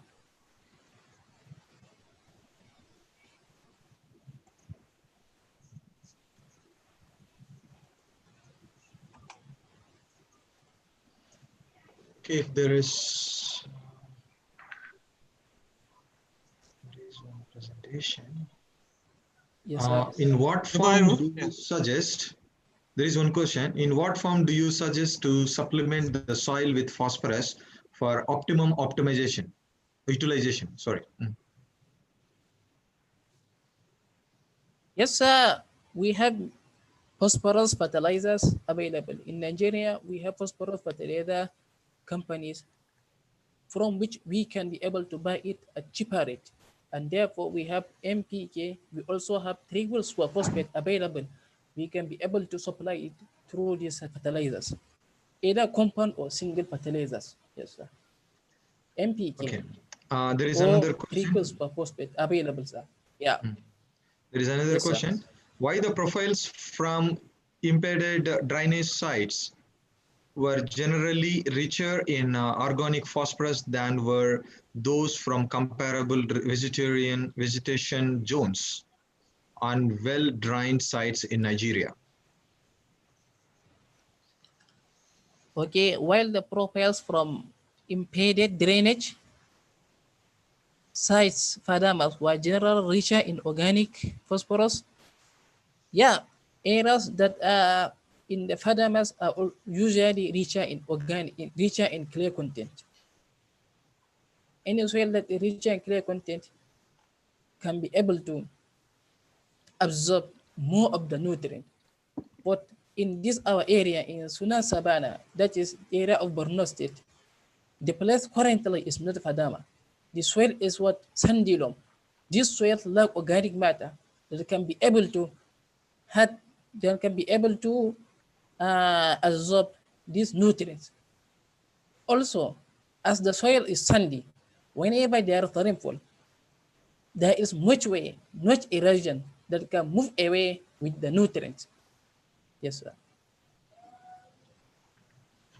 Okay, so thank you, Mr. Abdul Rahman. Yes, sir. So for a nice presentation, excellent one. Yes, sir. So we will Yes, proceed sir. to the next speaker. Okay. Thank you. Thank you. Thank you. Thank you, sir. Thank you, sir. I'm very much grateful, sir. Thank you, sir. Thank you. Thank you. Thank you, sir. Thank you, sir. Next one is Dr. Sanyogita Verma, which was actually due to some internet connection error. It was disturbed. So she will continue her talk now. So here you are, Dr. Sanyogita. Don. Ba presentation di kena gue ya. Ba keke dah sah.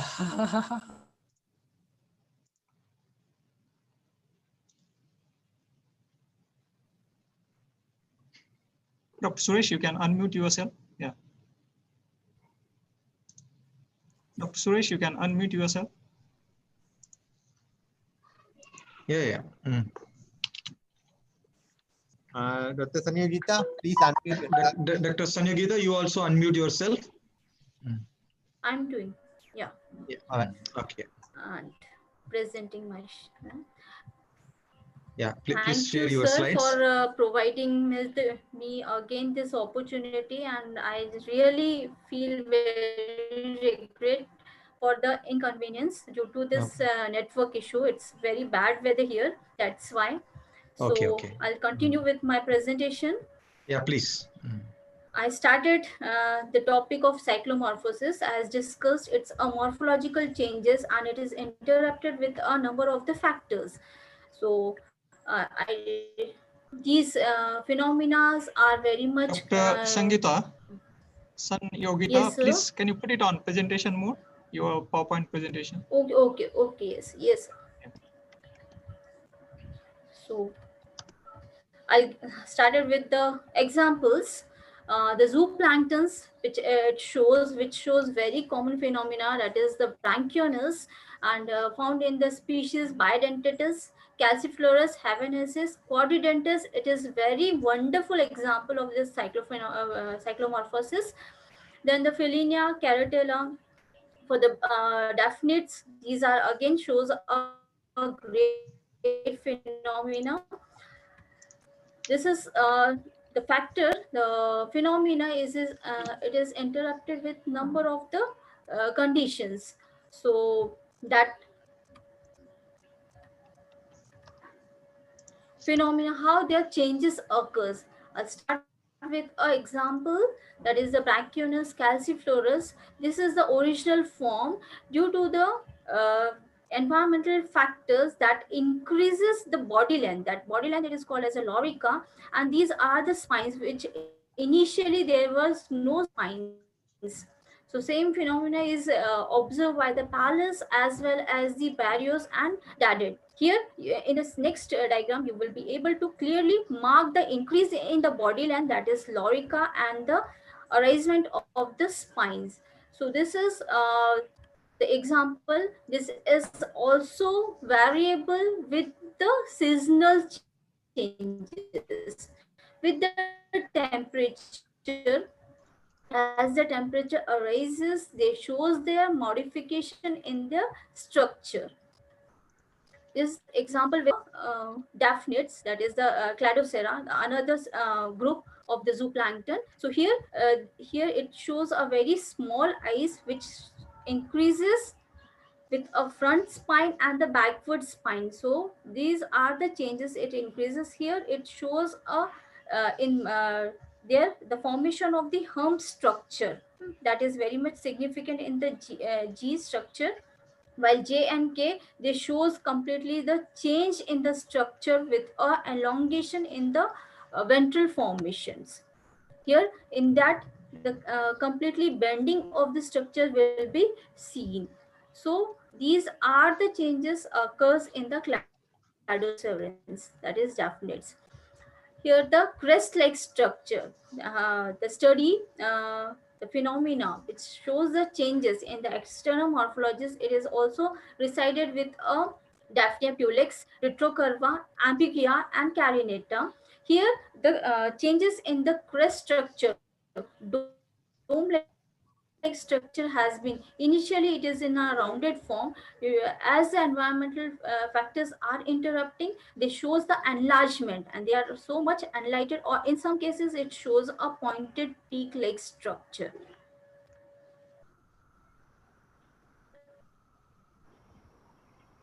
This initially this will be a then it shows a helmeted form late. Here the studies are with a seasonal variation, so it forms a helmeted structure, and here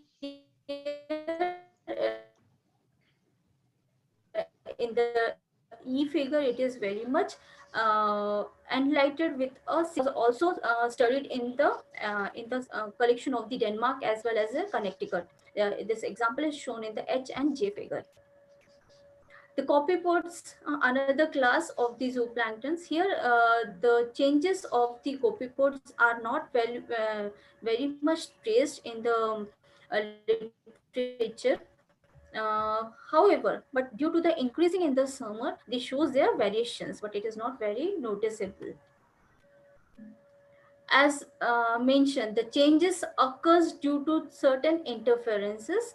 So that may be the during the reproductions, that reproducing asexually during the parthenogenesis, it shows the this phenomena due to the seasonal impact,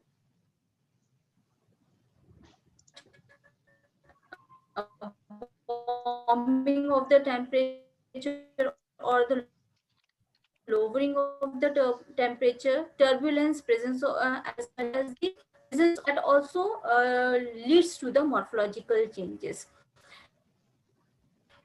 Even the availability of the food has certain cases the predators. Best example of the Branchionus and Asplanchna, that shows a morphological changes which is very significant. Same phenomena is observed in the the synodismus, that shows the aggregations, synodismus that occur single cell or the or in the colonial formation. So that shows a development of the spines. So this cyclomorphosis, it is very old phenomena, but it needs more studies. It needs more attention towards this, as the literature mentioned that it is related to the endogenous factors, which is very much marked as in the form of the temperature as well as the presence of the nutritions. Abiotic factors are there which causes this phenomena. The aim of presenting this topic is to make notice to the researcher that this phenomena, it is very well documented in the temperate zone, but it needs more attention towards the tropical and subtropical regions. These are the this studies in the cyclomorphosis is gradually going to the extinctions. So it need more attention and the revival in these sectors. Thank you. Thank you for giving this opportunity. Thank you, organizer, for taking my inconvenience to be the granted. With this, I finish my presentation.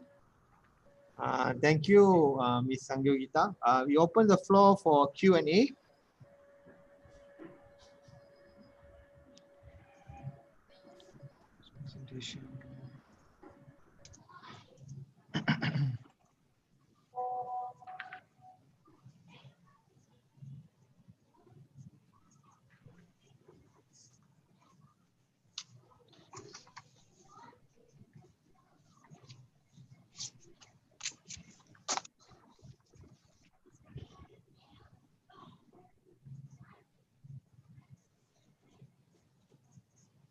There was one question.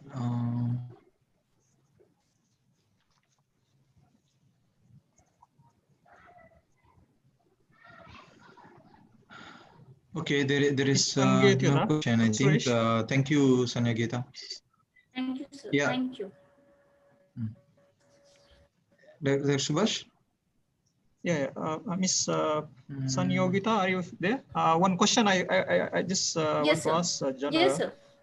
So this planktons, can we use as a biomarker?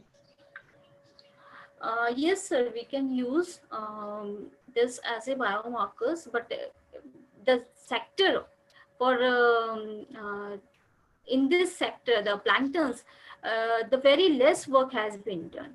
So it is there. Okay, thank you. Thank you for your lovely presentation. We move on to the another presenter, the last one of today's session. I would like to introduce Mr. Swabam Ghosh.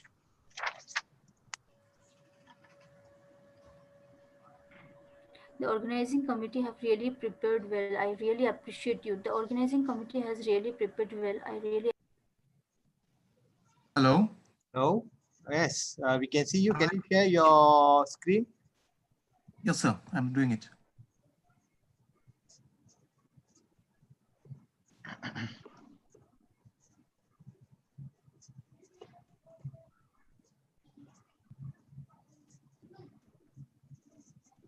So is my screen visible, sir? Yes. Hello? Yes, visible. Please proceed. Okay. Making just put it on presentation mode. Yeah. Okay, sir. Yes, sir. It is visible now? Yes. Yeah, Yes, please go ahead, Shubham. Okay. Thank you. A very good morning to all the delegates of the IECBBB 2020, along with the respective judges and my dear friends. Myself, Shubham Ghosh, from the Department of Pharmaceutical Sciences, Dibrugarh University, Dibrugarh, Assam, India. I'm going to give a presentation on design molecular docking and drug likeness studies of trioxane and derivatives as novel anti-malarial agents. So coming to the background, as we all know that malaria is a very commonly known infectious disease which has been affecting lives of millions across the globe. The deadliest parasite which is mostly associated with malaria is the Plasmodium falciparum. So as per the recommendation of WHO, the currently available treatment available for malaria are the ACTs, that is the artemisinin combined therapies. But due to the widespread emergence of resistance by this Plasmodium falciparum deadliest parasite against all these therapies, the treatment of malaria, the clinical utility of this existing drug therapies in the treatment of malaria has been increasingly limited. So in order to tackle out this issue, the need for the development of novel anti-malarial agent has become very much essential. So this is the structure for artemisinin, which is mainly considered as the most potent anti-malarial drug at present when used singly rather than combination. And as you can see in the structure of artemisinin, there is a presence of trioxane ring, and this trioxane moiety is the main moiety or the core pharmacophore of our interest. So objective, the main aim of our study was to develop novel 1,2,4-trioxane derivatives as novel anti-malarial agents, and which would be effective against the deadliest P. falciparum. The trioxane derivatives were designed using different substituted acetophenone and substituted aromatic aldehyde. And most importantly, the 1,2,4-trioxane from the structure of artemisinin, which I have shown in the previous slide, is the key pharmacophore or the scaffold of our interest. So materials and methods. Total number of 15 compounds were designed by molecular modification of the trioxane scaffold for the for development of possible antimalarial agent. So based on the CADD, that is computer-aided drug design approach, using BioMEDICINE Discovery Studio 2018 software, the molecular modeling studies of the derivatives were performed. The protein ligand docking were also performed against the protein or the targeted protein P. falciparum falciparum 2, or also known as P. falciparum cysteine falciparum 2. Docking was performed. The simulation protein using the simulation-based docking protocol LibDock. The docking study was performed using the flexible docking method. Along with that, assessment of drug likeness, ADMET properties, and toxicity were also investigated. Moreover, redocking procedure was also performed in order to confirm or in order to measure the accuracy of the docking method. So this is the 3D structure for our protein 3BPF, which is the PDB ID. And this is the 3D structure which has been downloaded from the protein data bank structure. And this 3D structure of protein is combined with its co-crystal inhibitor, co-crystal ligand, that is E64. So now coming to the results and discussion, our study was mainly based on in silico work or in silico screening, mostly emphasizing on the molecular docking studies. So after performing the redocking procedure, we found the RMSD value, that is the root mean square deviation value, which was noted down to be less than 2 angstrom. Docking result of the 15 compounds showed, among the 15 compounds, a total number of 3 compounds showed good docking result within, and they also showed a good binding affinity with LibDock score in the range of 117.16 to 111.90.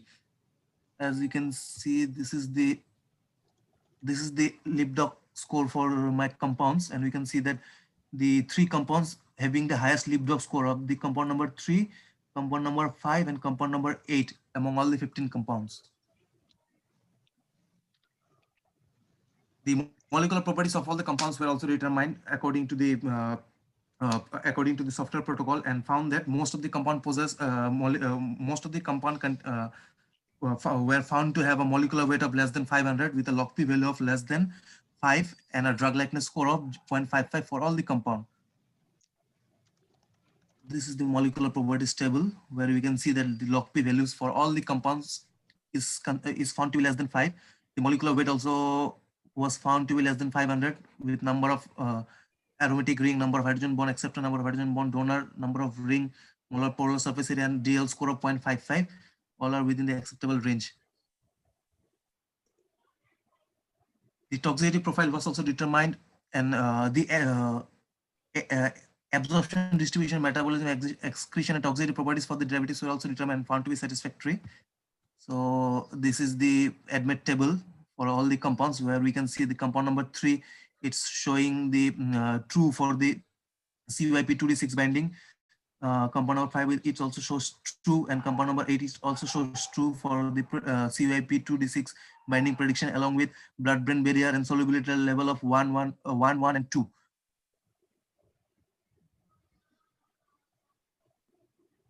The toxicity profile was also determined and found, and the toxicity for all the compound were found to be within the acceptable limit.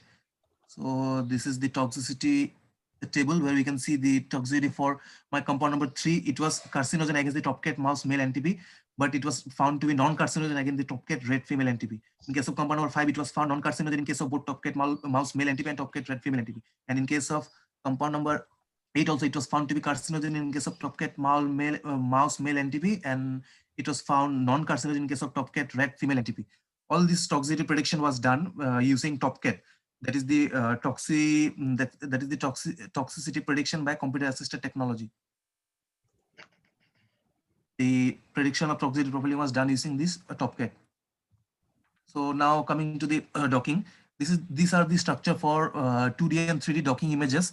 I have shown the docking images for my best docked compound, that is the compound number 3, compound number 5, and compound number 8. So this is the 2D image for my compound number 3, and this is the 3D images for my compound number 3. In this 2D image, we can see the different types of bonds present. This green color bond indicates the conventional hydrogen bond. This white color bond indicates carbon hydrogen bond, and this yellow color bond indicates pi sulfur bond, while this bond indicates pi alkyl bond. This is the 2D structure for my compound number 5. And this is the 3D structure for my compound number 5, where it clearly indicates this pink bond indicates the pi sulfur bond, and this blue dot indicates the halogen bond or the fluorine bond for my compound.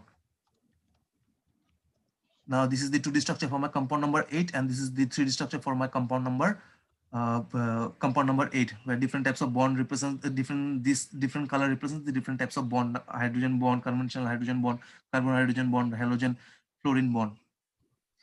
This is the 2D structure for the co-crystal ligand of my protein, that is E64. This is the 2D structure along with its binding site, and this is the 3D structure along with its binding site.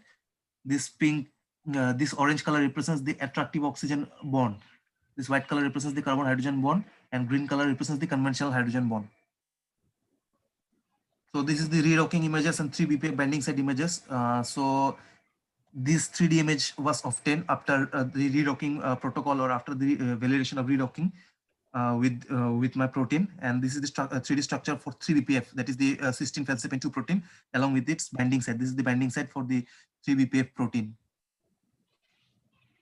So finally, conclusion, we can conclude from our study, we can conclude that from the in silico data, we can conclude that the compound number 3, 5, and 8 from the series of 15 compounds showed good docking result, and which can be further used for possible development of novel antimalarial agent. These 3 compounds also showed good docking result along with non-violation of Lipinski's rule in terms of the molecular properties. Different molecular properties such as log P value, molecular weight, polar surface area, number of hydrogen bond donor acceptor, number of hydrogen bond donor acceptor, which result and also high blood and also compounds showing high blood-brain barrier permeability for compound 3, 5, 6, 7, 8, 10, 11, 12, 13, and 15. So finally, from a study, we can conclude that newly designed 1, 2, 4 tracks and derivatives can be further studied for in vivo and in vitro antimalarial activities for the possible development against possible development of potent antimalarial agent against the deadliest resistance P. falciparum malaria, in order to combat the widespread emergence of resistance by this deadliest malaria parasite. So these are my references.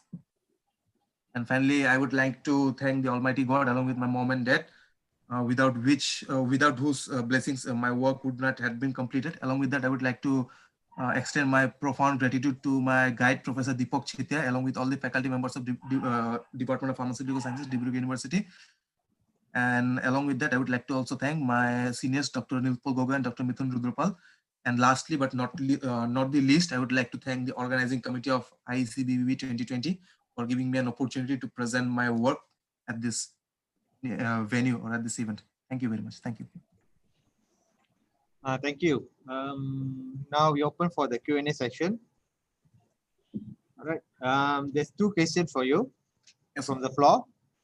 There are already many drugs available for malaria. How is this different from those? Yes, sir. Currently, there are many drugs available from malaria. You are right. But the problem is that due to the widespread emergence of resistance by this deadliest parasite, because most of the malarial deaths or most of the malarial cases are associated with this particular organism only. So the most of the treatments are showing resistance against the particular parasite. So we are trying to develop such kind of a particular kind of a derivatives or particular kind of compound which would be effective against this resistance showing parasite. That was our aim, sir. Hello. Okay. Yes. Okay. Hello, Question number 2. All right. What parameters were used for active site prediction? Yes, sir. What parameters were used for active site prediction? So actually, we haven't used any such parameters, as because the protein or the protein which we have taken for our study, the target protein, it was actually present in the protein data bank with its active site and with its co-crystal ligand. So by redocking, we have separated the co-crystal ligand from that particular protein. And after that, the ligand was again binded with that active site. So the active site were actually present with that particular protein, which was previously mentioned, or previous earlier previous research work has also been carried out using that particular protein in those active sites. Sir. All right. Another question from the floor. Is any in vitro work also included? Pardon, sir? Is any in vitro work also included in this research? In vitro, yes, sir. My research study is completely based on in vitro only, as because I have done this study was completely based on computer-aided drug design studies only, molecular docking studies. So we have generated data based on the software protocol, the software which have generated. Based on that only, we have done our work, sir, based on the computer-based studies, sir. All right, I think I'm going to stop with all the presentations. Okay, thank you for all the presenters. Thank you, for the good presentations. All right, I'll pass this to the MC. Thank you. Thank you, Mr. Kurunathan and Dr. Suresh, for chairing this oral presentation. And also thank you to all the presenters who came in today to present their research. And I hope everyone has learned valuable lessons based on this research. Now, before we start again, I would like to just remind everyone that we have participants from many different countries and cultures. So let's be mindful and kind while interacting or asking questions. Now, moving on to our sixth technical session for the day, I would like to introduce Associate Professor Dr. Guruswamy Prabhakaran as the chairperson and Dr. J. Madanagopal as the co-chair for this session. The session is all yours, Dr. Prabha and Dr. Gopal.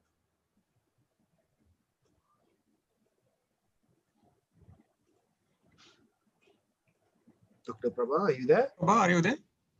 Thank you, Mr. Gerard. Thank you, sir. Good afternoon, everyone. Welcome to the technical session number 6. And we have 3 interesting topics to be delivered by 3 eminent speakers. A keynote speech by Dr. Larry from Deakin University, Australia, followed by 2 plenary talks, one by Enrico Magos of University Kuala Lumpur, Malaysia, followed by Dr. Siddharthan Marimuthu from AMDI, USM, Malaysia. Briefly, let me introduce Dr. Larry, the Associate Professor from Deakin University, Australia. He has a unique blend of industry and academia expertise. He is a bioinformatician with 29 years of rewarding career. He discovered the alternative splicing in human genome and identified dozens of oncogenic fusion genes in many cancer types. He worked in Novartis and in agriculture industry in Malaysia before joining with Deakin University. Now it is my pleasure to invite him to deliver his keynote speech on how biotechnology will change our future. Over to Dr. Larry. Thank you. Can everyone hear me? I hope they can. I'll just share the screen and if this works. Let's see. Wait a minute. Uh-oh. Dr. Larry, can you share the screen? Yeah, it looks like we're having trouble. Sorry, it looks like my upgrade of Zoom is, sorry, I will have. At the bottom, you can see share screen. Your file is open, so I think you can go ahead. Are you able to share your file? Dr. Larry, are you there? I think Dr. Larry is disconnected, I think. Dr. Larry, are you there? Dr. Larry? No, it's not there. So sorry, all the participants, please wait for a while. he will connect back.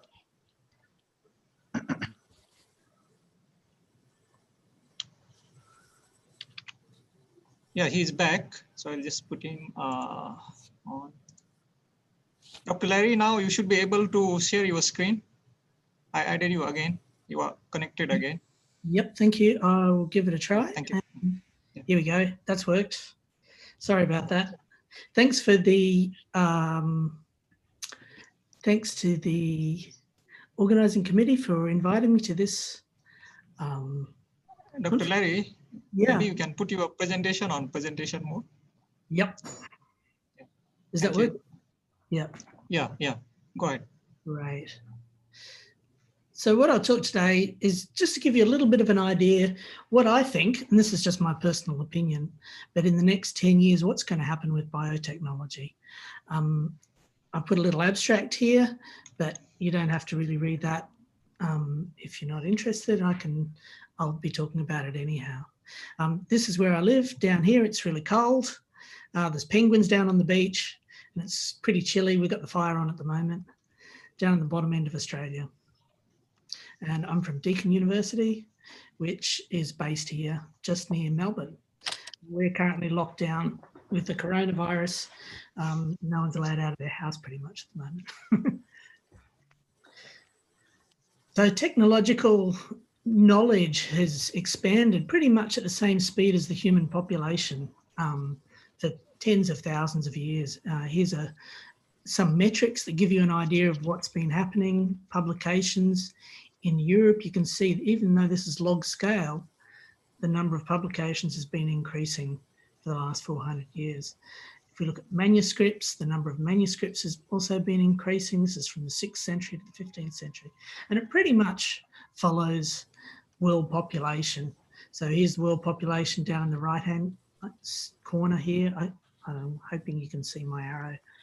And you can see this amazing exponential function, which shows world population increasing quite dramatically up to 8 billion, which it's almost at now. What does this do for us?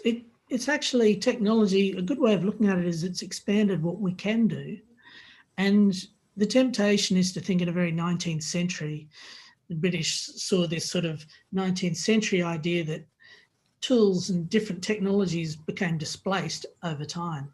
And that's not really the case. We're using more and more advanced technologies, but a lot of technologies are still very practical. And in fact, these stone tools down the bottom were all made within 100 years. This one on the left here is from Papua New Guinea. And of course, if you've got no steel, making a stone axe is a really good way to do it. You can see this one in the middle is quite a remarkable stone pocket knife. It's probably actually the sharpest knife in these pictures. It requires a very advanced level of stoneworking to be able to do that. This one up the top right-hand corner is more an archaeological specimen from several 100,000 years ago. It's probably a very utilitarian, a bit like this kitchen knife here, made just for the job. And then there's some fancy things like this Swiss Army knife, which would be a nightmare to make if you had to make it yourself. But once you've got one, it's very handy. Of course, when we think of high tech, we think of things like lasers and stuff like that. But they may not be the most useful thing for the job. So I'd like to do a little thought experiment, just as Einstein used to do, and that's to think, what would it be like if technology arrived, say a UFO crashed from an advanced civilization somewhere else in our galaxy, and it was thousands of years in advance of our own? What would we do? What would we be able to do with that technology?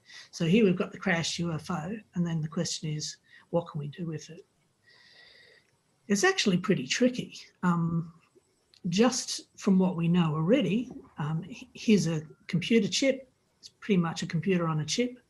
If you zoom in with an electron microscope, you see all this fine detail. A scale idea is here's Beijing from orbit. You zoom in with street view and you start to see the streets and etc. And there's a huge amount of detail in this chip. Without an electron microscope, you can't even see that detail. So prior to 1930, when this electron microscope to the right was made, basically we wouldn't be able to even understand how that computer chip worked. I just put this, I just watched Back to the Future again. I don't know if anyone's watched it recently, but it's good fun. Here's Doc from 1950s trying to understand how this video recorder, which even now looks like a outdated piece of gear from 1985, how it works. Luckily, he can still plug it into his 1950s TV set because the plugs were the same from 1985 to 1950. Now, with an iPhone, there'd be no way you could do that. So you can see that an advanced technology would be very hard to reverse engineer. And in fact, that's exactly what we're doing. So the most advanced technology on Earth is not made by humans, but is actually biology. And it's very difficult to understand and to tease apart with the really crude tools that we currently have. I once told this to a bunch of quite famous molecular biologists and they all laughed at me. And then I said, you guys are using very crude tools because the tools we have, PCR, sequencing, etc., are very primitive compared to what we're working with. For an example, here's a mouse brain, and you can see it's a sort of grey, gooey mass. But given a brainbow mouse where the genome of the mouse has been edited so that each neuron has a different colour, so we can actually see the wiring. You can see the wiring is incredibly sophisticated, and there's a maze of wires, just like a CPU. In the mouse brain. And in fact, here's a human brain with some more large scale colouring of different connectors, and you can see what's going on. It's a truly complicated piece of machinery, this. Here's a relatively simple in comparison computer chip. And you can see that there's many orders of magnitude of complexity in a mouse brain than there is in a computer chip. Just for entertainment value, you can see this brain. This is a human brain with the head cross-section this way. You can see that on the outer edge is where all the processing actually goes. And all these wires here is called, in computer terminology, is called the fabric. So that's the high bandwidth fabric connectors between what would be in a computer, the node boards here. And in fact, Cray, when he was developing his Cray 3 before he died, when he'd finished designing it, he was amazed to see he'd basically made something that looked very much like a human brain in physical structure. It's about this big, all the CPUs around on the surface, and then there were fast interconnects crisscrossing through it. So the technology we're looking at is very, very sophisticated. Another example is this electrical motor here. It's got all the standard things you'd think in an electric motor: stators, coils, rotors, bearings, and a shaft. And in fact, if you look at an ATP ACE, it's exactly the same. It's got a shaft, it's got the stators, the coils, and the bearings. In fact, it's a tiny electric motor, tiny, tiny electric motor. So you can fit an awful lot of these on the pointy end of a pin. And we've measured the current, and we know basically the electrical specs of these little electric motors, which we call ATPAs. But we've never fabricated our own yet. So you can see the technology is truly thousands of years in advance of our own, but of course we're keen to reverse engineer that, obviously. And this brings me to biotechnology, and actually biotech's really quite ancient, and probably for at least 10,000 years we've been developing biological technologies. Of course, breeding is what comes to mind, and here's a classic from Malaysia, and probably the banana as well. A wild banana here, and the current banana, which is quite an amazing and crazy genome as well as a crazy plant. On the right here is a wild chicken that roams around in the jungle in Malaysia. I've seen a few of them, they're fabulous. And that was bred for the last 10,000 years, both of these things, 5 to 10,000 years, by some quite advanced work to get them to the state they are now.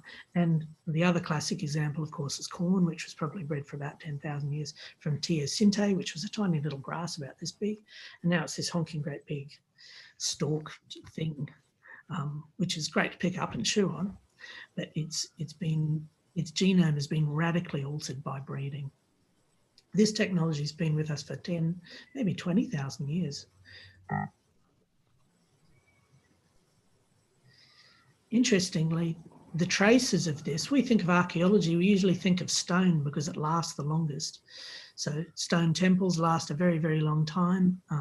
Stone tools last even longer.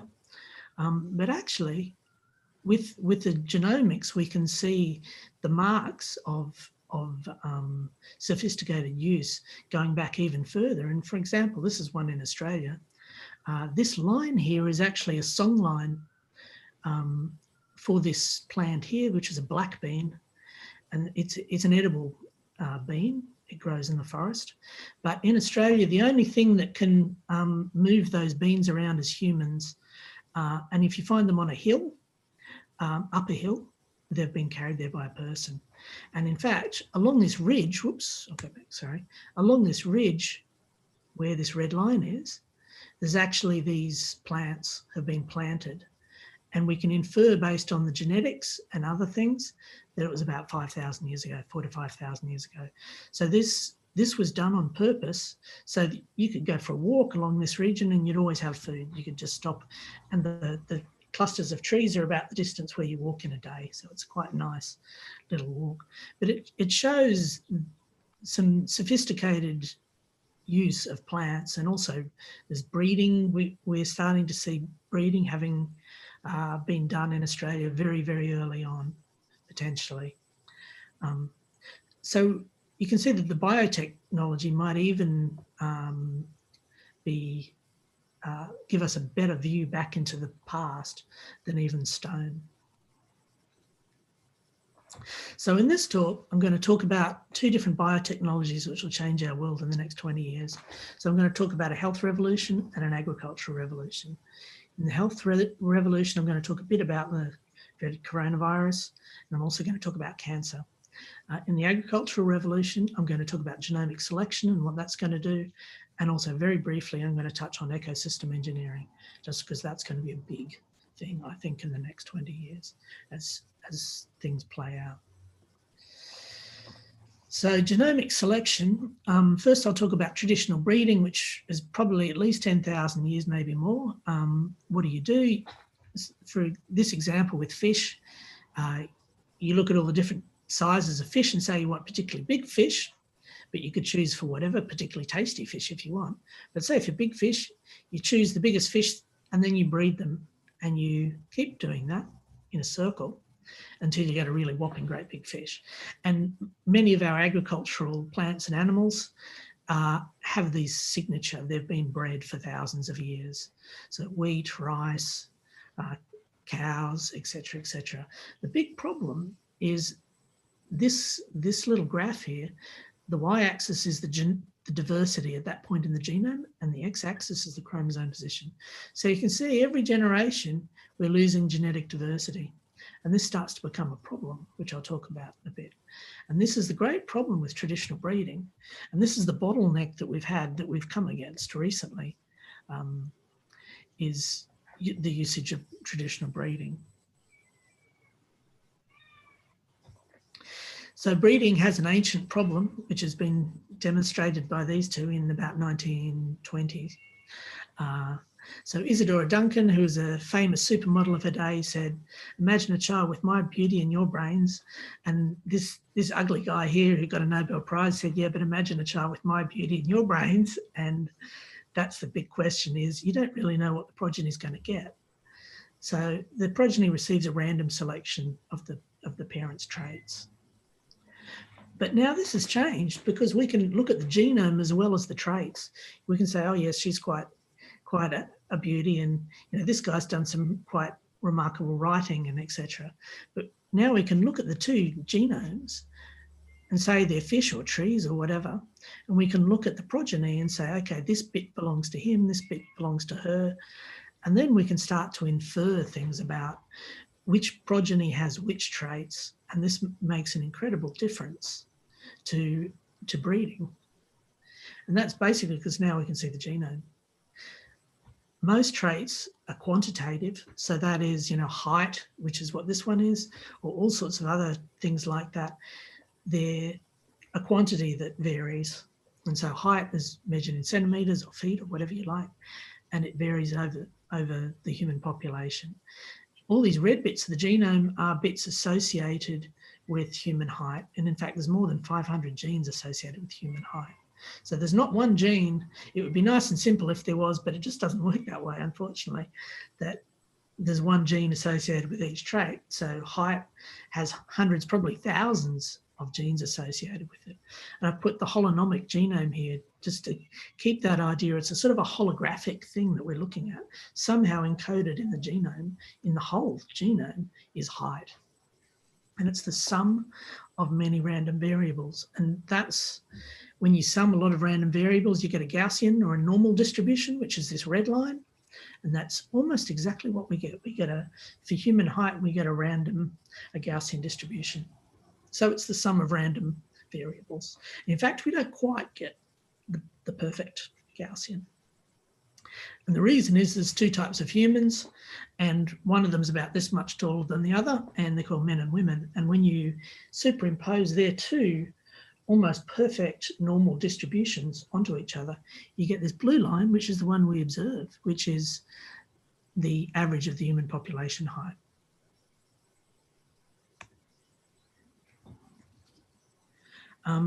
To catch, just a sec, sorry. To catch these traits, to find them, we need a lot of SNPs across the genome. So those SNPs act as little markers, and a SNP is just a single base difference in the DNA. And so here's a bit of technical detail, but it's kind of fun. There's two copies of the genome because we're diploid, and most plants and animals are diploid, so there's two copies of the genome. This is a homozygous SNP because the SNP's the same on both copies. You can get heterozygous SNPs where the SNP's different on both copies. When the male and the female cross, you get a mixture in the child, the progeny, and that child will have different SNPs based on bits of the father and the mother's DNA. This average distance between chunks being rearranged is the linkage disequilibrium decay, and for humans is about 1,000 bases. So there's about 3 million rearrangements when a baby's made. We can use this to breed, and this is called genomic selection. And it's just traditional breeding. And I left the stone knife there just to remind me that, yeah, it's just like normal breeding, except we have a bit of a better idea of what's going on in the genome, and we watch the genome. So what we do is we look for big fish, we find SNPs correlated statistically with big fish, and then we sum all those. There might be 1,000 different SNPs, and we breed the fish based on that. And what we can do is we can breed very quickly for very big fish. And so it supercharges traditional breeding. And it's not genetic engineering, it's just normal breeding, but we can see the genome as well. But what also this does is a truly revolutionary thing, and it's probably as big a revolution as breeding to start with, which had happened about maybe 10,000 years ago. And that is, we can now breed and keep the genetic diversity. So this gives you a bit of an idea of with the trees, you've got different traits. Say you like extra fruit, you can see that there's SNPs. These particular SNPs are correlated with the trait. You make an equation, you can sum the effects of all those SNPs, and then you can cross the trees. You choose trees to cross, and you can keep repeating it. But interestingly, you can add genetic diversity in to the population while you're doing that. And that is truly revolutionary, because traditional breeding, you're losing genetic diversity every generation.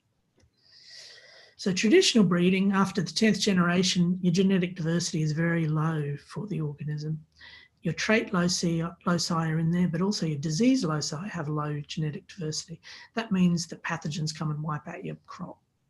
And that's the big problem with traditional breeding, and we've probably been fighting that for thousands of years.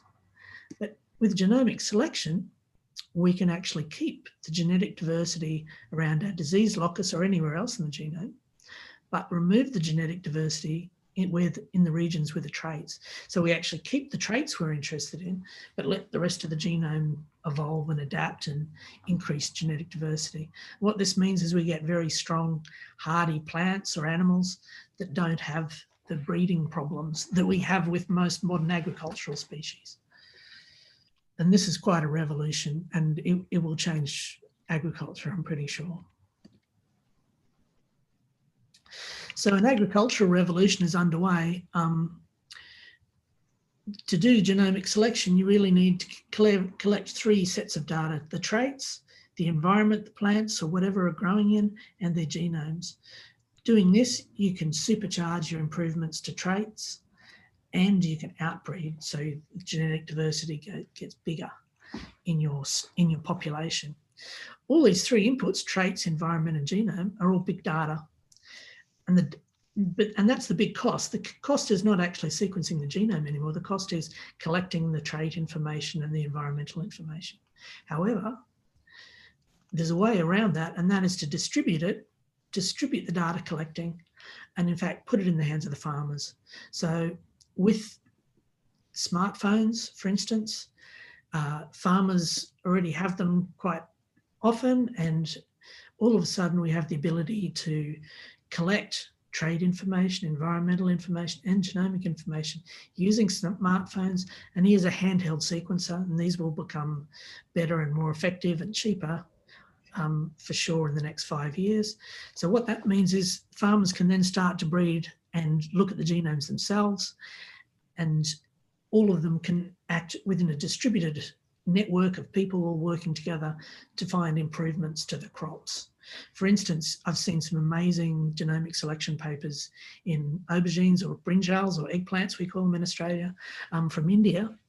And it's remarkable work.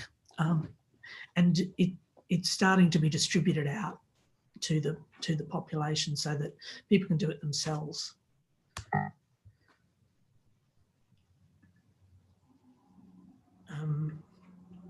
But even further on the horizon, there's an even bigger agricultural revolution coming. And I put this car here because obviously the temptation is, if you want a faster car, you put a bigger engine in your car, and you keep putting a bigger and bigger engine until you end up with this thing, and it's just too big. It's silly. It's not going to go anywhere. And that's a bit of the problem we have. We can take a particular organism and breed it and make it do amazing things, but it lives in an ecosystem, and that ecosystem is what feeds it. And all our food lives in an ecosystem. So unless you're looking at the whole ecosystem, then you can't really get past a certain point of improvement. So, you know, this car, obviously, if you wanted to go really fast, you have to put bigger wheels on it, bigger brakes, you know, the whole system has to change. So in the long run, I see a great big advance, which again is big data, which is collecting ecosystem structures, networks, and actually using them and making synthetic ecosystems where there's assemblages of organisms doing stuff for production for food for humans. And we kind of do that already to some degree, but we haven't really grabbed that yet, but I'm pretty sure it will come.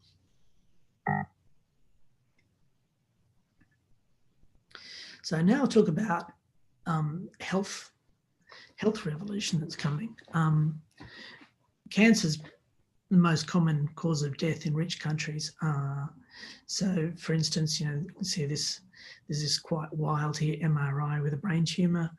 What I'm going to talk about is detection, which I think is quite an important thing. And again, it's connected to big data, distributed collecting of data, things with, you know, mobile phones, etc., help us do that quite easily. Now, to talk about this, I'm going to go back to Novartis in Basel, where I worked in 2001. And so this is the view from my office.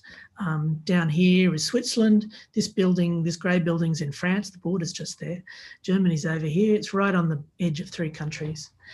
And we were pretty happy at that time because Novartis had just released the first ever designed drug.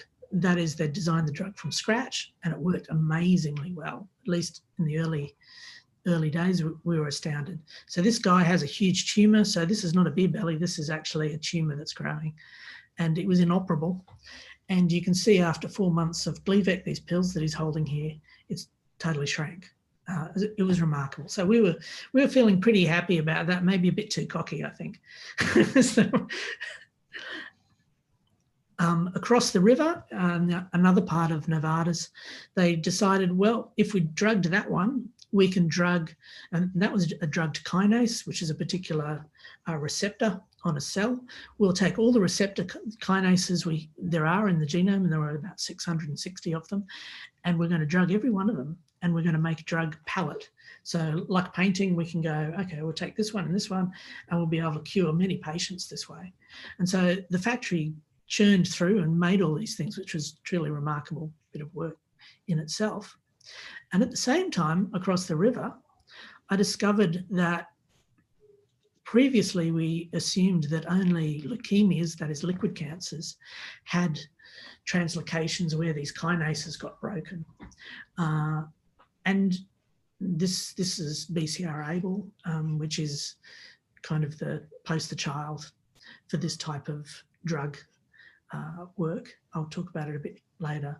But you can see in this solid tumour, these lines are all translocations. So what I discovered was that kinases, very much like the one that was used, that Gleevec targets, are found in solid tumours.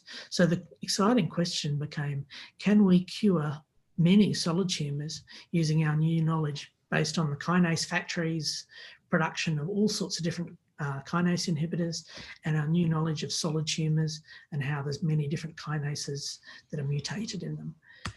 And the answer, unfortunately, was no, not really. So our excitement was short-lived. This poor guy died not so long afterwards. Then we started, after sequencing the tumours, we started to see mutations springing up everywhere through the drug, where this drug was targeted to. So this drug was targeted to ABL, and you can see there's mutations galore here. And each one of these limits the effectiveness of the drug. So the therapeutics didn't work. And we were actually playing this silly game called whack-a-mole, where this little thing pops up and you hit it with a hammer, but it pops down again real quick. So to explain why it didn't work, I'm going to have a quick diversion into the mechanics of cancer evolution and how it works, just briefly.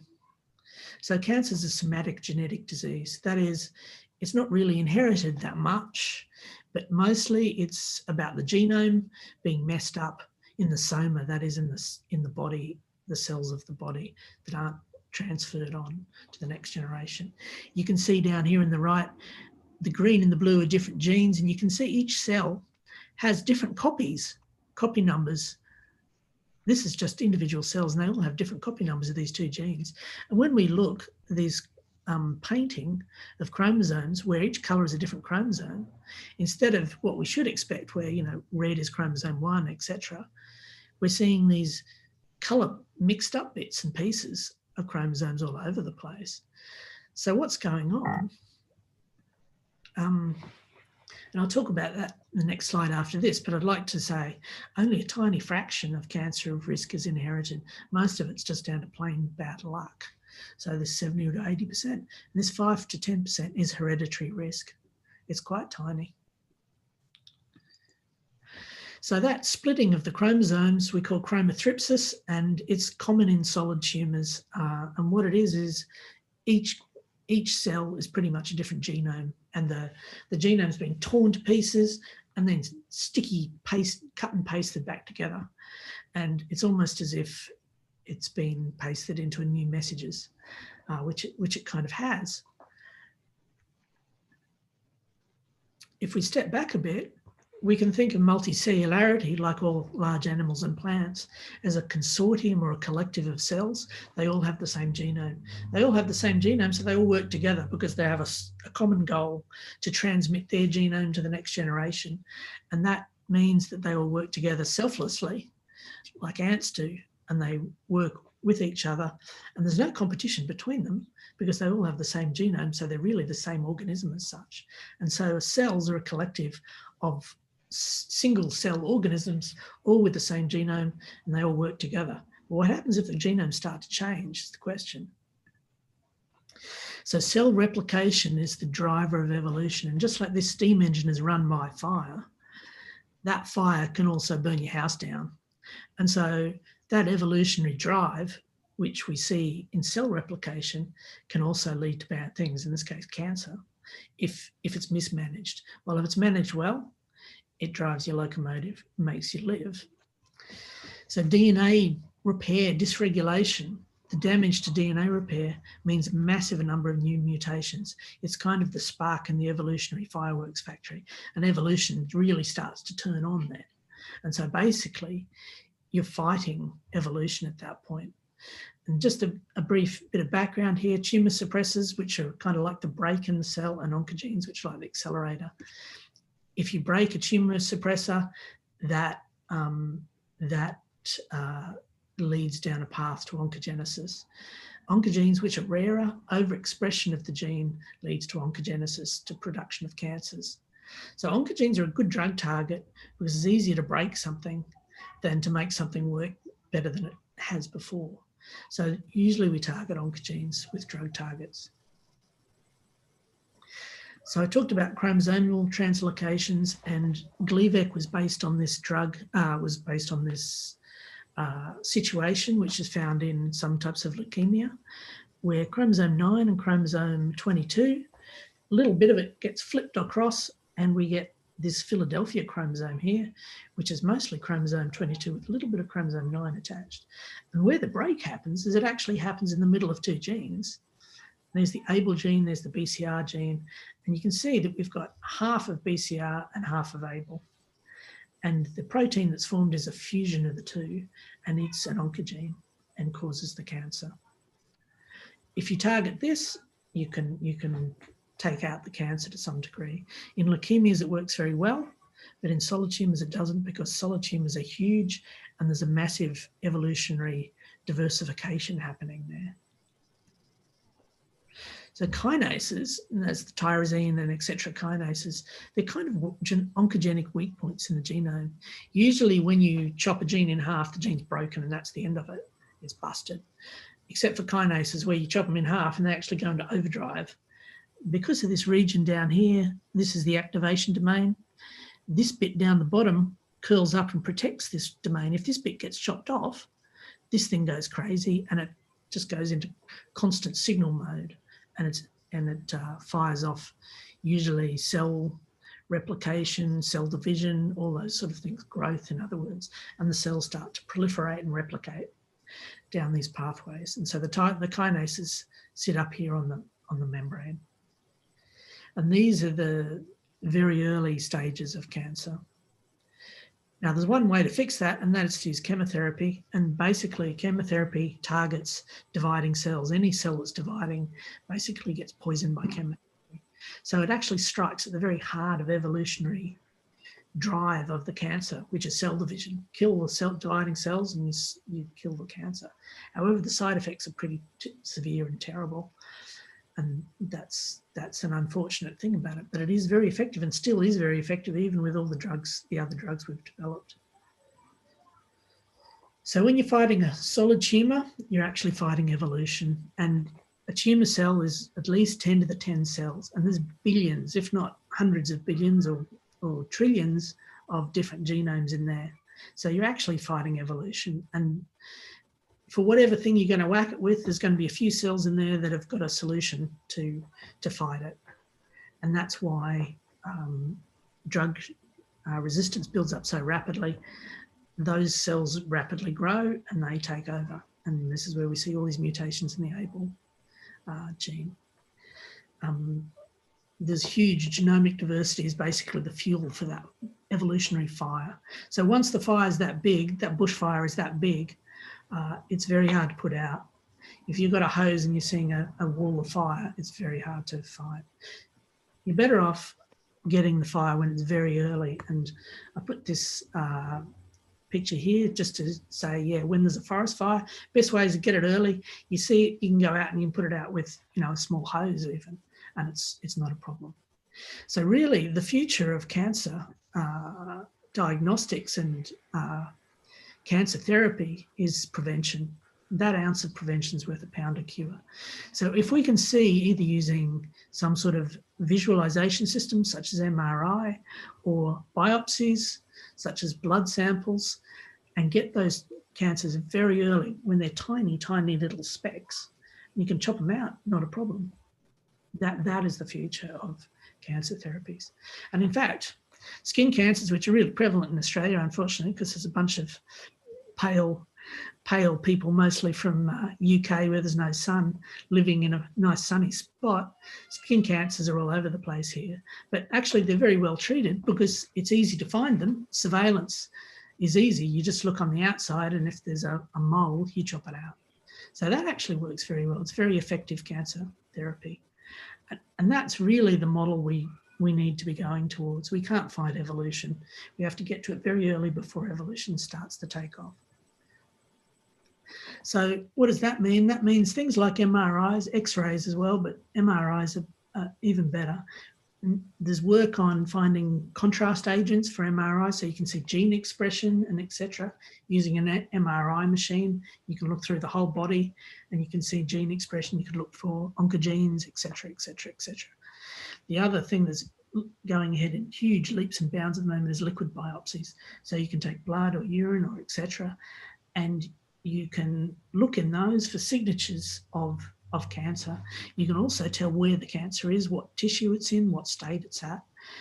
For instance, for blood, you can take the extracellular vesicles, which are these tiny packets of information that cells bleb off. And for some reason, cancers bleb off these cells a lot more than any other cells. And you can look in the blood, you can take those extracellular vesicles out, you can sequence the DNA, the RNA, you can look at the proteins, and you can go, oh, okay, this oncogene's become active. We think it's in, the pancreas, we can see what tissue it is, etc., etc., etc. So it becomes a very subtle and non-invasive way of finding new tumours and getting to them before they become a real problem. And that is really the future of where cancer therapy is going. So now I'm going to make a little topical coronavirus diversion, just because I've been talking about other stuff for a while. This is a bit of fun. A very early look at this particular coronavirus's genome. There was this paper and it was kind of terrifying. I looked at it first and I went, oh my goodness, this really doesn't look good.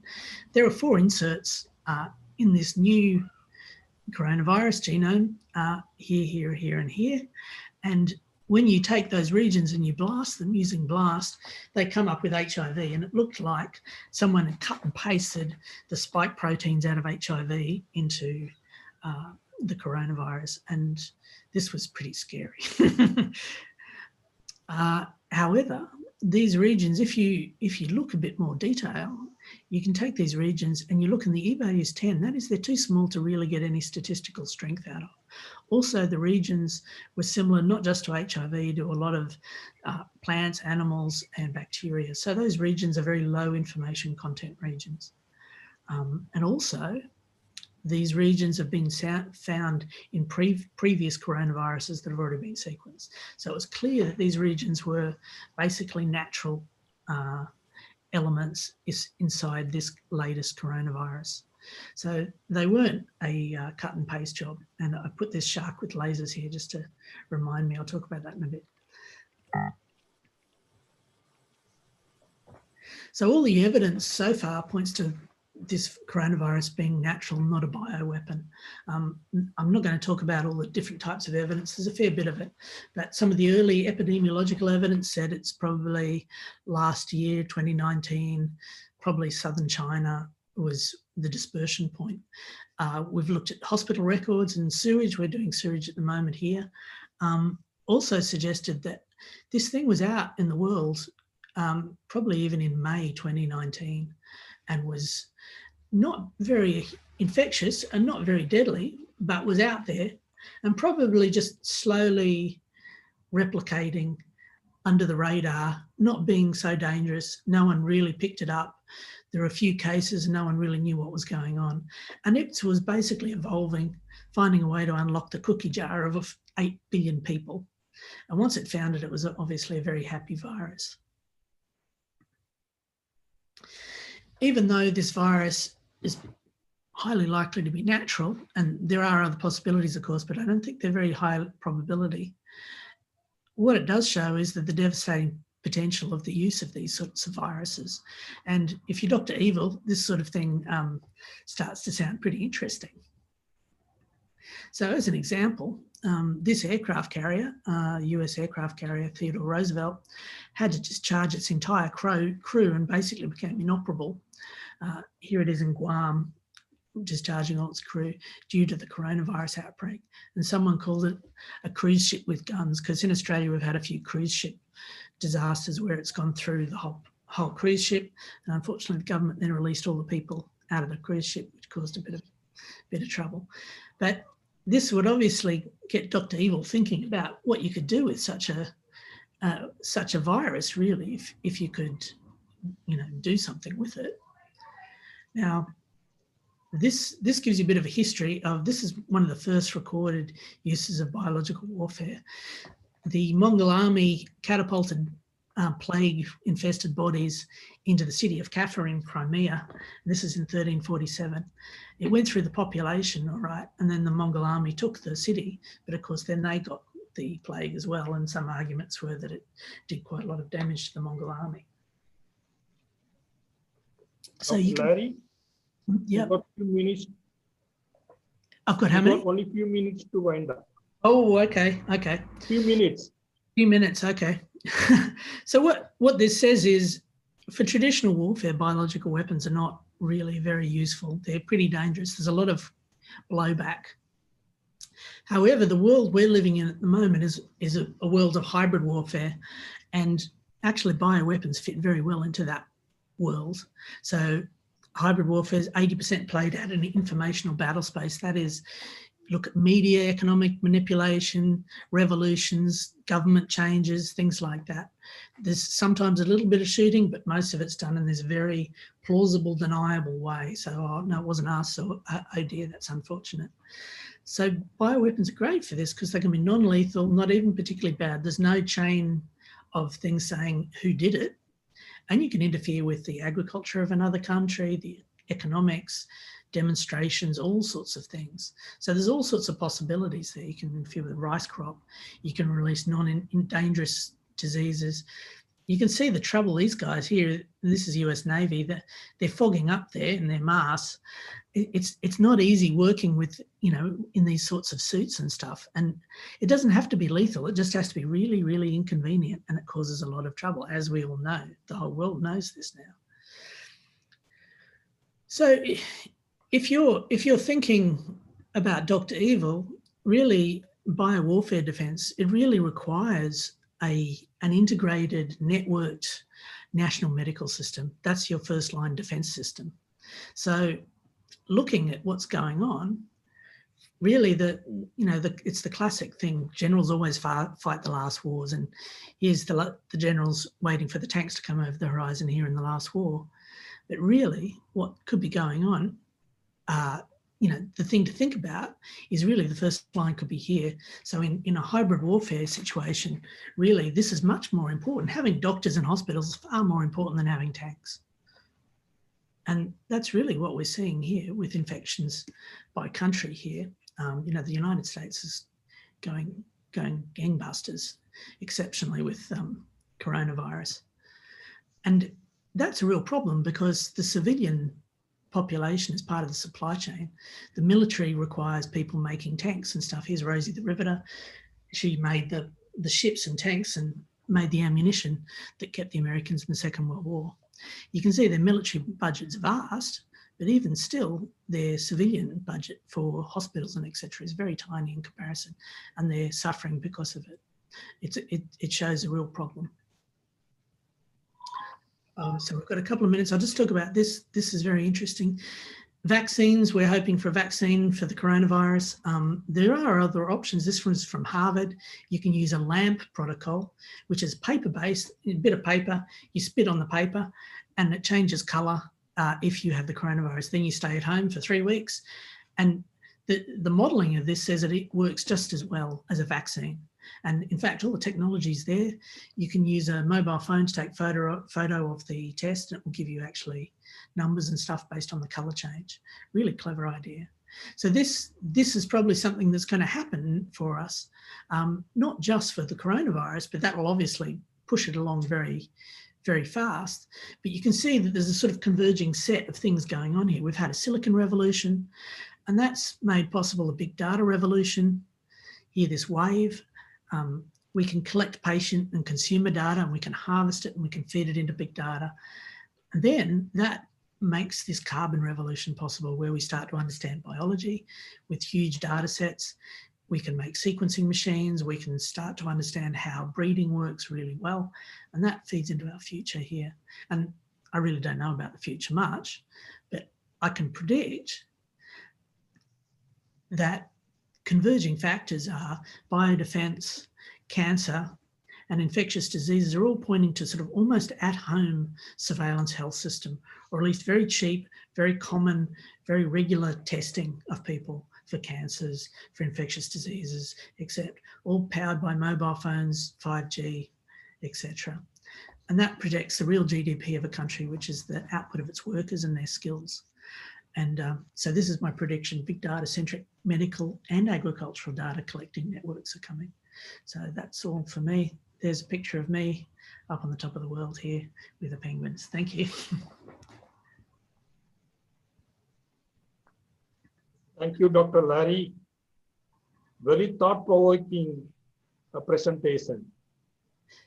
You think really different.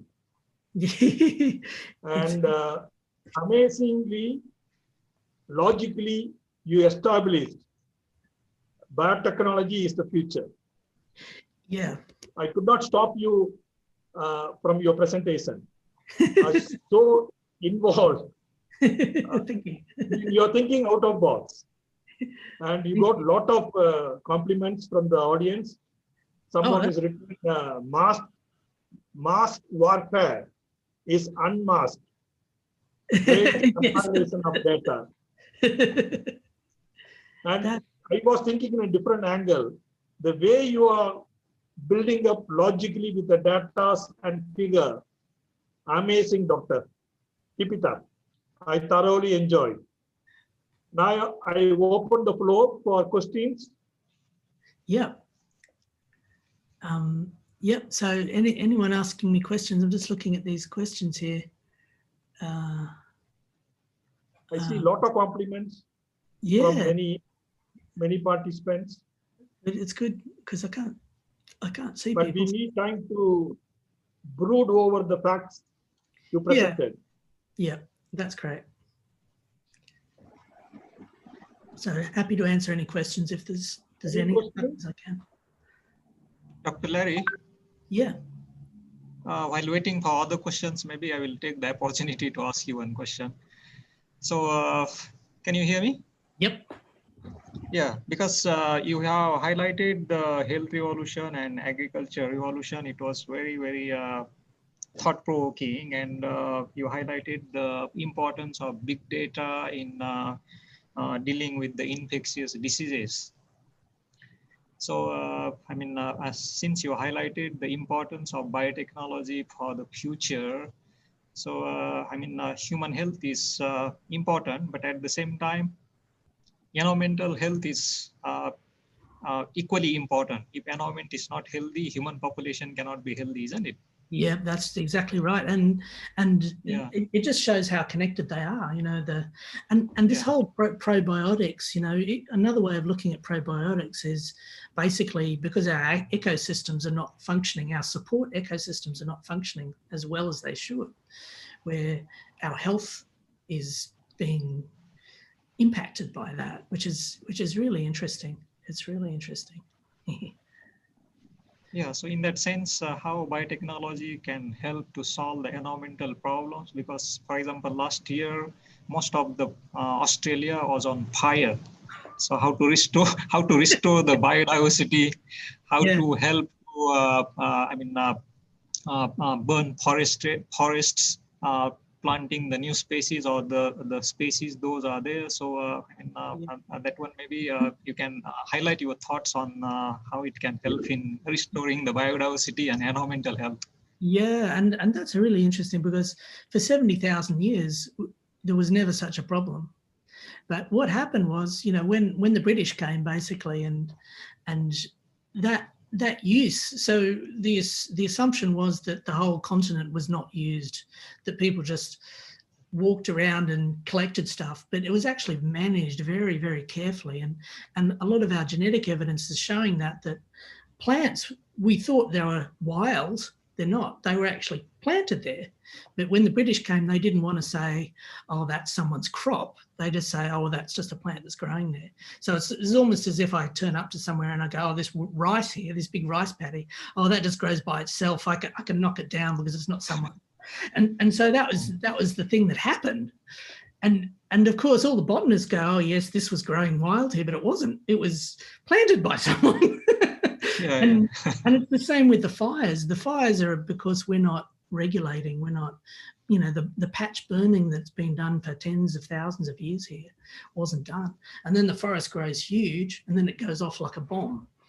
And now I think it's time to eat some humble pie, and there's a lot of new knowledge starting to appear about how to burn properly, little burns, and you can actually increase the biodiversity of regions by doing this. So looking at that traditional knowledge is becoming quite a big thing in Australia. Yeah, thank you very much, Dr. Larry. Dr. Larry, I thank you once again for your mind-blowing presentation. Thank you. Thank you. Now I request my co-chairperson, Dr. Madan, to introduce the next plenary speaker. Over to Dr. Madan. Thank you, Chairman. Good afternoon, all. Respected speaker, Dr. Enrico Magasso, Chairman of this session, Dr. Prabhakaran, dear participants and colleagues. Dr. Magasso is here with us to give his plenary speech on COVID-19 and opportunities for pharmaceutical researchers. Before handing over the session to Dr. Magasso, I would like to give a brief intro about him. Born in Milan, Italy in 1971, Dr. Magasso graduated in pharmacy from University of Pavia, Italy. He started his scientific research in pharmaceutical chemistry, and after being awarded with the European Union Scholarship, moved to pharmaceutical technology at the School of Pharmacy, UK. Working for the pharmaceutical industries for a few years in Italy, he moved to University of Science Malaysia in 2002 as a researcher under Prof. A to work on novel drug delivery system. Dr. Magasso has participated over 100 clinical trials and published several research articles in international peer-reviewed journals. He has been invited speaker in workshops, seminars, and has presented his research findings in over 25 international, ASEAN, and local conferences.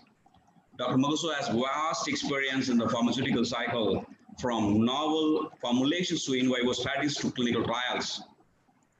He has been a consultant for several private and public companies and for government bodies as well.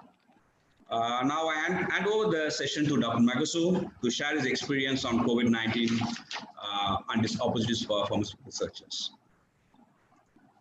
Dr. Magasso. Thank you, Dr. Madan. Thank you. Can you hear me? Yes, sir. Can you hear me? Okay. Yes. Thank you. Hopefully I don't have any personal experience, direct experience with COVID-19. So I'm happy to share that for first. Okay. Now I would like to, can you see my Please proceed, sir. Able to hear you, sir. You see me or you see my I'm not able to see you. No, we are able to see you, but we are not able to see your slide. That's what I'm trying to do. Doctor, please share your screen. The bottom there is icon. Yeah. Share screen. Yeah, please. Yeah, share screen. Yes.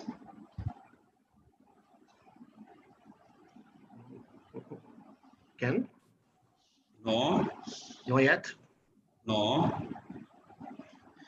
Please Dr. focus Subhash, and then share screen. Can you? No.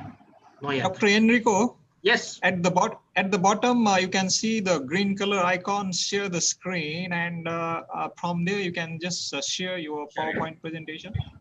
Sure, I'm pressing it. Yeah, your PowerPoint presentations file is open, right?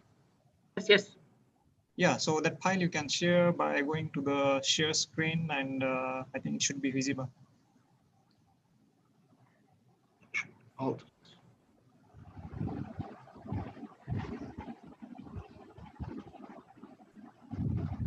Now, can you see? No, not it. Not yet.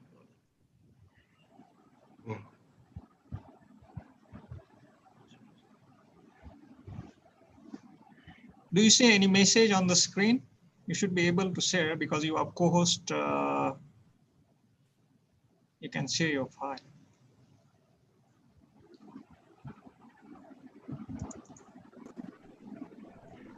Yes, sir. Yeah. Oh, yes. finally. Yeah, great. So Now just put it on presentation mode. Oh, Yeah. sure. Yeah. Um, thank you very much. Yeah. After this adventure, what I would like to actually share with because we have a wide audience, so I didn't want to be too specific. I want to just discuss about the possible opportunities that the pharmaceutical researcher have, but also possible collaboration in the various fields of our audience. Now, brief overview and certain options and opportunities. This is the. Now, as Dr. Larry already mentioned, while vaccines are obviously the most suitable weapon against this SARS-CoV-2 virus.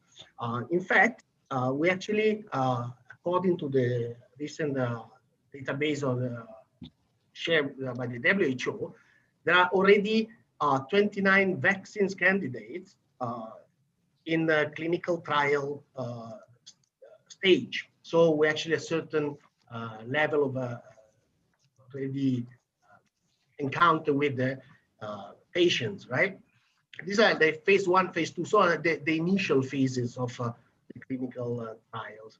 But we also have 6 vaccines, candidates, actually in more advanced clinical stage. So talking about phase 3.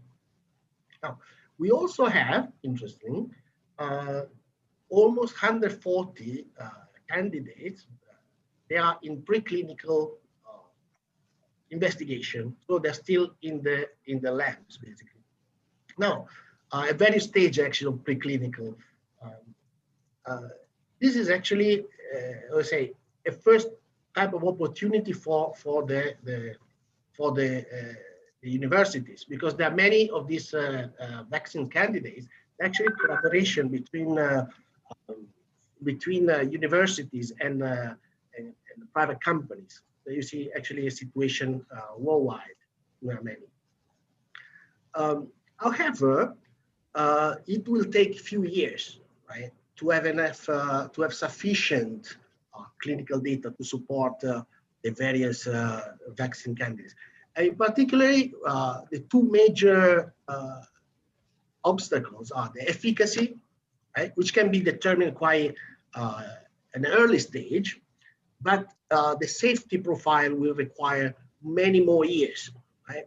Because once you do phase 1, phase 2, even phase 3, we are talking about a few thousand, maximum a few thousand patient or subject involved in the clinical trial. But when you are in phase 4, in particular, and post-marketing clinical trial, you actually, that's when you are in the real world, you actually will see where the patient selection is not strict, because you will have the genetic variation of the population, you will have coexistent more comorbidities. So, the safety profile will require more years than just a couple, in my opinion. Now currently, we can also discuss the other point of view, the beyond or behind vaccine.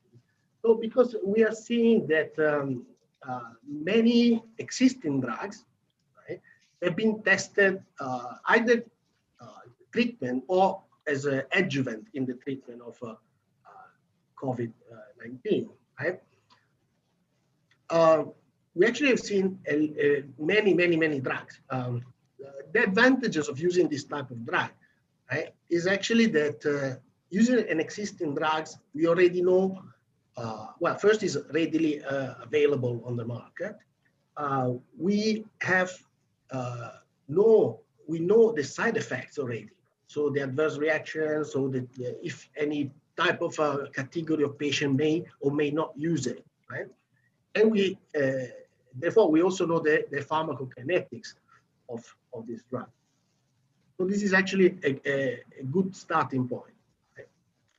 Now, the disadvantage, because everything is balanced, right, is that we don't know the efficacy, right? But this one would just require more clinical data to establish the efficacy as a treatment or adjuvant treatment of this infection.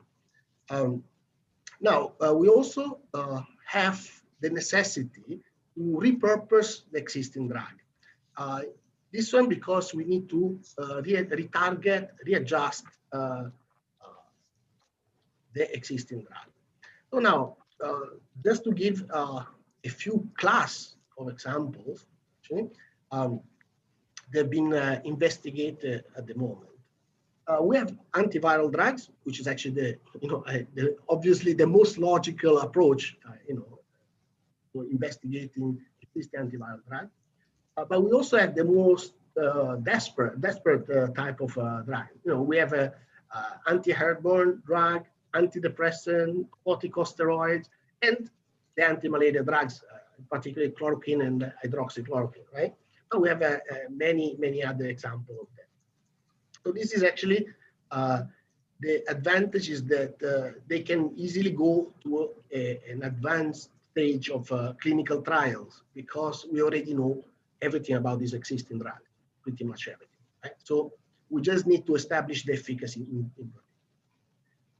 now, this fact that we can repurpose existing drugs actually open certain level of opportunities for pharmaceutical science. And not only, but in particular because the pharmaceutical industry is not really interested in simply repurposing an existing drug, right? Because of most likely patent or money issue. So they prefer to investigate new drugs, right? So basically, when we try to repurpose an existing API and existing drug, we can when we do a clinical trial, we have several approaches, right? And we have also certain issues. So we can maintain the same formulation, same dosage form of the existing drug, right? Even the same dose, and this is the simplest approach, but it may not always work, especially in case of anti-malaria agent. We have seen that, right? Because this is what happens is that you use a drug that is in a formulation that is not particularly targeted for the new infection, for the new agent, right? So you may need to reformulate, right, the dosage form, right? And also one of the issues actually you need to reconsider the ratio between the dose given and the efficacy, right? Because this one actually is very important for the adverse effect. In case of hydroxychloroquine or chloroquine, anti-malaria, one of the issues actually they are very, they cause severe adverse reaction, adverse effect, especially at liver level, hepatic level. So if you use the existing dosage form, which is designed to target the liver, but if the liver is no longer your target organ, you may consider a different reformulation, right? Now, once you can, one of the approach is actually, you can have a novel formulation. So as opportunities, is actually, it can still be covered, it may be covered with the patent, right? And it's actually quite relatively fast to develop, right? Or you can have entirely new delivery system. Now, this one definitely will be easy to patent, but it is a much slower approach to develop and to take to the market, because you need, in particular, to test for safety, right? So you need to test the safety of the new delivery system before you can actually test the new delivery system with the drug. So it is very important. It may slow down the process. It may increase the cost. So one of the opportunities actually may be concentrate on novel formulation, right? Most the novel delivery system. One of the idea that we could use as a practical approach to this repurposing is actually using liposome, for example. Liposome is nothing new, okay? But it's actually quite old. It's almost were discovered in the 60s, right?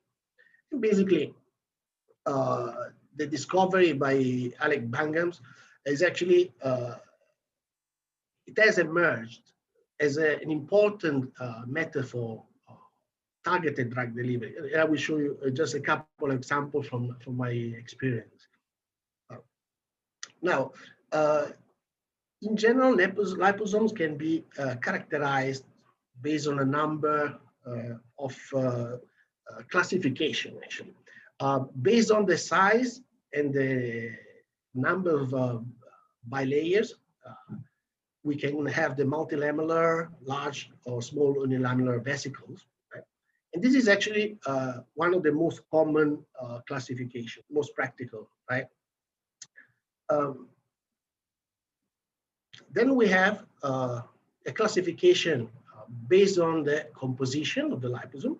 So you can have conventional, cationic, pH sensitive. pH sensitive are actually very interesting because they can protect the drug from the, for example, if you have a drug that it cannot be, the sensitive, it gets degraded in a certain pH, basically you using a liposome that will open up and release the drug only when it reaches a certain pH is actually quite a practical approach. So it's quite interesting as a drug.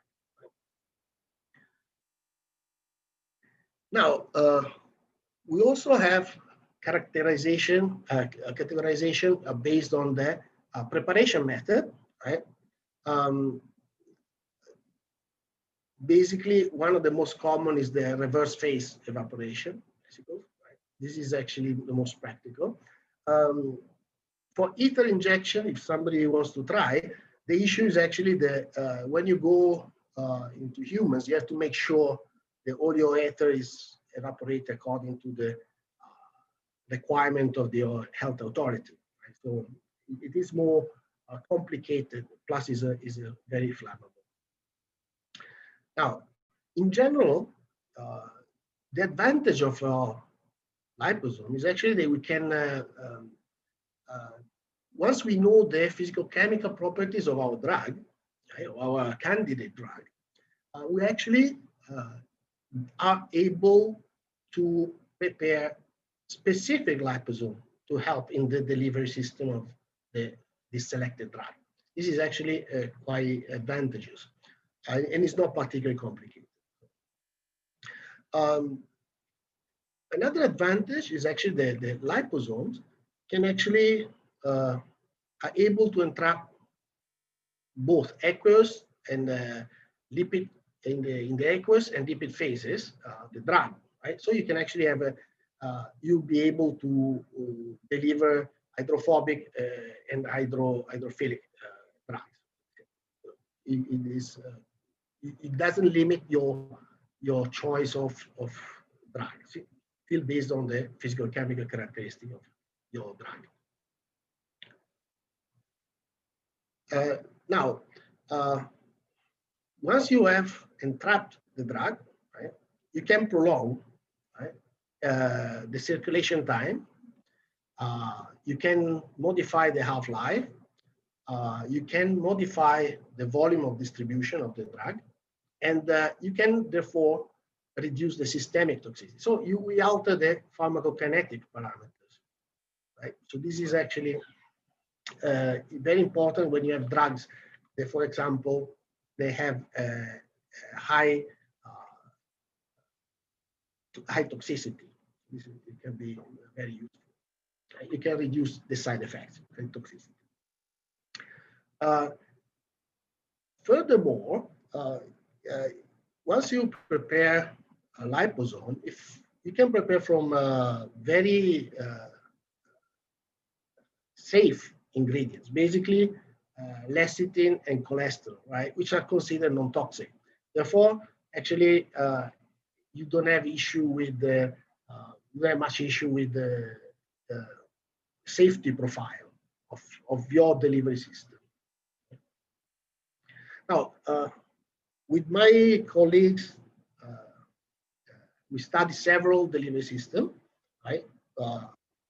Particular liposome and coupled liposome, right? So this is actually a study that we did several years ago. This is just to show you firsthand, how we actually managed to increase. This actually was a cefotaxime, right? So we did the free drugs and the liposomal formulation, and we see a significant increase of the bioavailability.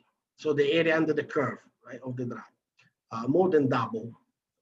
Actually, more than double the bioavailability of the drug. We increased the Cmax, but we the Tmax, so the time to reach the maximum concentration remained the same.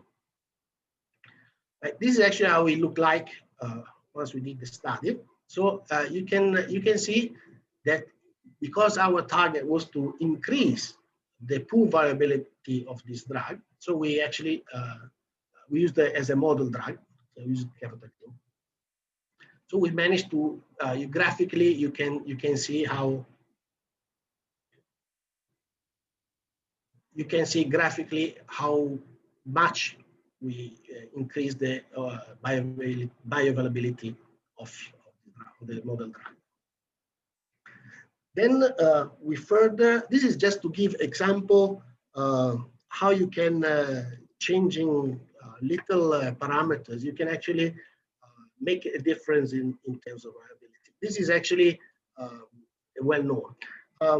We also investigated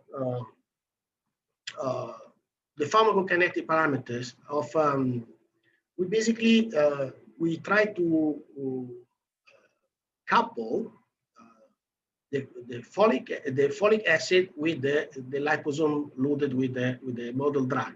Right?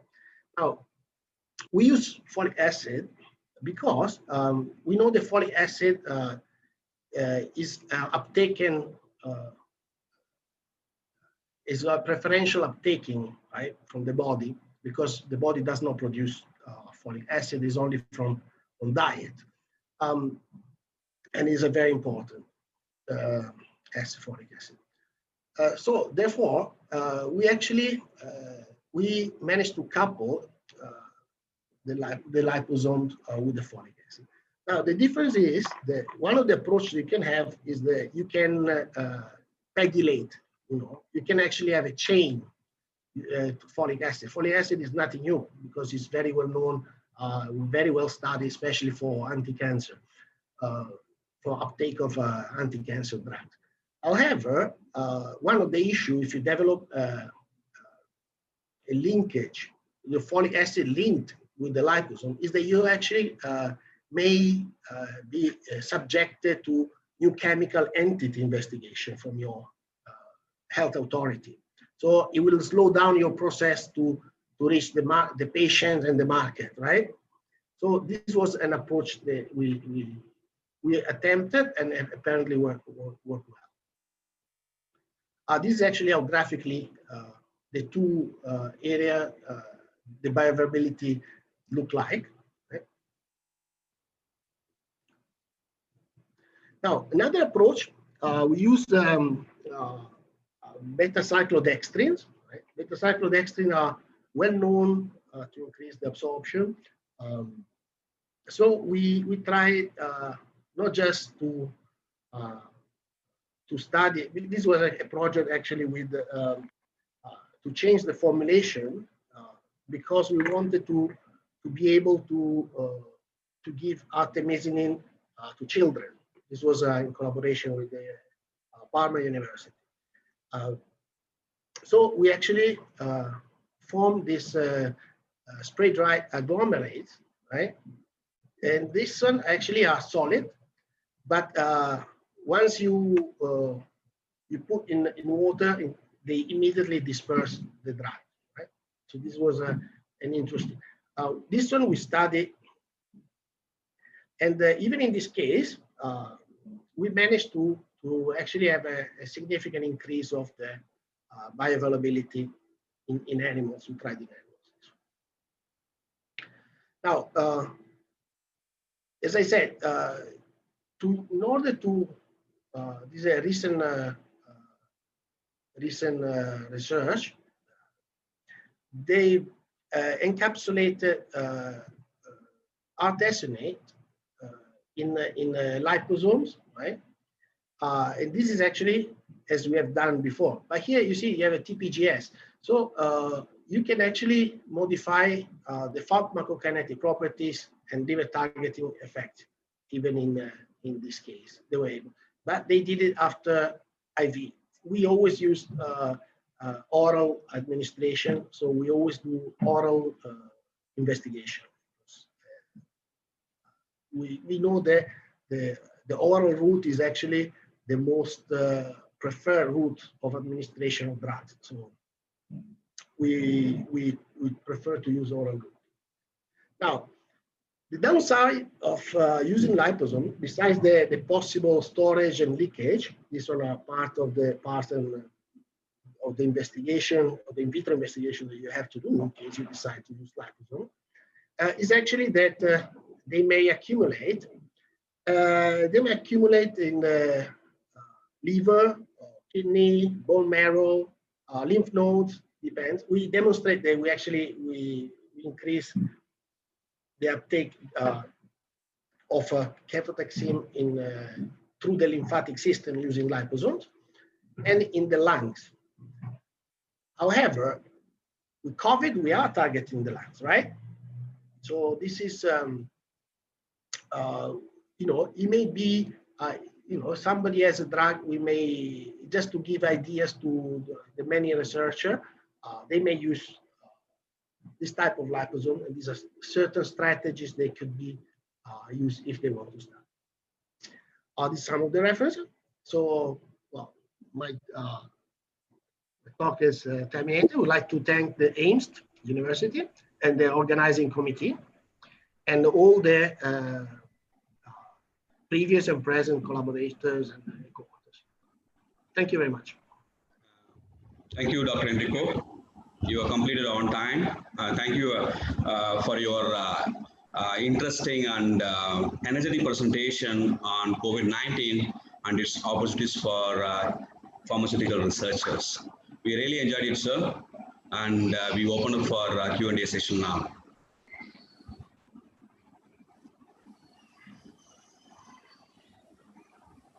Any questions from the floor?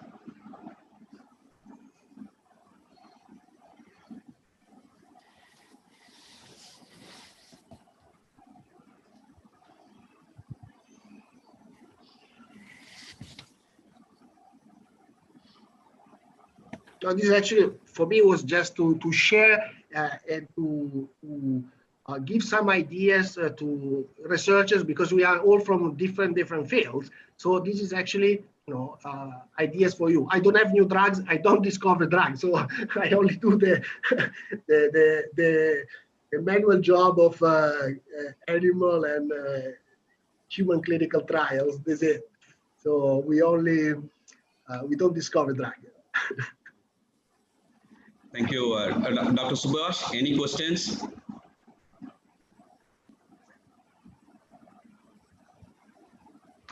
Your microphone is muted, sir. Any questions to ask, sir? In the chat room, I don't see any messages, sir. So since we are running out of time, maybe we can proceed to next speaker. I hand over the session to Chairman. Thank you, Dr. Enrico. Thank you, Dr. Madan. Thank you, Dr. Subhash. Thank you very much. Yeah, thank you. Thank you, Dr. Enrico. Yeah.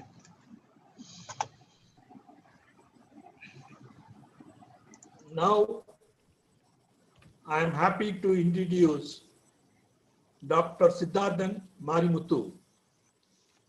He is a young and renowned scientist at AMDI, USM, Malaysia. He is fascinated by the binding powers of aptamers, the future pharmaceutical drugs. He was a recipient of Fulbright Research Scholarship and a visiting researcher to University Columbia, New York, United States.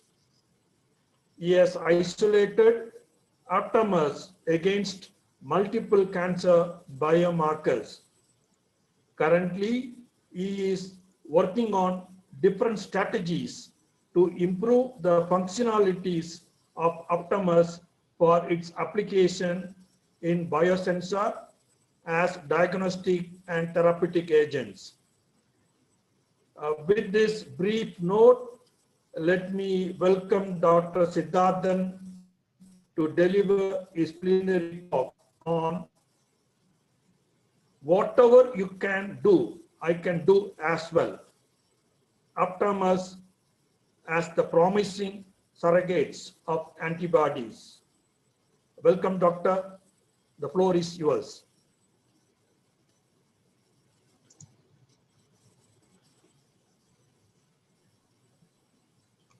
Dr. Siddharthan, are you there? Yeah, I'm there. Can you hear me? Yeah. Yes, sir. Please share your screen. Yeah. Okay, I can't share my screen. At the bottom, you just go to share screen and open your PowerPoint presentation. It read something as one participant can share at a time. So no, I think Enrico, I have taken out. You please go open the file, PPT file, and from share screen, you can share that file. Okay, hold on. Yeah, it's loading, uploading. Yeah. It's loading. Yeah. Can you see? Can you see the slides? Yeah. Yes. Okay. And shall I start now? Right? Yeah, please. Yeah. Okay, thank you very much, Dr. Prabhakaran, for the very kind introduction.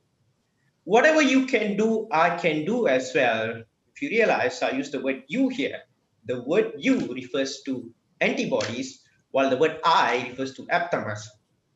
So the title that I come up with is to imply that aptamers indeed can behave exactly like antibodies, especially in diagnostic application. And ladies and gentlemen would be able to see that during the end of my talk.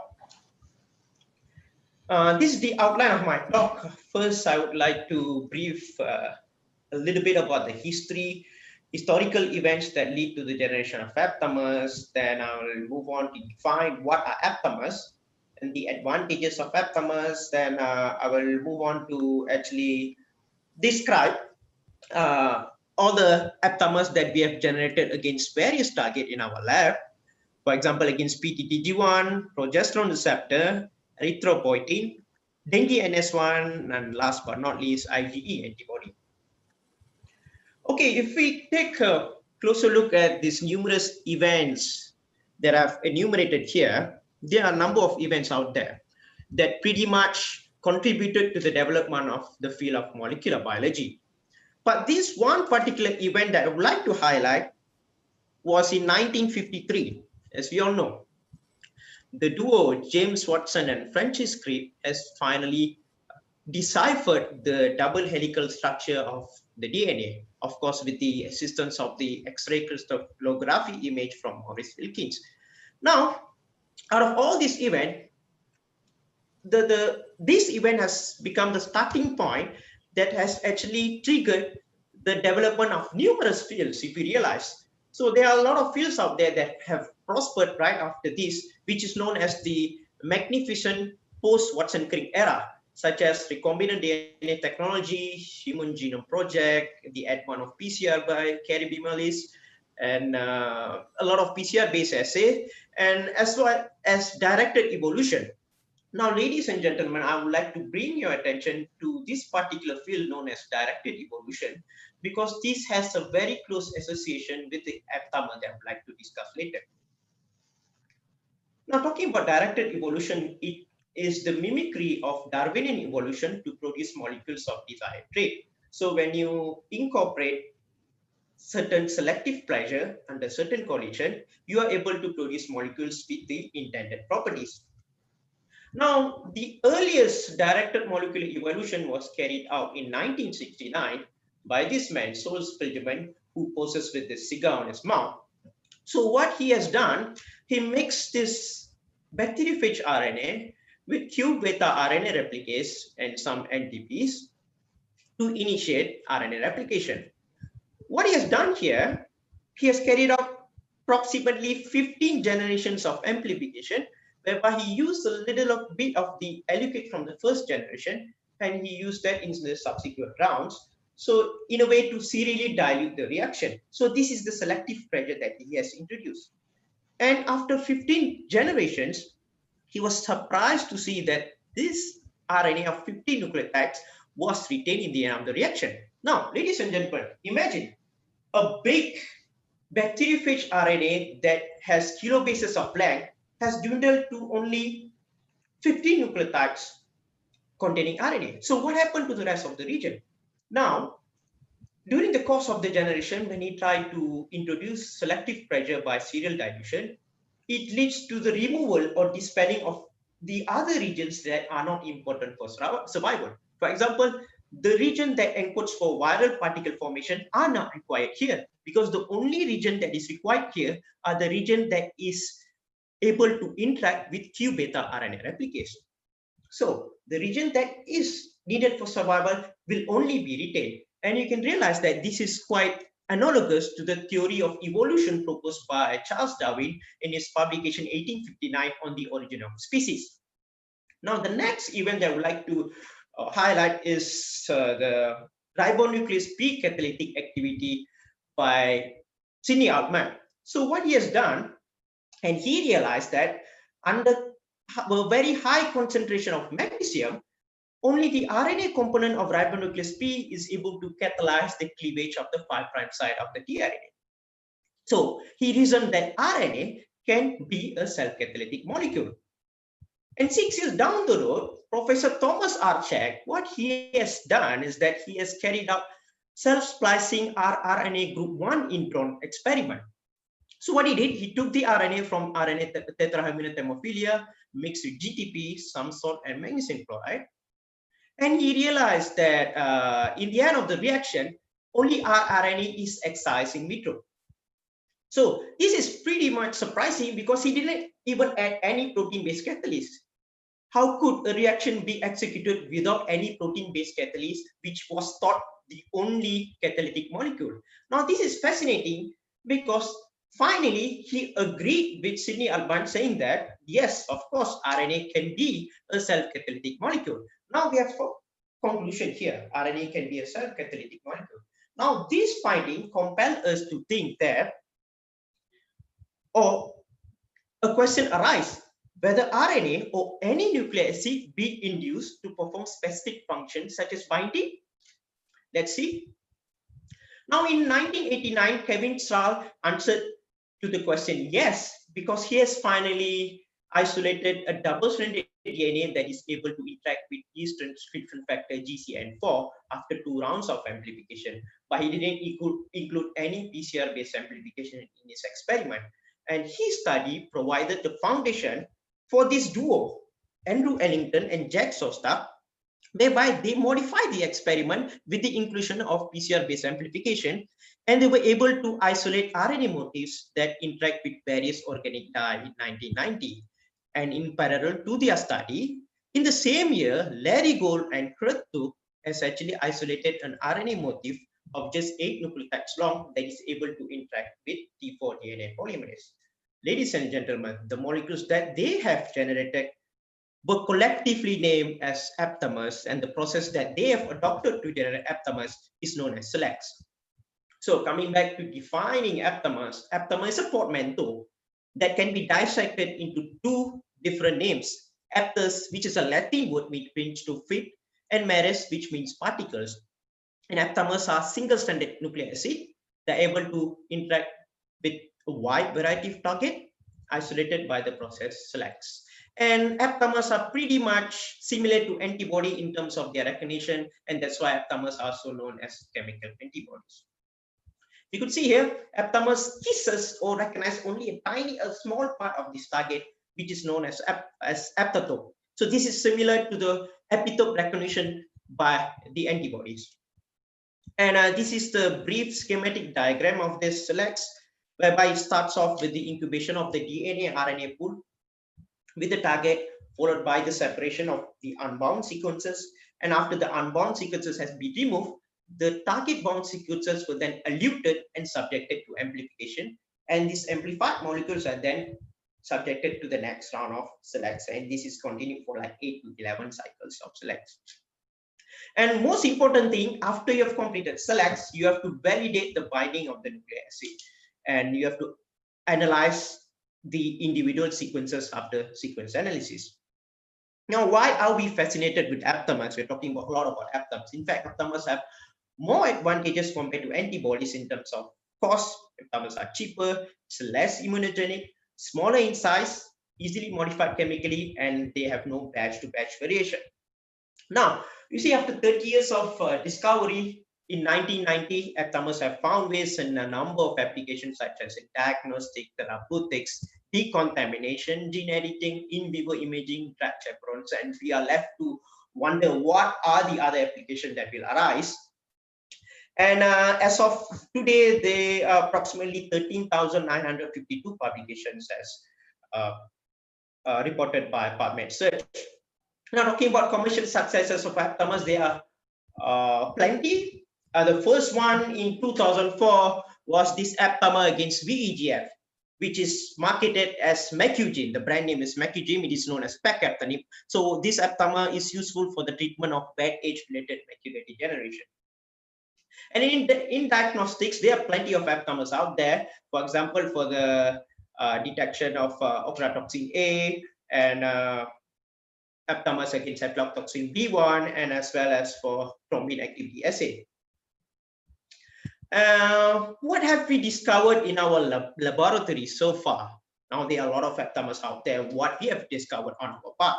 So, here are a couple of aptamers against PTTG1, progesterone receptor, erythropoietin, dengue NS1, and antibody IgE. Let's cruise through one by one.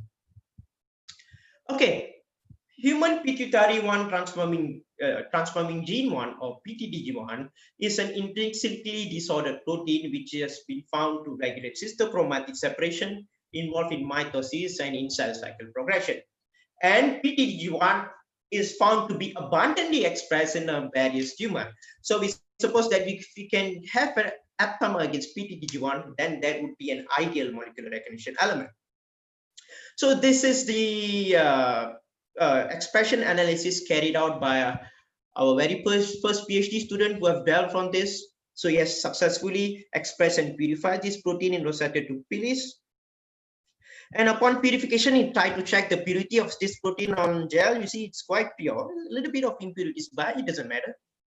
And he has also verified this expression of the protein on Western blot assay, native and denaturing page. It's a single band. That's the good news. So having purified and expressed and purified the protein, he moved on to selecting aptamers by selects. He has carried out 8 select cycles, and You can see that nucleic acid pool from cycle 8 showed binding at 28% at 800 and 1600 nanomolar. So this was a good news for him because it indicates that the nucleic acid pool after 8 cycles of selects contain potential binders. Then he moved on in identifying the sequences, and he has identified 3 major classes of sequences named Sekira 1, Sekira 2, and Sekira 3, and he subjected these individual sequences to binding with the target PTTG1. And if you see here, Sekira 3 has the highest binding compared to the rest of the sequences. So what he did next, he picked up the sequence and he tried to determine dissociation constant. Ladies and gentlemen, dissociation constant is an indication of the binding strength of this aptamer against the target. And what he has obtained was a value of 16.41 nanomolar, which is at a low nanomolar range, which implies or suggests that the aptamer that he has generated is pretty good in terms of strength. And this is the secondary structure of this aptamer. It's pretty complicated. The structure contains a number of bulge, of course, happy loop. Now, the aptamer is ready for diagnostic development. The very first diagnostic platform that Prabhu has actually developed is known as enzyme-linked apta-sorbent assay. Ladies and gentlemen, pay attention to this word, apta. Apta here, if you realize, has replaced the conventional immuno, which refers to antibody. So that means since we've been using aptamer to replace antibody, we have changed the word immuno and replaced it with apta. Therefore, therefore a new term has been derived, which is known as enzyme-linked apta-sorbent assay. So what he has carried out the development of direct ELISA. It is just like any antibody-based ELISA.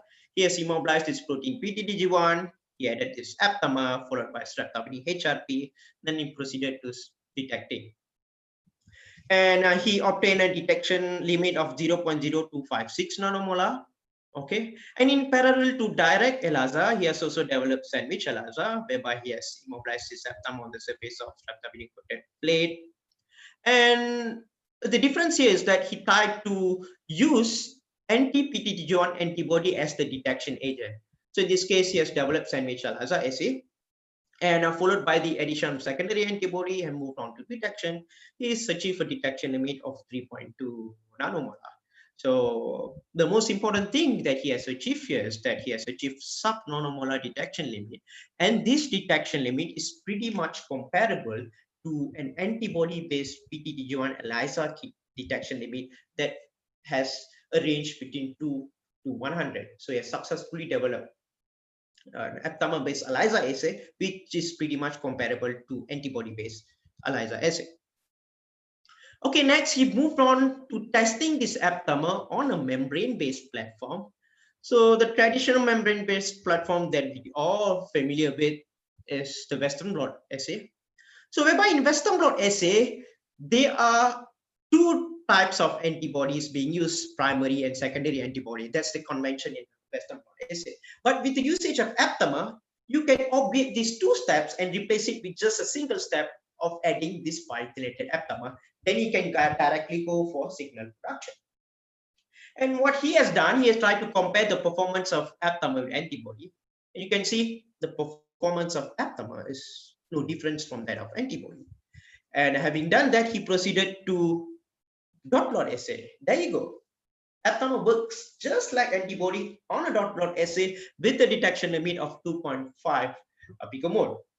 And it's pretty safe to conclude here that anti-PTG1 aptamer is a promising molecular recognition element on a membrane-based platform. Okay, the hallmark of his study is in histostaining application, whereby he tried to investigate the performance of aptamer and antibody in the histostaining of cancer cell line. So what he did, he used formalin-fixed paraffin-embedded tissue. He moved on to antigen-retrievable method. That's the basic protocol for histostaining. And right after blocking with endogenous biotin blocking solution, he added this biothioneated aptamer, followed by the addition of streptavidin HRP. Then he moved on to signal production using diaminopentadiene and counterstaining with H and E. This is the image that he has actually produced. If we can pay attention here, It looks like aptamer performs better than antibody, right? This is based on the intensity of the brown color precipitate over here, which is much more intense compared to that of antibody. Now, how is this possible? It's pretty simple because the size of aptamer, since it is much more smaller than antibody, the penetration capacity is higher. There you go. Prabhu has developed aptamer on ELISA. He has shown it works on membrane-based platform and also in histostaining application. Bravo. Okay, having achieved success with PTDG1 protein, we thought of emulating the same thing with progesterone receptor.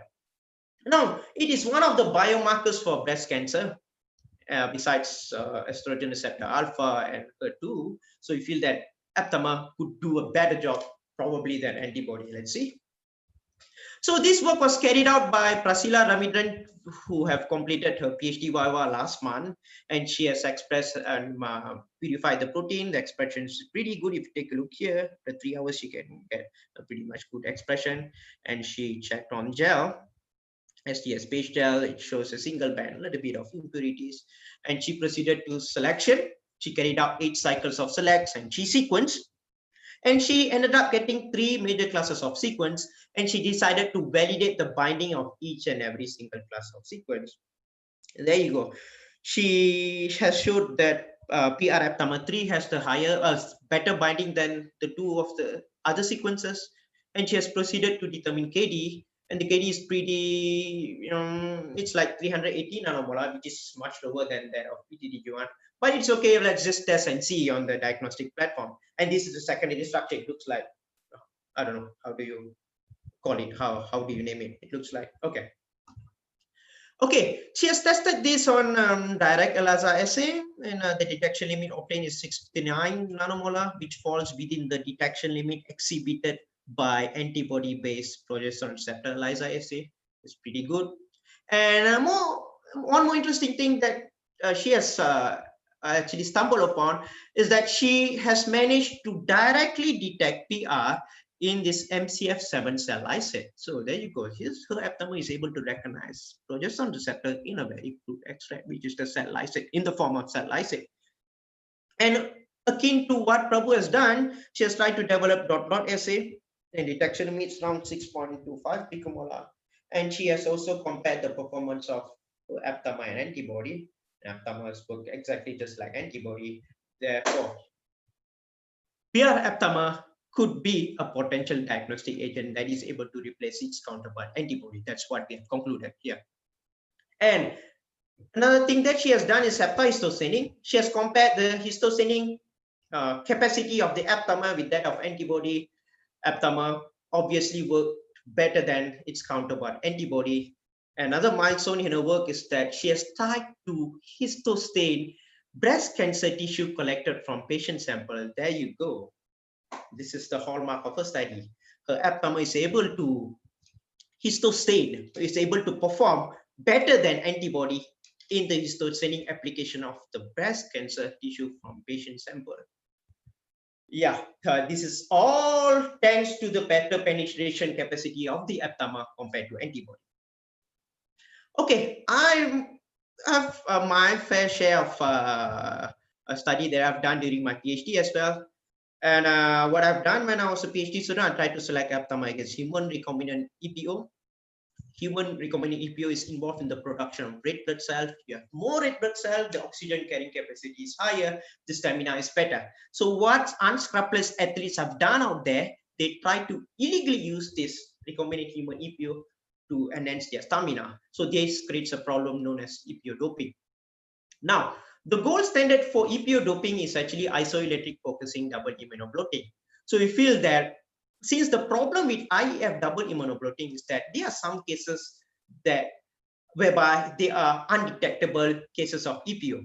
Therefore, we feel that the problem here is that the EPO is not concentrated prior to IEF double immunoblotting. So that's how we feel that we can fit in, whereby if we can pre-concentrate EPO with aptamer, this can result in a clear-cut experimental findings. And I've selected aptamer known as Ripora 6, which binds at a KD value of 25 plus or minus 1 nanomolar. This is the secondary structure of this Ripora 6 aptamer. So I've developed this simple capture assay of EPO using my aptamer. So what I've done, I've immobilized this aptamer on the surface of streptavidin-coated magnetic beads. Then after the addition of this protein, elute this protein with excess of biotin. And I could get up to like 19.6 picomole of EPO, which is the amount of EPO that is present in the urine indicative of EPO doping. So we are sure that we can use this, we can actually concentrate this EPO before the application of IEF double immunoblotting. Okay, we have aptamer against dengue NS1 as well. Dengue NS1 is an excellent biomarker which induces strong immunoresponse and excreted in blood. And the interesting feature with dengue NS1 is that it is detectable as the first day of fever, and it is present in blood up to 9 days after primary and secondary infection. And we have generated 2 aptamers over here, dengue 3 and dengue 6, and we have actually tested this aptamer in direct ELISA assay, which is quite promising. And right now what we are trying to do is that we are trying to use both of these aptamer in a sandwich ELISA assay. Okay, during my short stint in Columbia University, New York, I went there for like 6 months. I thought I could do a small project over there. Therefore, I thought of like selecting an aptamer against human immunoglobulin E. So human immunoglobulin E is a marker for allergy, and it is overexpressed in patients with allergic asthma, atopic dermatitis, and AIDS. And I thought to myself, can it be an ideal marker if we have aptamer against human immunoglobulin E? So what we have done there is that we tried to compare between conventional selects, in-chamber selects, and bead integrated microfluidic selects. So on conventional selects, the whole process of incubating, separating, and amplification will be carried out in tube. While in chamber or semi-on chip, selection, separation will be carried out on chip, as well as the selection and partitioning will be carried out in the chip, not in the append of tube, but the amplification is carried out on a normal PCR thermocycler. So you can see the features of chip is there. So that's why we call it semi-on chip, because PCR amplification is still being carried out in a PCR thermocycler. But the third one, which is known as bead integrated microfluidic selects, developed by Olsen, who was a PhD student in the lab, all the steps of selection, separation, and amplification were carried out on chip. So you can see here there are chambers out here, whereby you have selections here, you have PCR chambers here, and the movement of the liquids is controlled by valve. So you can just control the movement of liquid by opening and closing the valve, and you let the machine run the whole thing. So there is less human intervention compared to conventional in-chamber semi-on-chip selects. And after conducting the selects, after 5 cycles of selects, we realized that there was this one sequence that appears across all 3 different types of selects. But we realized that the enrichment exhibited by semi-microfluidic selects is the highest. It is approximately 4,000 something as compared to 8 in conventional and 22 in BIMS. That is pretty remarkable. Semi-microfluidics could get enrichment the highest compared to the rest of the selects strategies. But the thing with BIMS, it is the shortest selects. The person who has been doing that could get aptamers within 2 days, but the thing is enrichment sort of lagged behind semi-microfluidics. But of course, in terms of enrichment, conventional selects is the longest, and the enrichment is the lowest among all. But the thing that we have been discussing over there, when you talk about cost, they reckon that semi-microfluidics and BIMS selects is much more cheaper, but I still do believe that conventional selects is cheaper, because if you take into consideration the cost of fabrication of the chips and some other costs, it would definitely put semi-microfluidics and BIMS at a much non-cost effective level compared to the conventional selects. So we have selected this aptamer and we try to determine the KD of this aptamer, and the KD is pretty good. And after I came back from my sabbatical leave, I started to embark on direct ELISA development, and we obtained a detection limit of like 6.25 nanomolar, which is within the range of this antibody IG ELISA kit. So this is a preliminary result that is going to be, or going to set a foundation for us to develop competitive direct ELISA assay in future. Now, as a conclusion, ladies and gentlemen, so it's pretty much evident that aptamers are an excellent MRE in diagnostic. And this is a shout out to all these antibody advocates out there. Whatever you can do, I can do as well. And ladies and gentlemen, the future trajectory is towards point of care testing. And we plan to develop lateral flow assay, which is going to be one of the point of care testing system. And of course, we plan to develop much more aptamers in future, and of course to modify a number of select strategies for better selection. And kindly visit our RNA Bio Research Group. Do like our page, and this is the website, http://rnabiorg.jimdo.com. Ladies and gentlemen, thank you very much for your attention.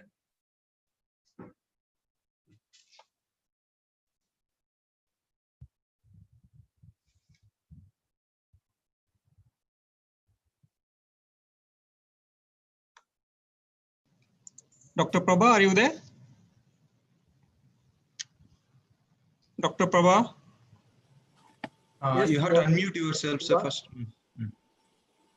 Dr. Siddharthan, yes, your presentation is highly educative, informative, and insightful. Thank you, Dr. Prabha. Dr. Prabha, thank you very much. And you condensed 30 years of its discovery in 30 minutes. I am convinced aptamers will definitely substitute antibodies at low cost. Thank you, thank you. I enjoyed. First time I'm exposed to these aptamers. And on a personal note, Mr. Naveen, your current student. Okay, yes, yes. From Ames University, he told me about this work. That time I was not fascinated. Okay, okay. Now, along with you, I am also fascinated on aptamers. Thank you, thank you. Definitely, it is going to be the future pharmaceutical drugs. Yes, thank you, thank you, thank you. And I'm looking for the questions from the floor. Yeah, are there any questions? I'll try my level best to answer them.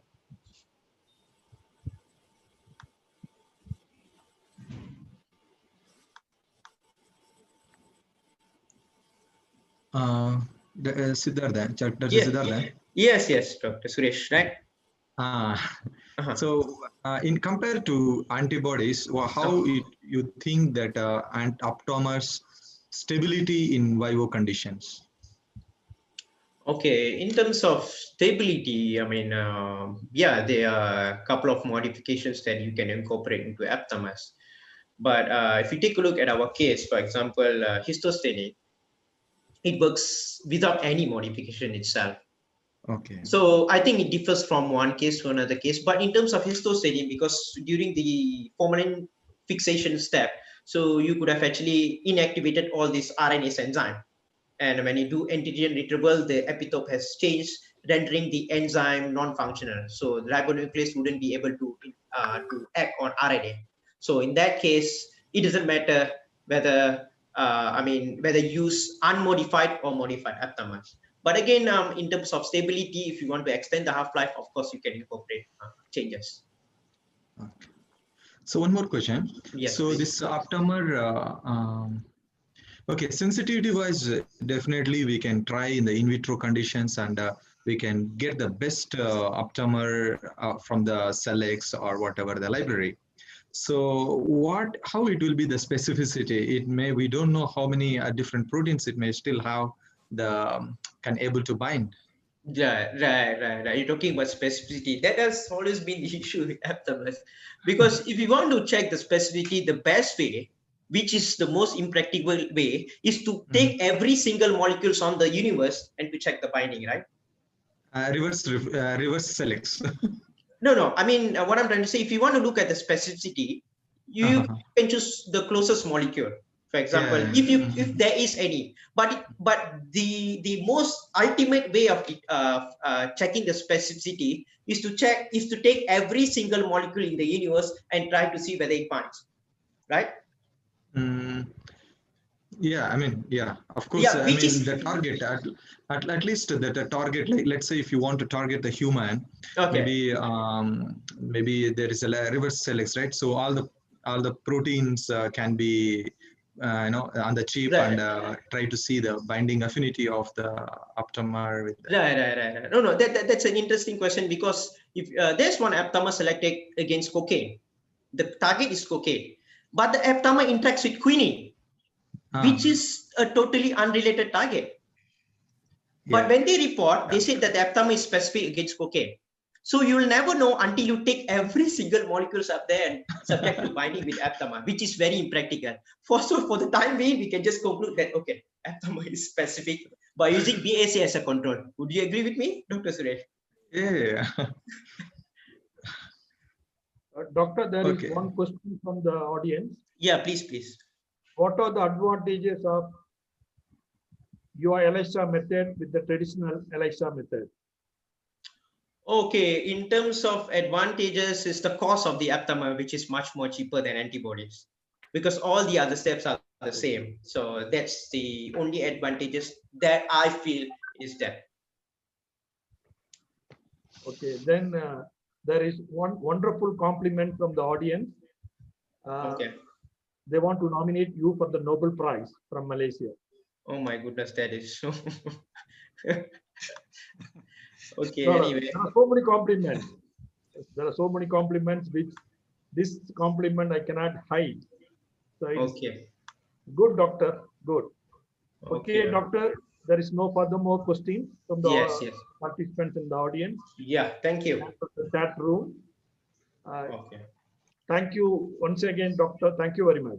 Thank you very much. For wonderful presentation. Excellent, Dr. Siddharthan. Excellent. Thank you. I thank all the speakers for their valuable time and wonderful presentations. And I thank all the participants once again for attending this technical session.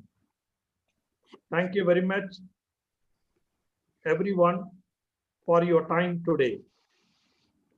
Thank you, Dr. Suresh, and the entire team of IECBBB 2020.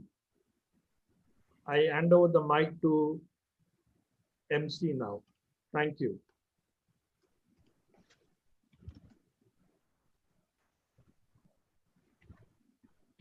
Thank you, Dr. Prabha.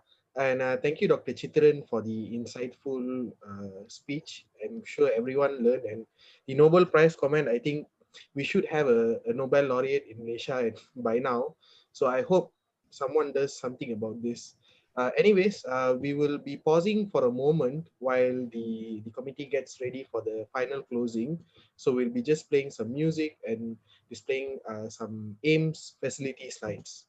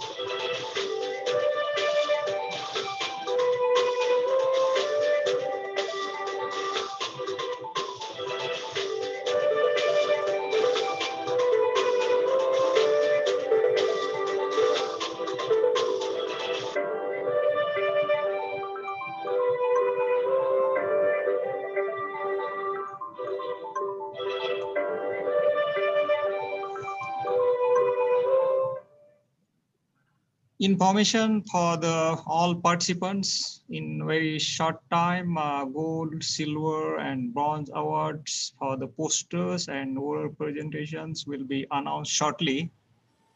So you can just hold on for some time as the team is getting ready for the announcement of gold, silver, and bronze awards. So participants, in meantime, you can enjoy this music and just hold on.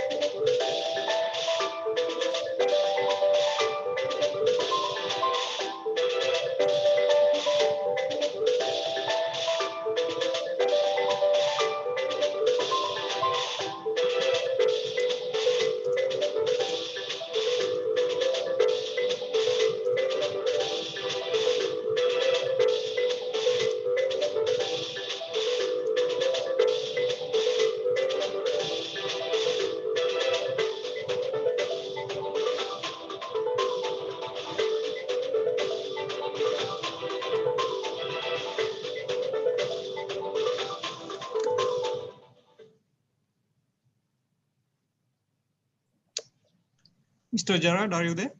Yes, Doctor. Yep. Okay, Over so to you. now we will move on to the final part of this whole conference, and something that I'm sure all of you presenters and also anyone who is present have been waiting for, which is the announcement of the best oral and also the poster presentation award. Now, to announce this, I would like to call upon the esteemed senior professor, Dr. Mr. M. Ravichandran, and also Professor Dr. K. Marimuthu to announce our winners. Prof? Good evening and good day to everyone. I think everyone is excited and waiting for the results of our conference. And I think, first of all, I would like to congratulate the strong scientific team who made this program very, very strong scientifically. And all the presentations were very, very good. And I just want to inform all the participants and our scientific team even use certain plagiarism check before the abstracts were accepted. And the abstract were systematically screened by the scientific team. And most importantly, in this conference, we had excellent chair and co-chair person who also played the role of the judges. I'd like to, first of all, I'd like to thank the participants of the oral and poster presentation. I think we all survived. I think we did very well. We all done. Let's congratulate all of you. I think we managed to use the technology and you managed to understand, though there are variation in bandwidth and variation in culture, and we all are human beings and we respect each other. I think I really appreciate across the globe, 33 countries, I think you all did very good tolerance and respect each other, and then did a very good presentation. So, in terms of, I cannot stop praising the scientific team and the chair and co-chair. I think let me read the judges of this poster and oral session. And myself, I'm one of the judges, I'm Professor Ravichandran, and Dr. Suresh, Dr. Niraj Kumar Fuloria, Dr. Lee Su In, Dr. Subhash J. Bore, and Dr. Gokul Sankar, Dr. Siddharthan, and Professor K. Marimuthu. Most importantly, for the posters, Dr. Annie, Dr. Hira, Mr. Kurunathan, and Smita. And for posters, we did had Dr. Sivakumar, Dr. Gurusamy Prabhakaran, and Dr. Madana Gopal. I think I've not missed any of the judge names, and all of them did a wonderful job. And I have a pleasant surprise for all the participants. I think we could not reject any one of you. All of you did wonderful. So, so we had 3 days continuously, non-stop. Actually, we worked more than 12 hours on 24th of August and 25th of August, Tuesday, and today, 26th. These 3 days, 12 hours each day went on very well, very fast. With this, I would like to thank the organizer. I think we can move on with the program of announcing. Thank you, Prof. So I would like to invite Dr. K. Marimuthu to announce the poster presentation award recipients. Dr. Marimuthu? Yeah. Good evening, everyone, and all the participants. It's a very great honor and privilege, and very glad to announce the winner of poster presentation for IECBBB 2020 conference. And you all have done very well, all the participation, oral and poster. And we had a good support and contribution. And we have debated a lot and a lot of question and answer. And I'm very sure you all would have gained good exposure, good experience, and gain good knowledge, right? And if you're looking for any kind of collaboration, academic, and most of the participants are PG students. If you are interested to, looking for any higher studies in AIMS University, you are most welcome. PhD in biotechnology, you are most welcome to AIMS University. You can contact Pro Ravichandran or the organizing chairman, Dr. Suresh, if you are looking for any higher studies at AIMS University. And all the participants, you have scored very well, and there is a close margin, and we have come up with a kind of scoring system. So with that, we have evaluated, and we are going to have three awards. I think all the participants have very close, very very difficult to judge all the presentation. So somehow we have come up with bronze, silver, and gold. Okay, so I'm going to announce the bronze award recipient first, followed by silver and gold for a poster presentation. Shall we move on with person who is yeah? Shall we move on the first candidate? Yes, sir. The award recipient, bronze award. The first, the bronze award goes to Miss Akila Akmal binti Muhammad Kamal. You see that? The second candidate, the bronze award goes to second candidate. Could you please? As the screen is not moving. Rocky Wester Anok Richmond. The poster number 2, bronze award. And the title of the presentation is Characterization of Atorvastatin Liquid Crystalline Nanoparticle as a Drug Delivery Vehicle and HPG2 cells. Congratulations. And third candidate, Lalita Devi, poster number 3, receiving a bronze award. The title of the presentation is Anti-Cancer Effects of Combined Retinoic Acid and Ginger Extract on HeLa Cervical Cancer Cells. Congratulations to you. The next candidate,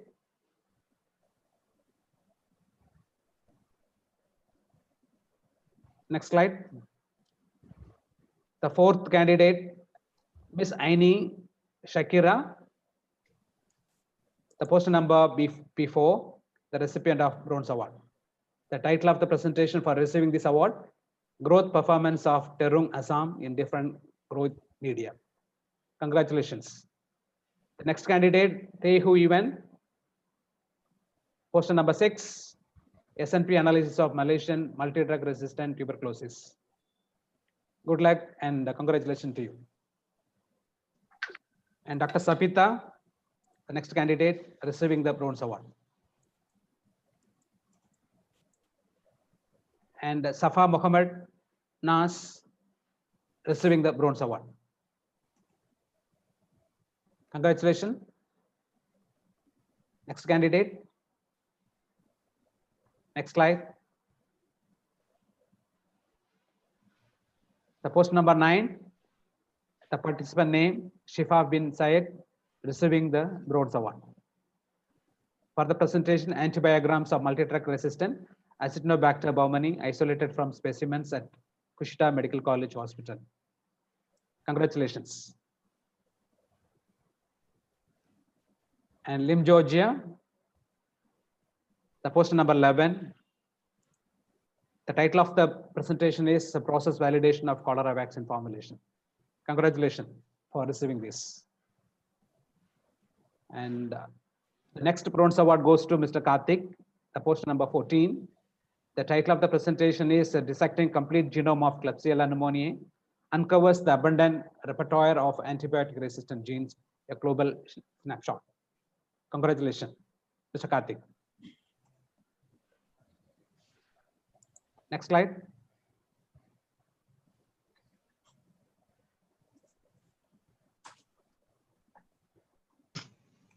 The next award recipient for bronze award, Miss Persia, the poster number 15, evaluation of in vitro antioxidant and anti-advanced glycation end products formation, effect of barley extract.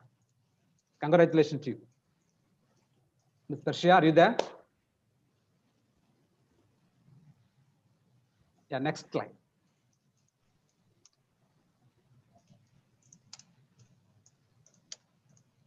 The next award recipient, Ms. Reshma, receiving the bronze award, poster number 16. The title of the presentation is Extraction of Eco-Friendly Natural Dyes from Indian Almond Leaves of Terminalia, Catapa, and evaluation of antioxidant properties. Congratulations and wishes from the organizing committee. Good luck. Next candidate. Poster number 18, Mr. Mohammed Mainuddin Siam, receiving the Bronze Award. For the title of presentation is Micro-remediation of reactive red dye by highly potential fungal strain isolated from textile effluents. Good luck to you. Congratulations. Next slide. The next candidate is Auzolo Alwuzam Punmi. Poster number 19. The title of the presentation is Unending Transmission of Malaria Parasite in Peri-urban Community of Ibnisha, Southwestern Nigeria. Prevalence and risk factors enhancing transmission. Congratulations. Next slide.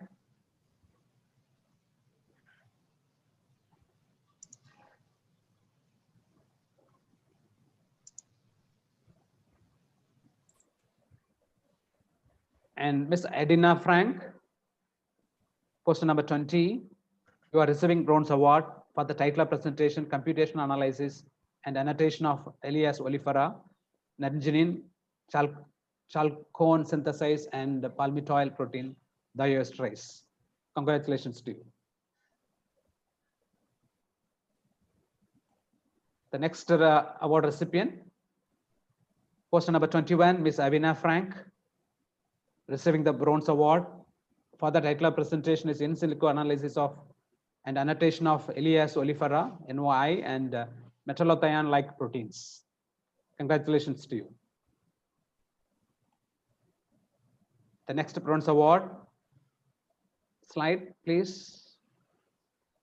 Poster number 22, Ms. Maroshni Nageshwara Rao, for the title of presentation STYR 143, non-protein coding RNA gene knockout in Salmonella typhi, which unregulated completely in biofilm forming pathway. Congratulations to you. The next award, poster number 23, Miss Lavanya Rajendran, receiving the Bronze Award for the title of presentation, Overexpression and Purification of Acinetobacter baumannii HFQ protein in PL21. Congratulations to you also. Next slide. The next Bronze Award goes to Miss Ang Jin Yi, poster number 24. The title of the presentation is Evaluation of Cold Chain Free Live Attenuated Oral Cholera Vaccine against Cholera. Congratulations to you, Ang Jin Yi. The next Bronze Award goes to Uma Maheshwaran, poster number 25. The title of the presentation is Preclinical Evaluation of Prototype Cold Chain Free Live Attenuated Oral Cholera Vaccine against Enterotoxigenic E. coli, a dual-use vaccine for the diarrhea disease. Best wishes and congratulations from the organizing committee. Next candidate.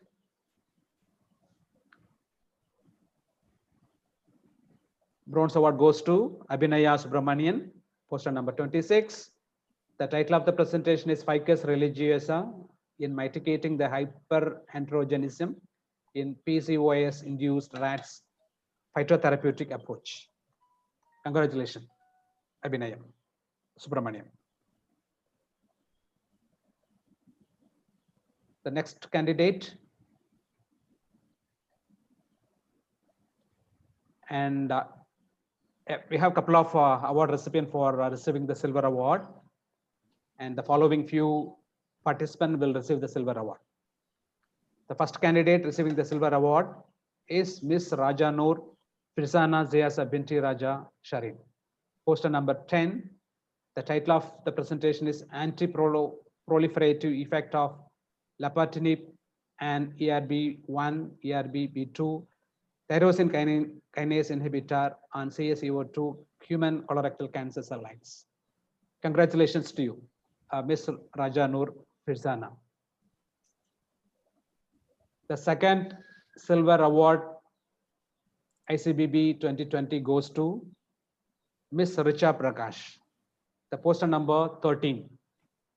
For the title of presentation is Resistome of Clinical Klebsiella Pneumonia Isolates shows the predominance of CTXM, OXA, SHV gene variants encoding beta-lactamase and AAC-IB encoding bifunctional. Congratulations and for your excellent presentation for receiving the silver award. Next candidate, Mr. M. Rajesh Kannan, receiving the silver award. And the title of the presentation is ITS-based genus level identification of scleractinin coral endosymbionts in the Palpe southeast coast of India. Congratulations to you, sir. Mr. Rajesh Kannan.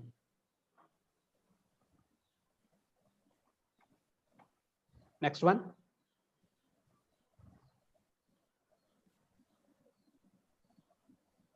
Next one. The gold award for poster presentation goes to Mr. Chia Hong Leong, the poster number P5. The title of the presentation, a small RNA profiling in Mycobacterium tuberculosis. And best wishes, congratulations for receiving this award. And I wish all the participants very good luck and congratulations for receiving this award and for your excellent presentation. And with this, we have come to the end for a poster award ceremony. And I leave this session to the MC. Thank you, Dr. Marimutu, for announcing the winners for the poster presentation. And of course, congratulations to all the winners. Next, I would like to invite Professor Dr. M. Ravichandran to announce the oral presentation awards. Prof. Ravi. Thank you, Mr. Gerard, and I'm glad to present the oral presentation list. Before I start with this, I think I missed two important person who did this event a success. I think Dr. Subhash Bore has been sitting in the main computer lab and conducting this non-stop, and I'd like to thank him for that. And for all the participants who are there all over the world, and you search Google University, AIMS University, Malaysia in Google Map, and you can add your review about our biotech and biotechnology, particularly program and so on. So let me announce the results of the oral presentation. Congratulations to all of you. Let's start with the bronze awards.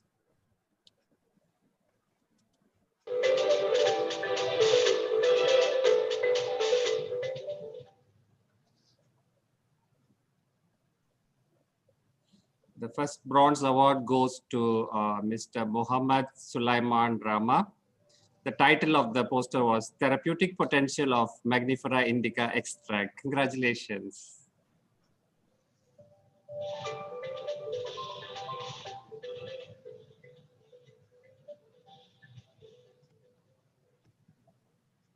The second bronze award for the poster, the oral presentation goes to Dr. Senthil Kumar Rajagopal for GPCR signaling in inflammation. Congratulations, Dr. Senthil Kumar.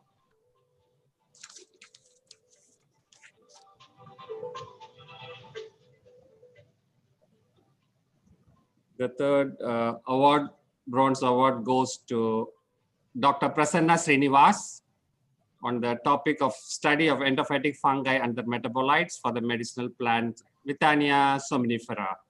Congratulations. The next one goes to Dr. G.V. Swarnalata, microalgal biofuel production. Congratulations.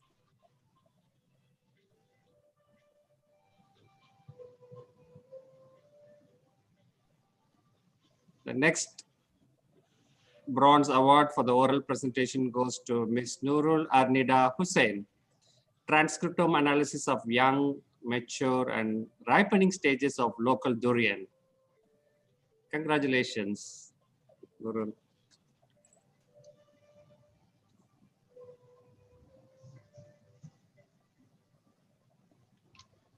The next bronze award for oral presentation goes to Ms. S. Abirami, a molecular study delineating the role of atorvastatin on breast cancer bone metastasis, targeting osteoclastogenic factors. Congratulations, Ms. Abirami.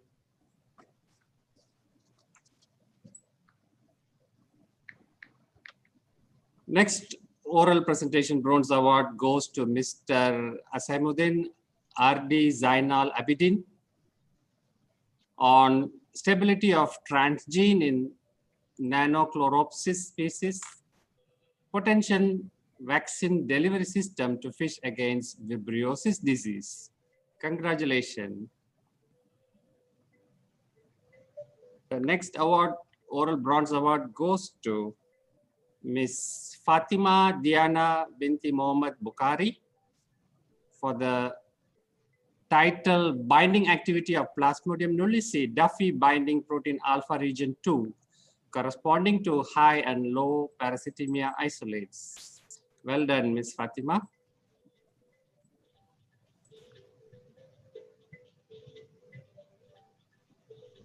The next bronze award for the oral presentation goes to Mr. Lee Fon Youth alias Zen Lee for the title Development of Point of Care Loop Mediated Isothermal Amplification Lateral Flow Assay for the Detection of Plasmodium species. Congratulations, Mr. Lee.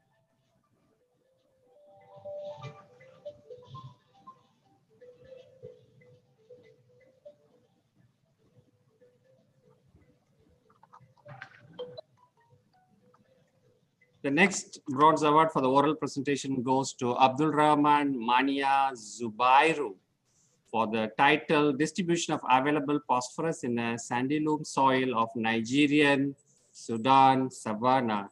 Congratulations, Mr. Zubairu.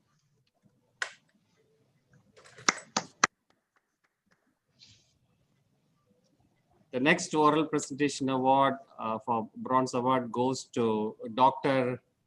Adobe Ikwempu. Apologize if I spell your name wrongly. I think congratulations. Though we had a problem in net, I think you did very well. A laboratory test. The title is Laboratory Tests and Clinical Indication during lockdown period. Congrats, Dr. Adobe.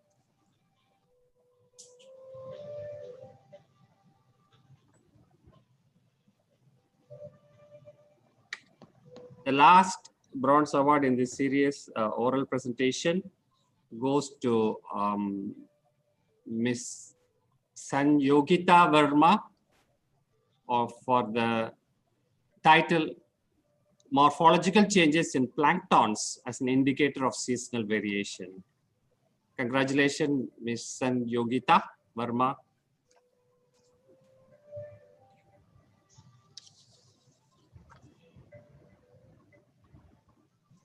The next award goes to Mr.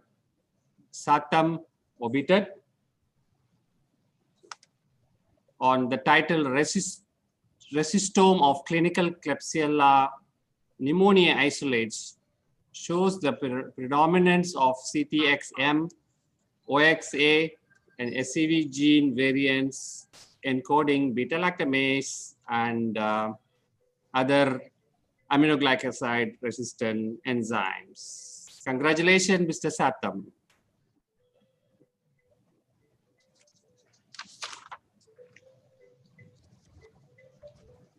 Moving on to the silver award for the oral presentation. The first award goes to Ms. Sumalata Rani Talapati for the title Binding Kinetics and Crystallographic Studies on the Interaction of Cyclin-Dependent Kinase 2 with the Selective and Potential Inhibitor NU6140. Congratulations, Ms. Sumalata. The next award, silver award, goes to Ms. Noor Hidayah Rosman for the research entitled Limit of Detection of Prototype PCR-based detection kit for familial hypercholesterolemia variants in Malaysia. Congratulations, Ms. Noor Hidayah.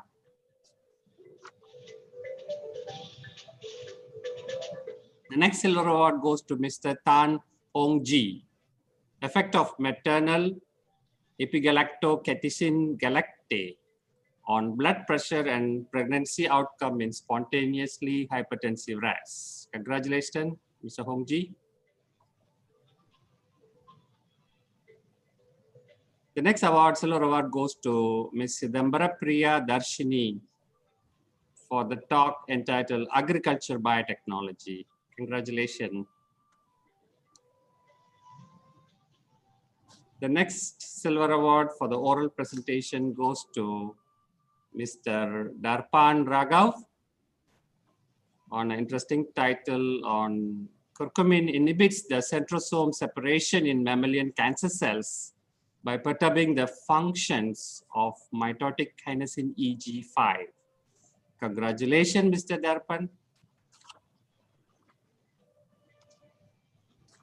The next silver award goes to Dr. Venmadi Maran Balu Alagar for the title Antiparasitic Potential of Medicinal Plant Against Xylonocobidella argumensis hirudinea and its chemical profiling.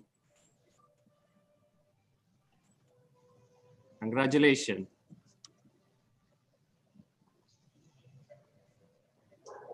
The next silver award goes to Dr. Purabi Muzumdar, LED farming of Pennyworth to keep the food supply chain thriving during the COVID-19 pandemic. Congratulations, Dr. Purabi, for the interesting talk.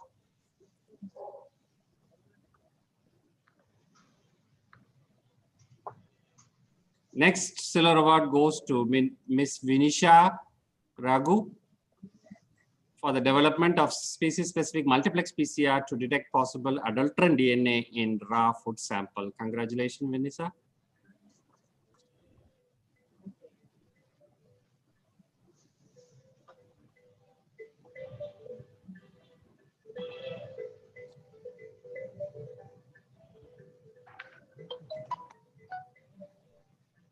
The next silver award goes to Miss Bharati Padurangan Chaudhary for the title entitled a validated UPLC method for simultaneous estimation of diacerin and eclofenac in bulk and pharmaceutical formulation. Congratulations, Dr. Bharati.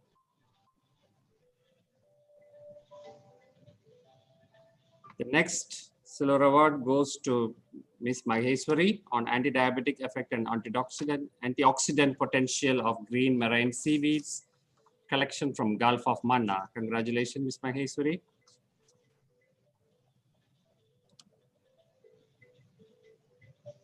The next silver award goes to Mr. Naveen Tulasinathan for the title In Silico Selection of RNA Aptamer Against Progesterone Receptor using Computational Docking Employing Progesterone Response Elements Derived RNA. Congratulations, Mr. Naveen.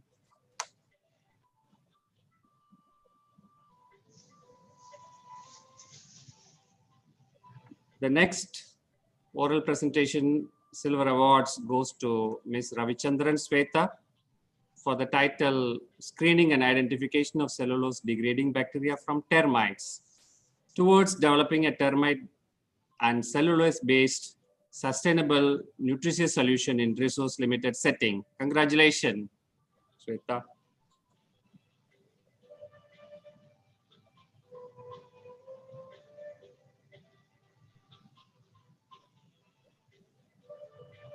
The next silver awards for the oral presentation goes to Ms. Saptadipa Pal for the title Health Risk Assessment of Macro Trace Elements and Heavy Metals in Various Indian Anti-Diabetic Polyherbal Formulation. Congratulations, Ms. Paul. The next oral award, silver award for oral presentation goes to Dr. Selvaraj Moganarupan for the title Biosynthesis of Copper Oxide Nanoparticle and its Utility in Organic Synthesis. Congratulations. The next silver award goes to Ms. Dageyama. Isolation and characterization of biosurfactant producing bacteria from hot spring zone of West Kamet district, Arunachal Pradesh, India. Congratulations, Ms. Dageyama. The next silver award for the oral presentation goes to Ms. Kirtani Anamale for the evaluation of in vitro antioxidant and anti-diabetic effect of water extract from oil palm fiber. Congratulations. The next oral silver award for oral presentation goes to Mr. Mugilan Govidaraju for the title Conversion of Bakery Waste Material into Compost and Evaluation of its Psychochemical Properties and Phytotoxicity. Congratulations, Mr. Mugilan. Nice green work.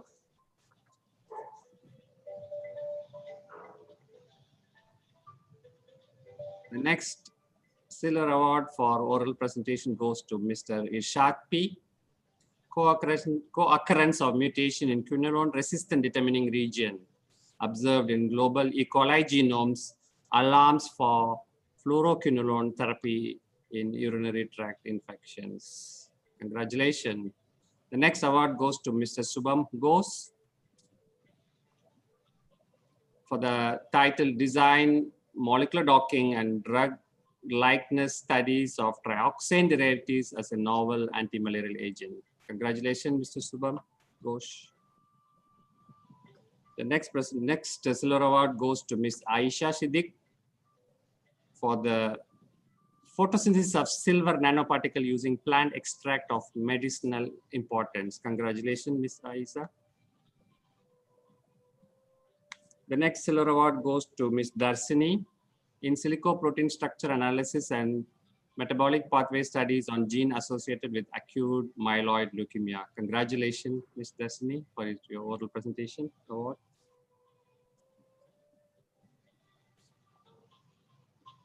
The next silver award for oral presentation goes to Dr. Geeta Selvaraja for the title 2 Success out of 3 DNA barcode identification of Malaysia ferns. Congratulations, Dr. Geeta.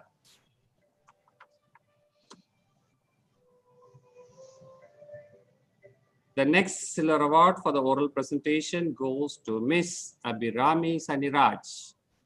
Knocking out of potential virulent associated non-protein coding RNA in Proteus mirabilis to understand its role in pathogenesis. Congratulations, Ms. Abhirami Saniraj.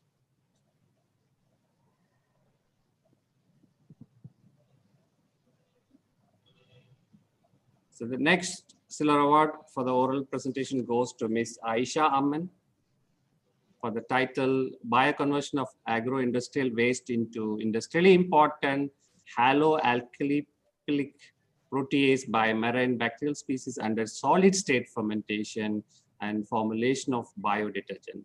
Congratulations.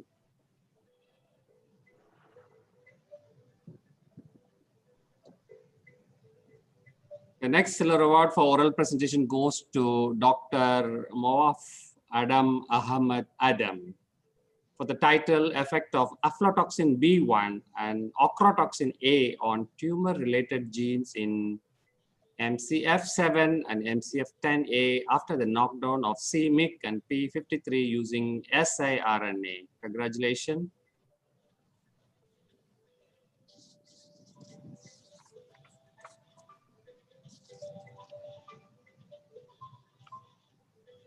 Can we have a music?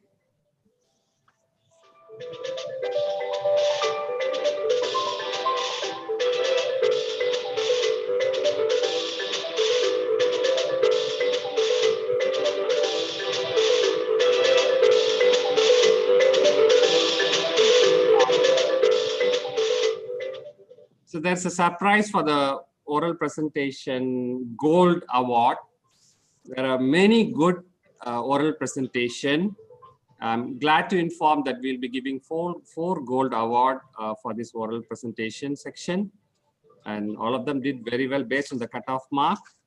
The first gold award for the oral presentation goes to Ms. Ng E. Ling for the title Genetic Diversity of Plasmodium knowlesi, Apical Membrane Antigen, and Plasmodium knowlesi thrombospondin-related apical myrozoid protein. Congratulations, E. Ling. The next gold award goes to Ms. Anna Andrew for the title Expression of Chikungunya virus E2 protein for the development of a rapid diagnostic test. Congratulations, Ms. Anna Andrew. The next gold award for the oral presentation goes to Sobha Gunasekharan for the title Molecular Interaction Analysis of Lanosterol Derivative from Lentiporus vesiporus as a potential inhibitor of BCL2. Congratulations, Ms. Shobha.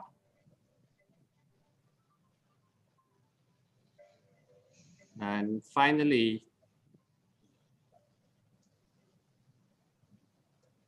the last gold award for the oral presentation goes to Dr. G. Mathumita for the bioactive compound loaded nanoemulsion for edible fruit against insects. Congratulations to all the winners of oral presentation, gold, silver, and bronze.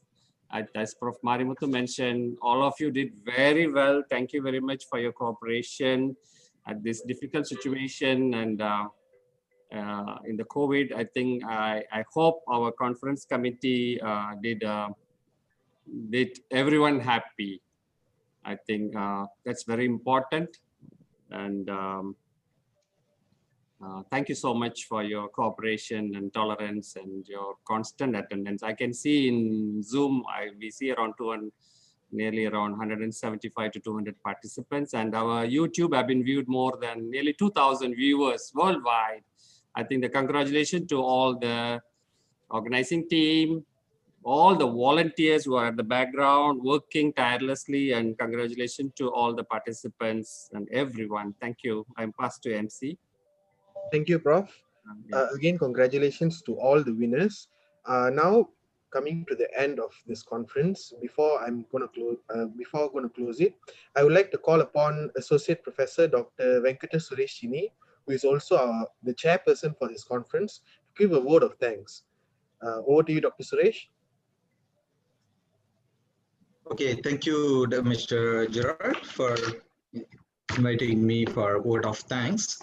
So it is my. Suresh. So am I audible? Suresh. Yes. You can put it on presentation mode slides. Okay, thank you. Thank you. Yeah, it is in presentation mode. Okay. Thank you. It gives me a very immense pleasure and it's honor to give out of thanks to at the end of this wonderful and successful session. And I'm very happy to share with you all that our e-conference is very, very successful.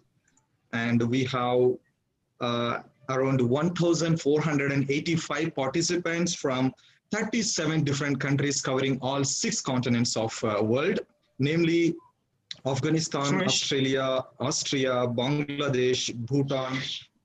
Yes. Dr. Suresh, your camera is on now. Yeah, camera is on now. Thank you. Camera is off. Yeah, thank you. Yeah, it's okay.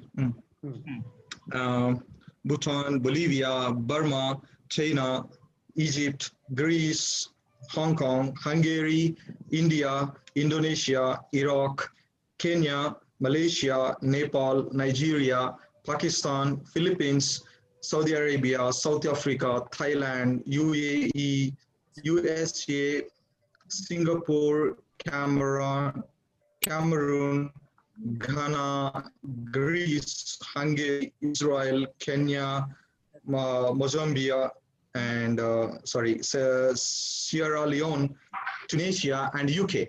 Thank you so much to all the participants from all over the world and making this event a grand success.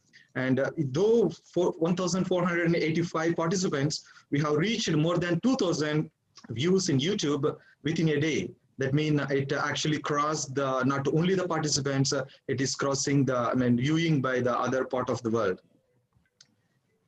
And for making this, I would like to thank all of the participants.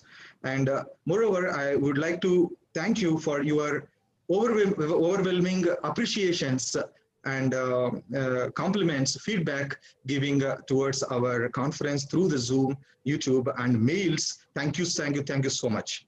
And this conference we organized by Faculty of Applied Sciences, AIMS University, in conjunction with celebrating the success of 20 years of excellence in academy and research of AIMS University.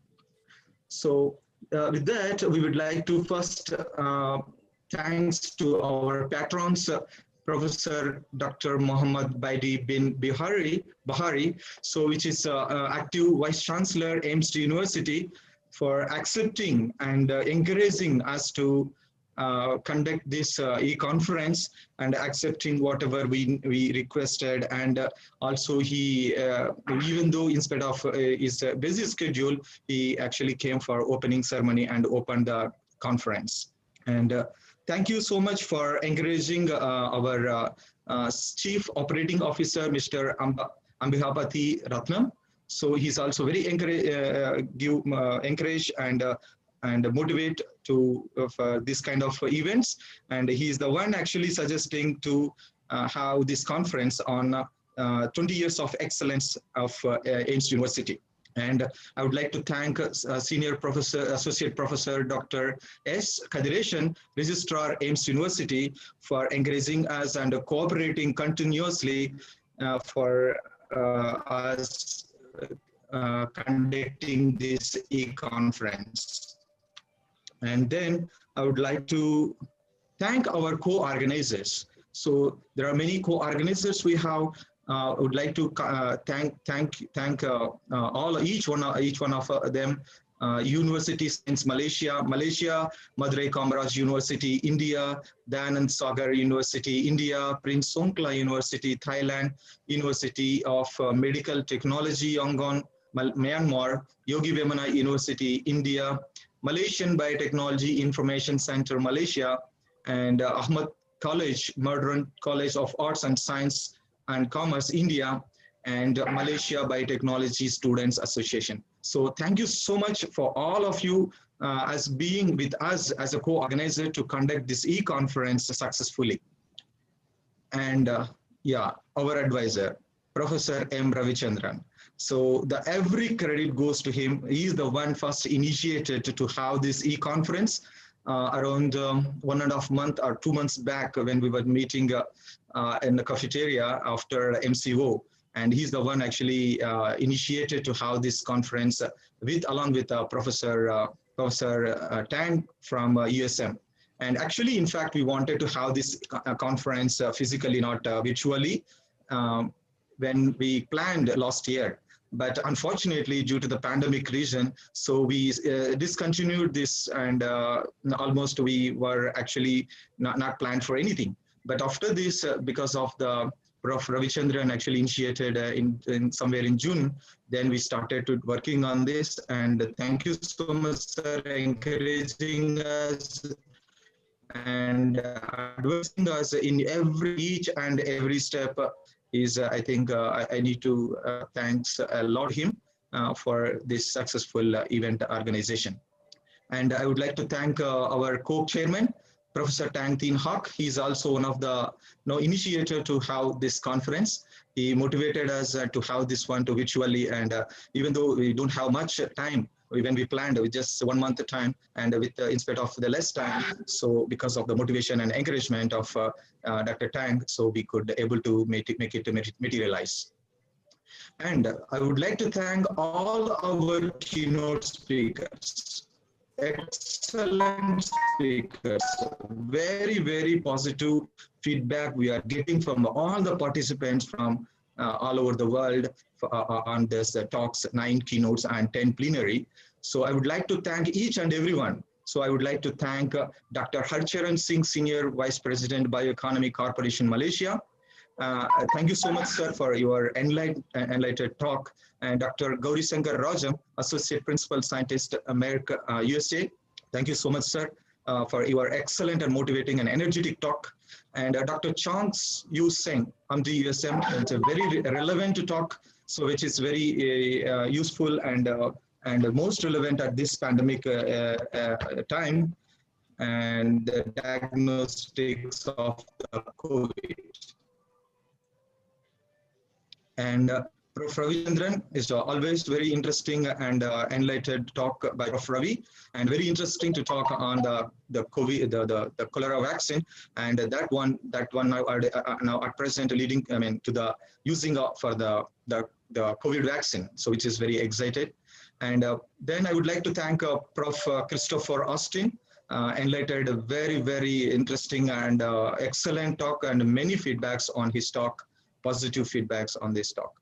And I would like to thank Dr. S. Sridhar, Senior Principal Scientist, CSIR IGIB India. Thank you so much, sir. In spite of a busy schedule, you gave us time to give a keynote talk and in our e-conference. And I would like to thank Dr. Mahalakshmi Arjunan, Executive Director, MABIC Malaysia.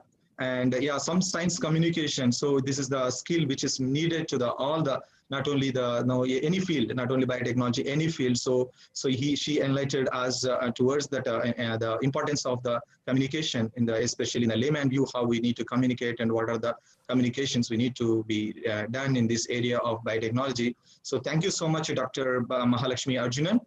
And Professor G. Kumaresan, Head Department of Genetics of Madurai Kamaraji University, India.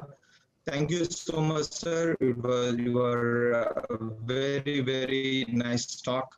And Associated Professor Dr. Larry Croft, Deakin University, Australia, is the highest the positive and appreciation feedbacks received among Dr. Larry Croft. It was excellent and amazing talk. Thank you so much, Dr. Larry. And I would like to thank all our 10 plenary speakers, Dr. Fong Cheng Pan. So it's a very wonderful talk from Weill Cornell Medicine, New York, USA, how they are actually established the protocol for the organoids and how it will be, it is actually going towards the COVID. It is wonderful. And Dr. Alexander Ludwig, very hi-fi work in the cellular and molecular level. It was excellent talk, and thank you so much, Dr. Alex. Dr. Muhammad Faris, Iman Leong bin Abdullah, MD USM Malaysia. Thank you so much, Dr. Faris, for your talk. The biotechnology one side and research is one side. So the psychology part of the society, which is very important, and psychology part of the first liners, how it is affecting during this COVID era. So it was very interesting and very interesting talk by Dr. Faris. Another talk by Dr. Siddharthan. So also very high feedback, positive feedback, and some of them actually were very happy to listen to this young scientist, Dr. Siddharthan. It was so nice talk to Dr. Siddharthan. Thank you so much. And thank you so much, Dr. Susweta Das, School of Biological and Applied Sciences, Dayananda Sagar University. Thank you so much, madam, for your talk. And Dr. Enrico Magasso. So it was also very wonderful talk. Thank you so much, Dr. Enrico. And Dr. Balakrishnan, Madurai Kamaraji University. So it was a very extensive talk on HLA. It was very interesting and enlightened in the talk, by the talk. So for many of us. Thank you so much, sir. Dr. J. Rajendran, Madurai Kamaraji University. So it was also wonderful and interesting talk to sequencing metagenomics of the uncultured and culturable the organisms. It was very interesting and enlightened talk. Thank you, Dr. Rajendran. Dr. Sara and Dr. Tanjuling. So this is another interesting. These two are our AIMS biotechnology alumni. So these two are our students and reached the very high levels. They are working independently now. They are Dr. Sarah from University of Manchester, scientist at Gene CEO Shandon Burkhardt. So thank you so much for accepting our invitation after inviting you and presenting and motivating our biotechnology students. And definitely all our biotechnology students will be motivated, especially after seeing our seniors or super seniors are reaching this level. All our students will be definitely motivated with your talk and by seeing you. So thank you so much, Sarah and Dr. Sarah and Dr. Tan. And then I would like to thank our scientific committee. So endless, hours of time per day, especially Professor K. Marimuthu. So he is the one day and night working for this abstract book finalization.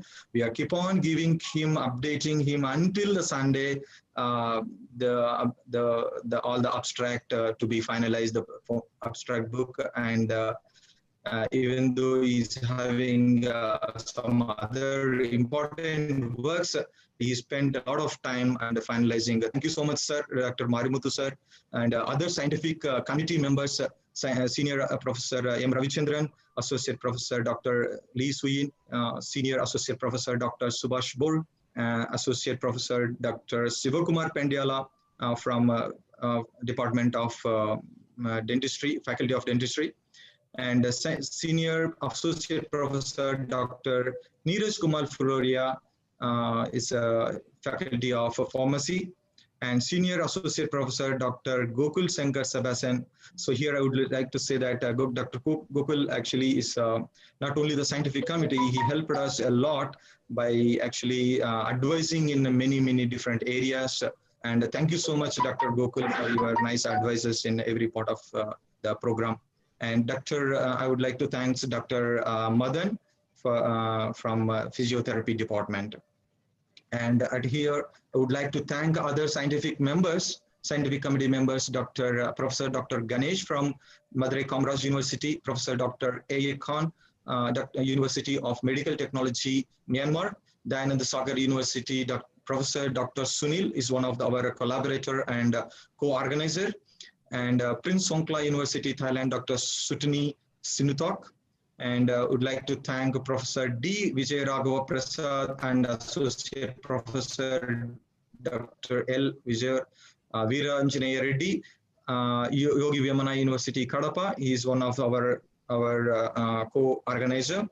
Amdi, other co-organizer and scientific committee members, Dr. Cheng Yu Seng, Dr. Eng Siu Kit, Dr. Hazrina Yusuf Hamdani, Dr. Siddharthan Marimuthu. And I would like to thank Dr. R.J. Barnabas, Ahmad College, India. And I would like to thank Vinay Kumar from Modern College of Arts, Science and Commerce, India. And another important people are Secretariat. Our Secretariat, Mr. Maheshwaran and Ms. Sumita. So these are the people day and night worked for last 2 to 3 weeks to receive all your registrations and receiving your abstract and sending to us and replying to you, and all these communications and payment details, and day and night they worked. And thank you so much, Mr. Mahesh and Ms. Sumita. Thanks a lot. And I would like to thank Dr. Lee, Dr. Hira, and Mr. Ali Khan for taking care of the treasurer job. And Dr. Lee, in spite of having a lot of the other academic work, and she attended all our meetings and guided us for the betterment in every step. Thank you, Dr. Lee. And so event management, here I would like to thank Dr. Subhash. He's the head of this event management, and is amazing for his patience and sitting all the time in front of the computer and lowering his lunch break, and is an amazing job done by Dr. Subhash. Thank you so much for your patience and also helping us in event management. And I would like to thank Dr. Sivachandran, Dr. Annie, Dr. Jivendran, Dr. Mr. Jivendran. And a special thanks to IT, Mr. Gobi and Mr. Danu. So they helped us a lot. One of the success for this event is IT. So they came and helped us connecting without any error. So whenever we were feeling a little bit down, maybe have some this kind of problem, that kind of problem we were assuming, but they made sure that our minds clear. So there will be no any issue. We will be there, and they made the event successful without any technical errors. Thank you, Mr. Gobi and Mr. Danu. And Ms. Mussalina Buzri, and who is taking care of the website. So instead of a lot of other works she's having, and with also even though we are having less time, within the short time we are giving, and she's helping us updating this website whenever we are requesting. And we would like to also thank Ms. Faustina, which is helping us for proofreading of the things, the brochures and all, Ms. Vilashini. And we would like to thank Mr. Kurunathan, Dr. Prabhakaran, Mr. Sivendran, and Mr. Karuna. So thank you so much, Mr. Kuru, Dr. Prabha, for chairing and co-chairing this event excellently. And Mr. Kuru is also amazing whenever actually the questions from the audience is not enough. So he come up with his own questions to ask to the now poster or oral presenters. So thank you, Mr. Kuru, and Dr. Prabha, excellent chairing by you today. Thank you so much, sir, and advising us. So a lot of advices he gives is like another advisor for us. Thank you so much, Dr. Prabha.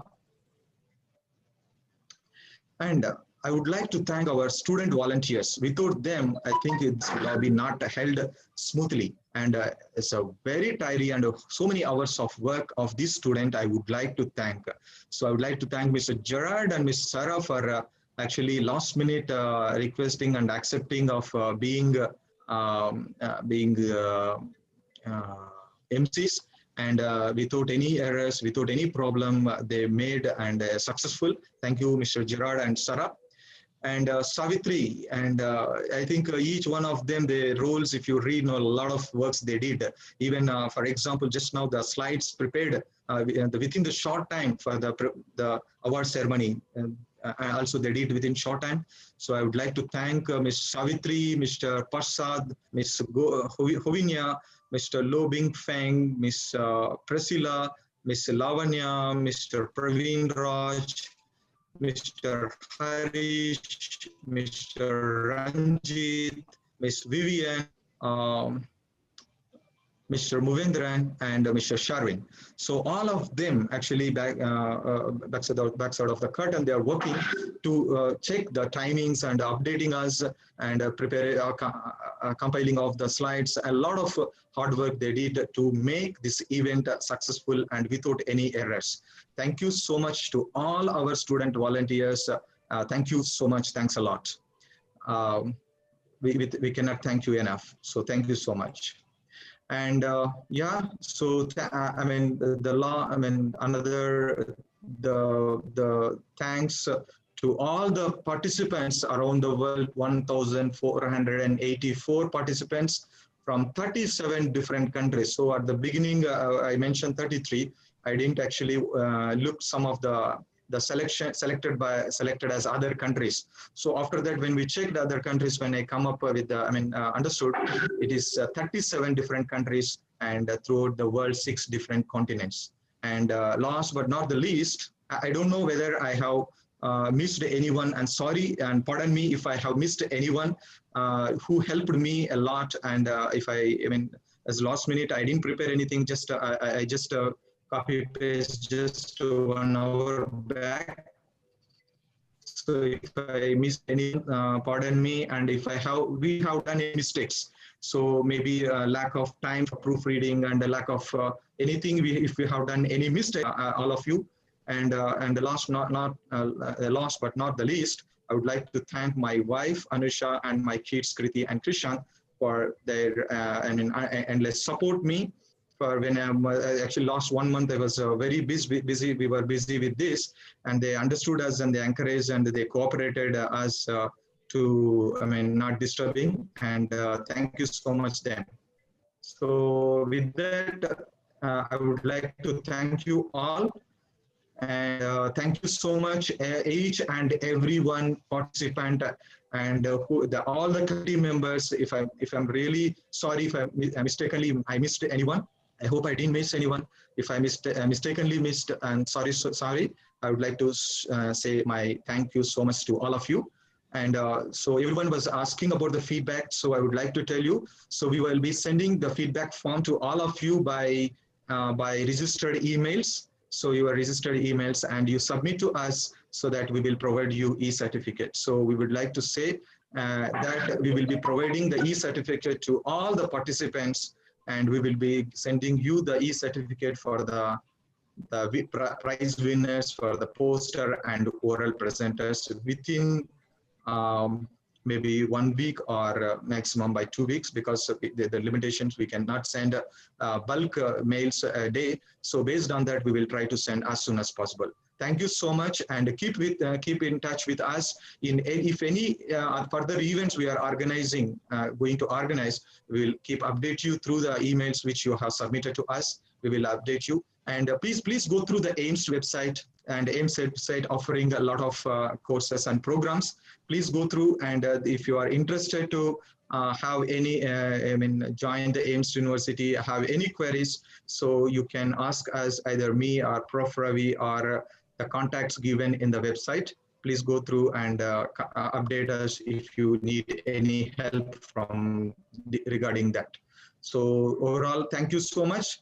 And yeah, thank you. I will give to the MC. Thank you so much. Thank you so much, Dr. Suresh. And well, ladies and gentlemen, it's definitely been a long 3 days of listening to presentations from seasoned researchers as well as from budding scientists. With this day, our conference has come to an end, and I hope everyone has had a productive 3 days. Thank you all for participating. I would especially like to thank the organizing committee and all the student volunteers who made this possible, who have worked tirelessly to give us a great e-conference experience. Thank you all. Thank you.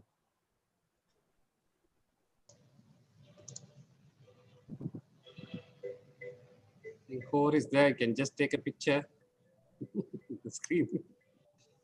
Right. Shall we have it?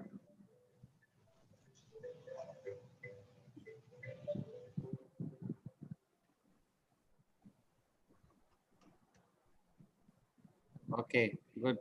Dr. Subhash, double thumb. Thank you. Okay, somebody can capture my hand. I cannot capture. Okay, well done. Thank you. Thank you so much, everyone.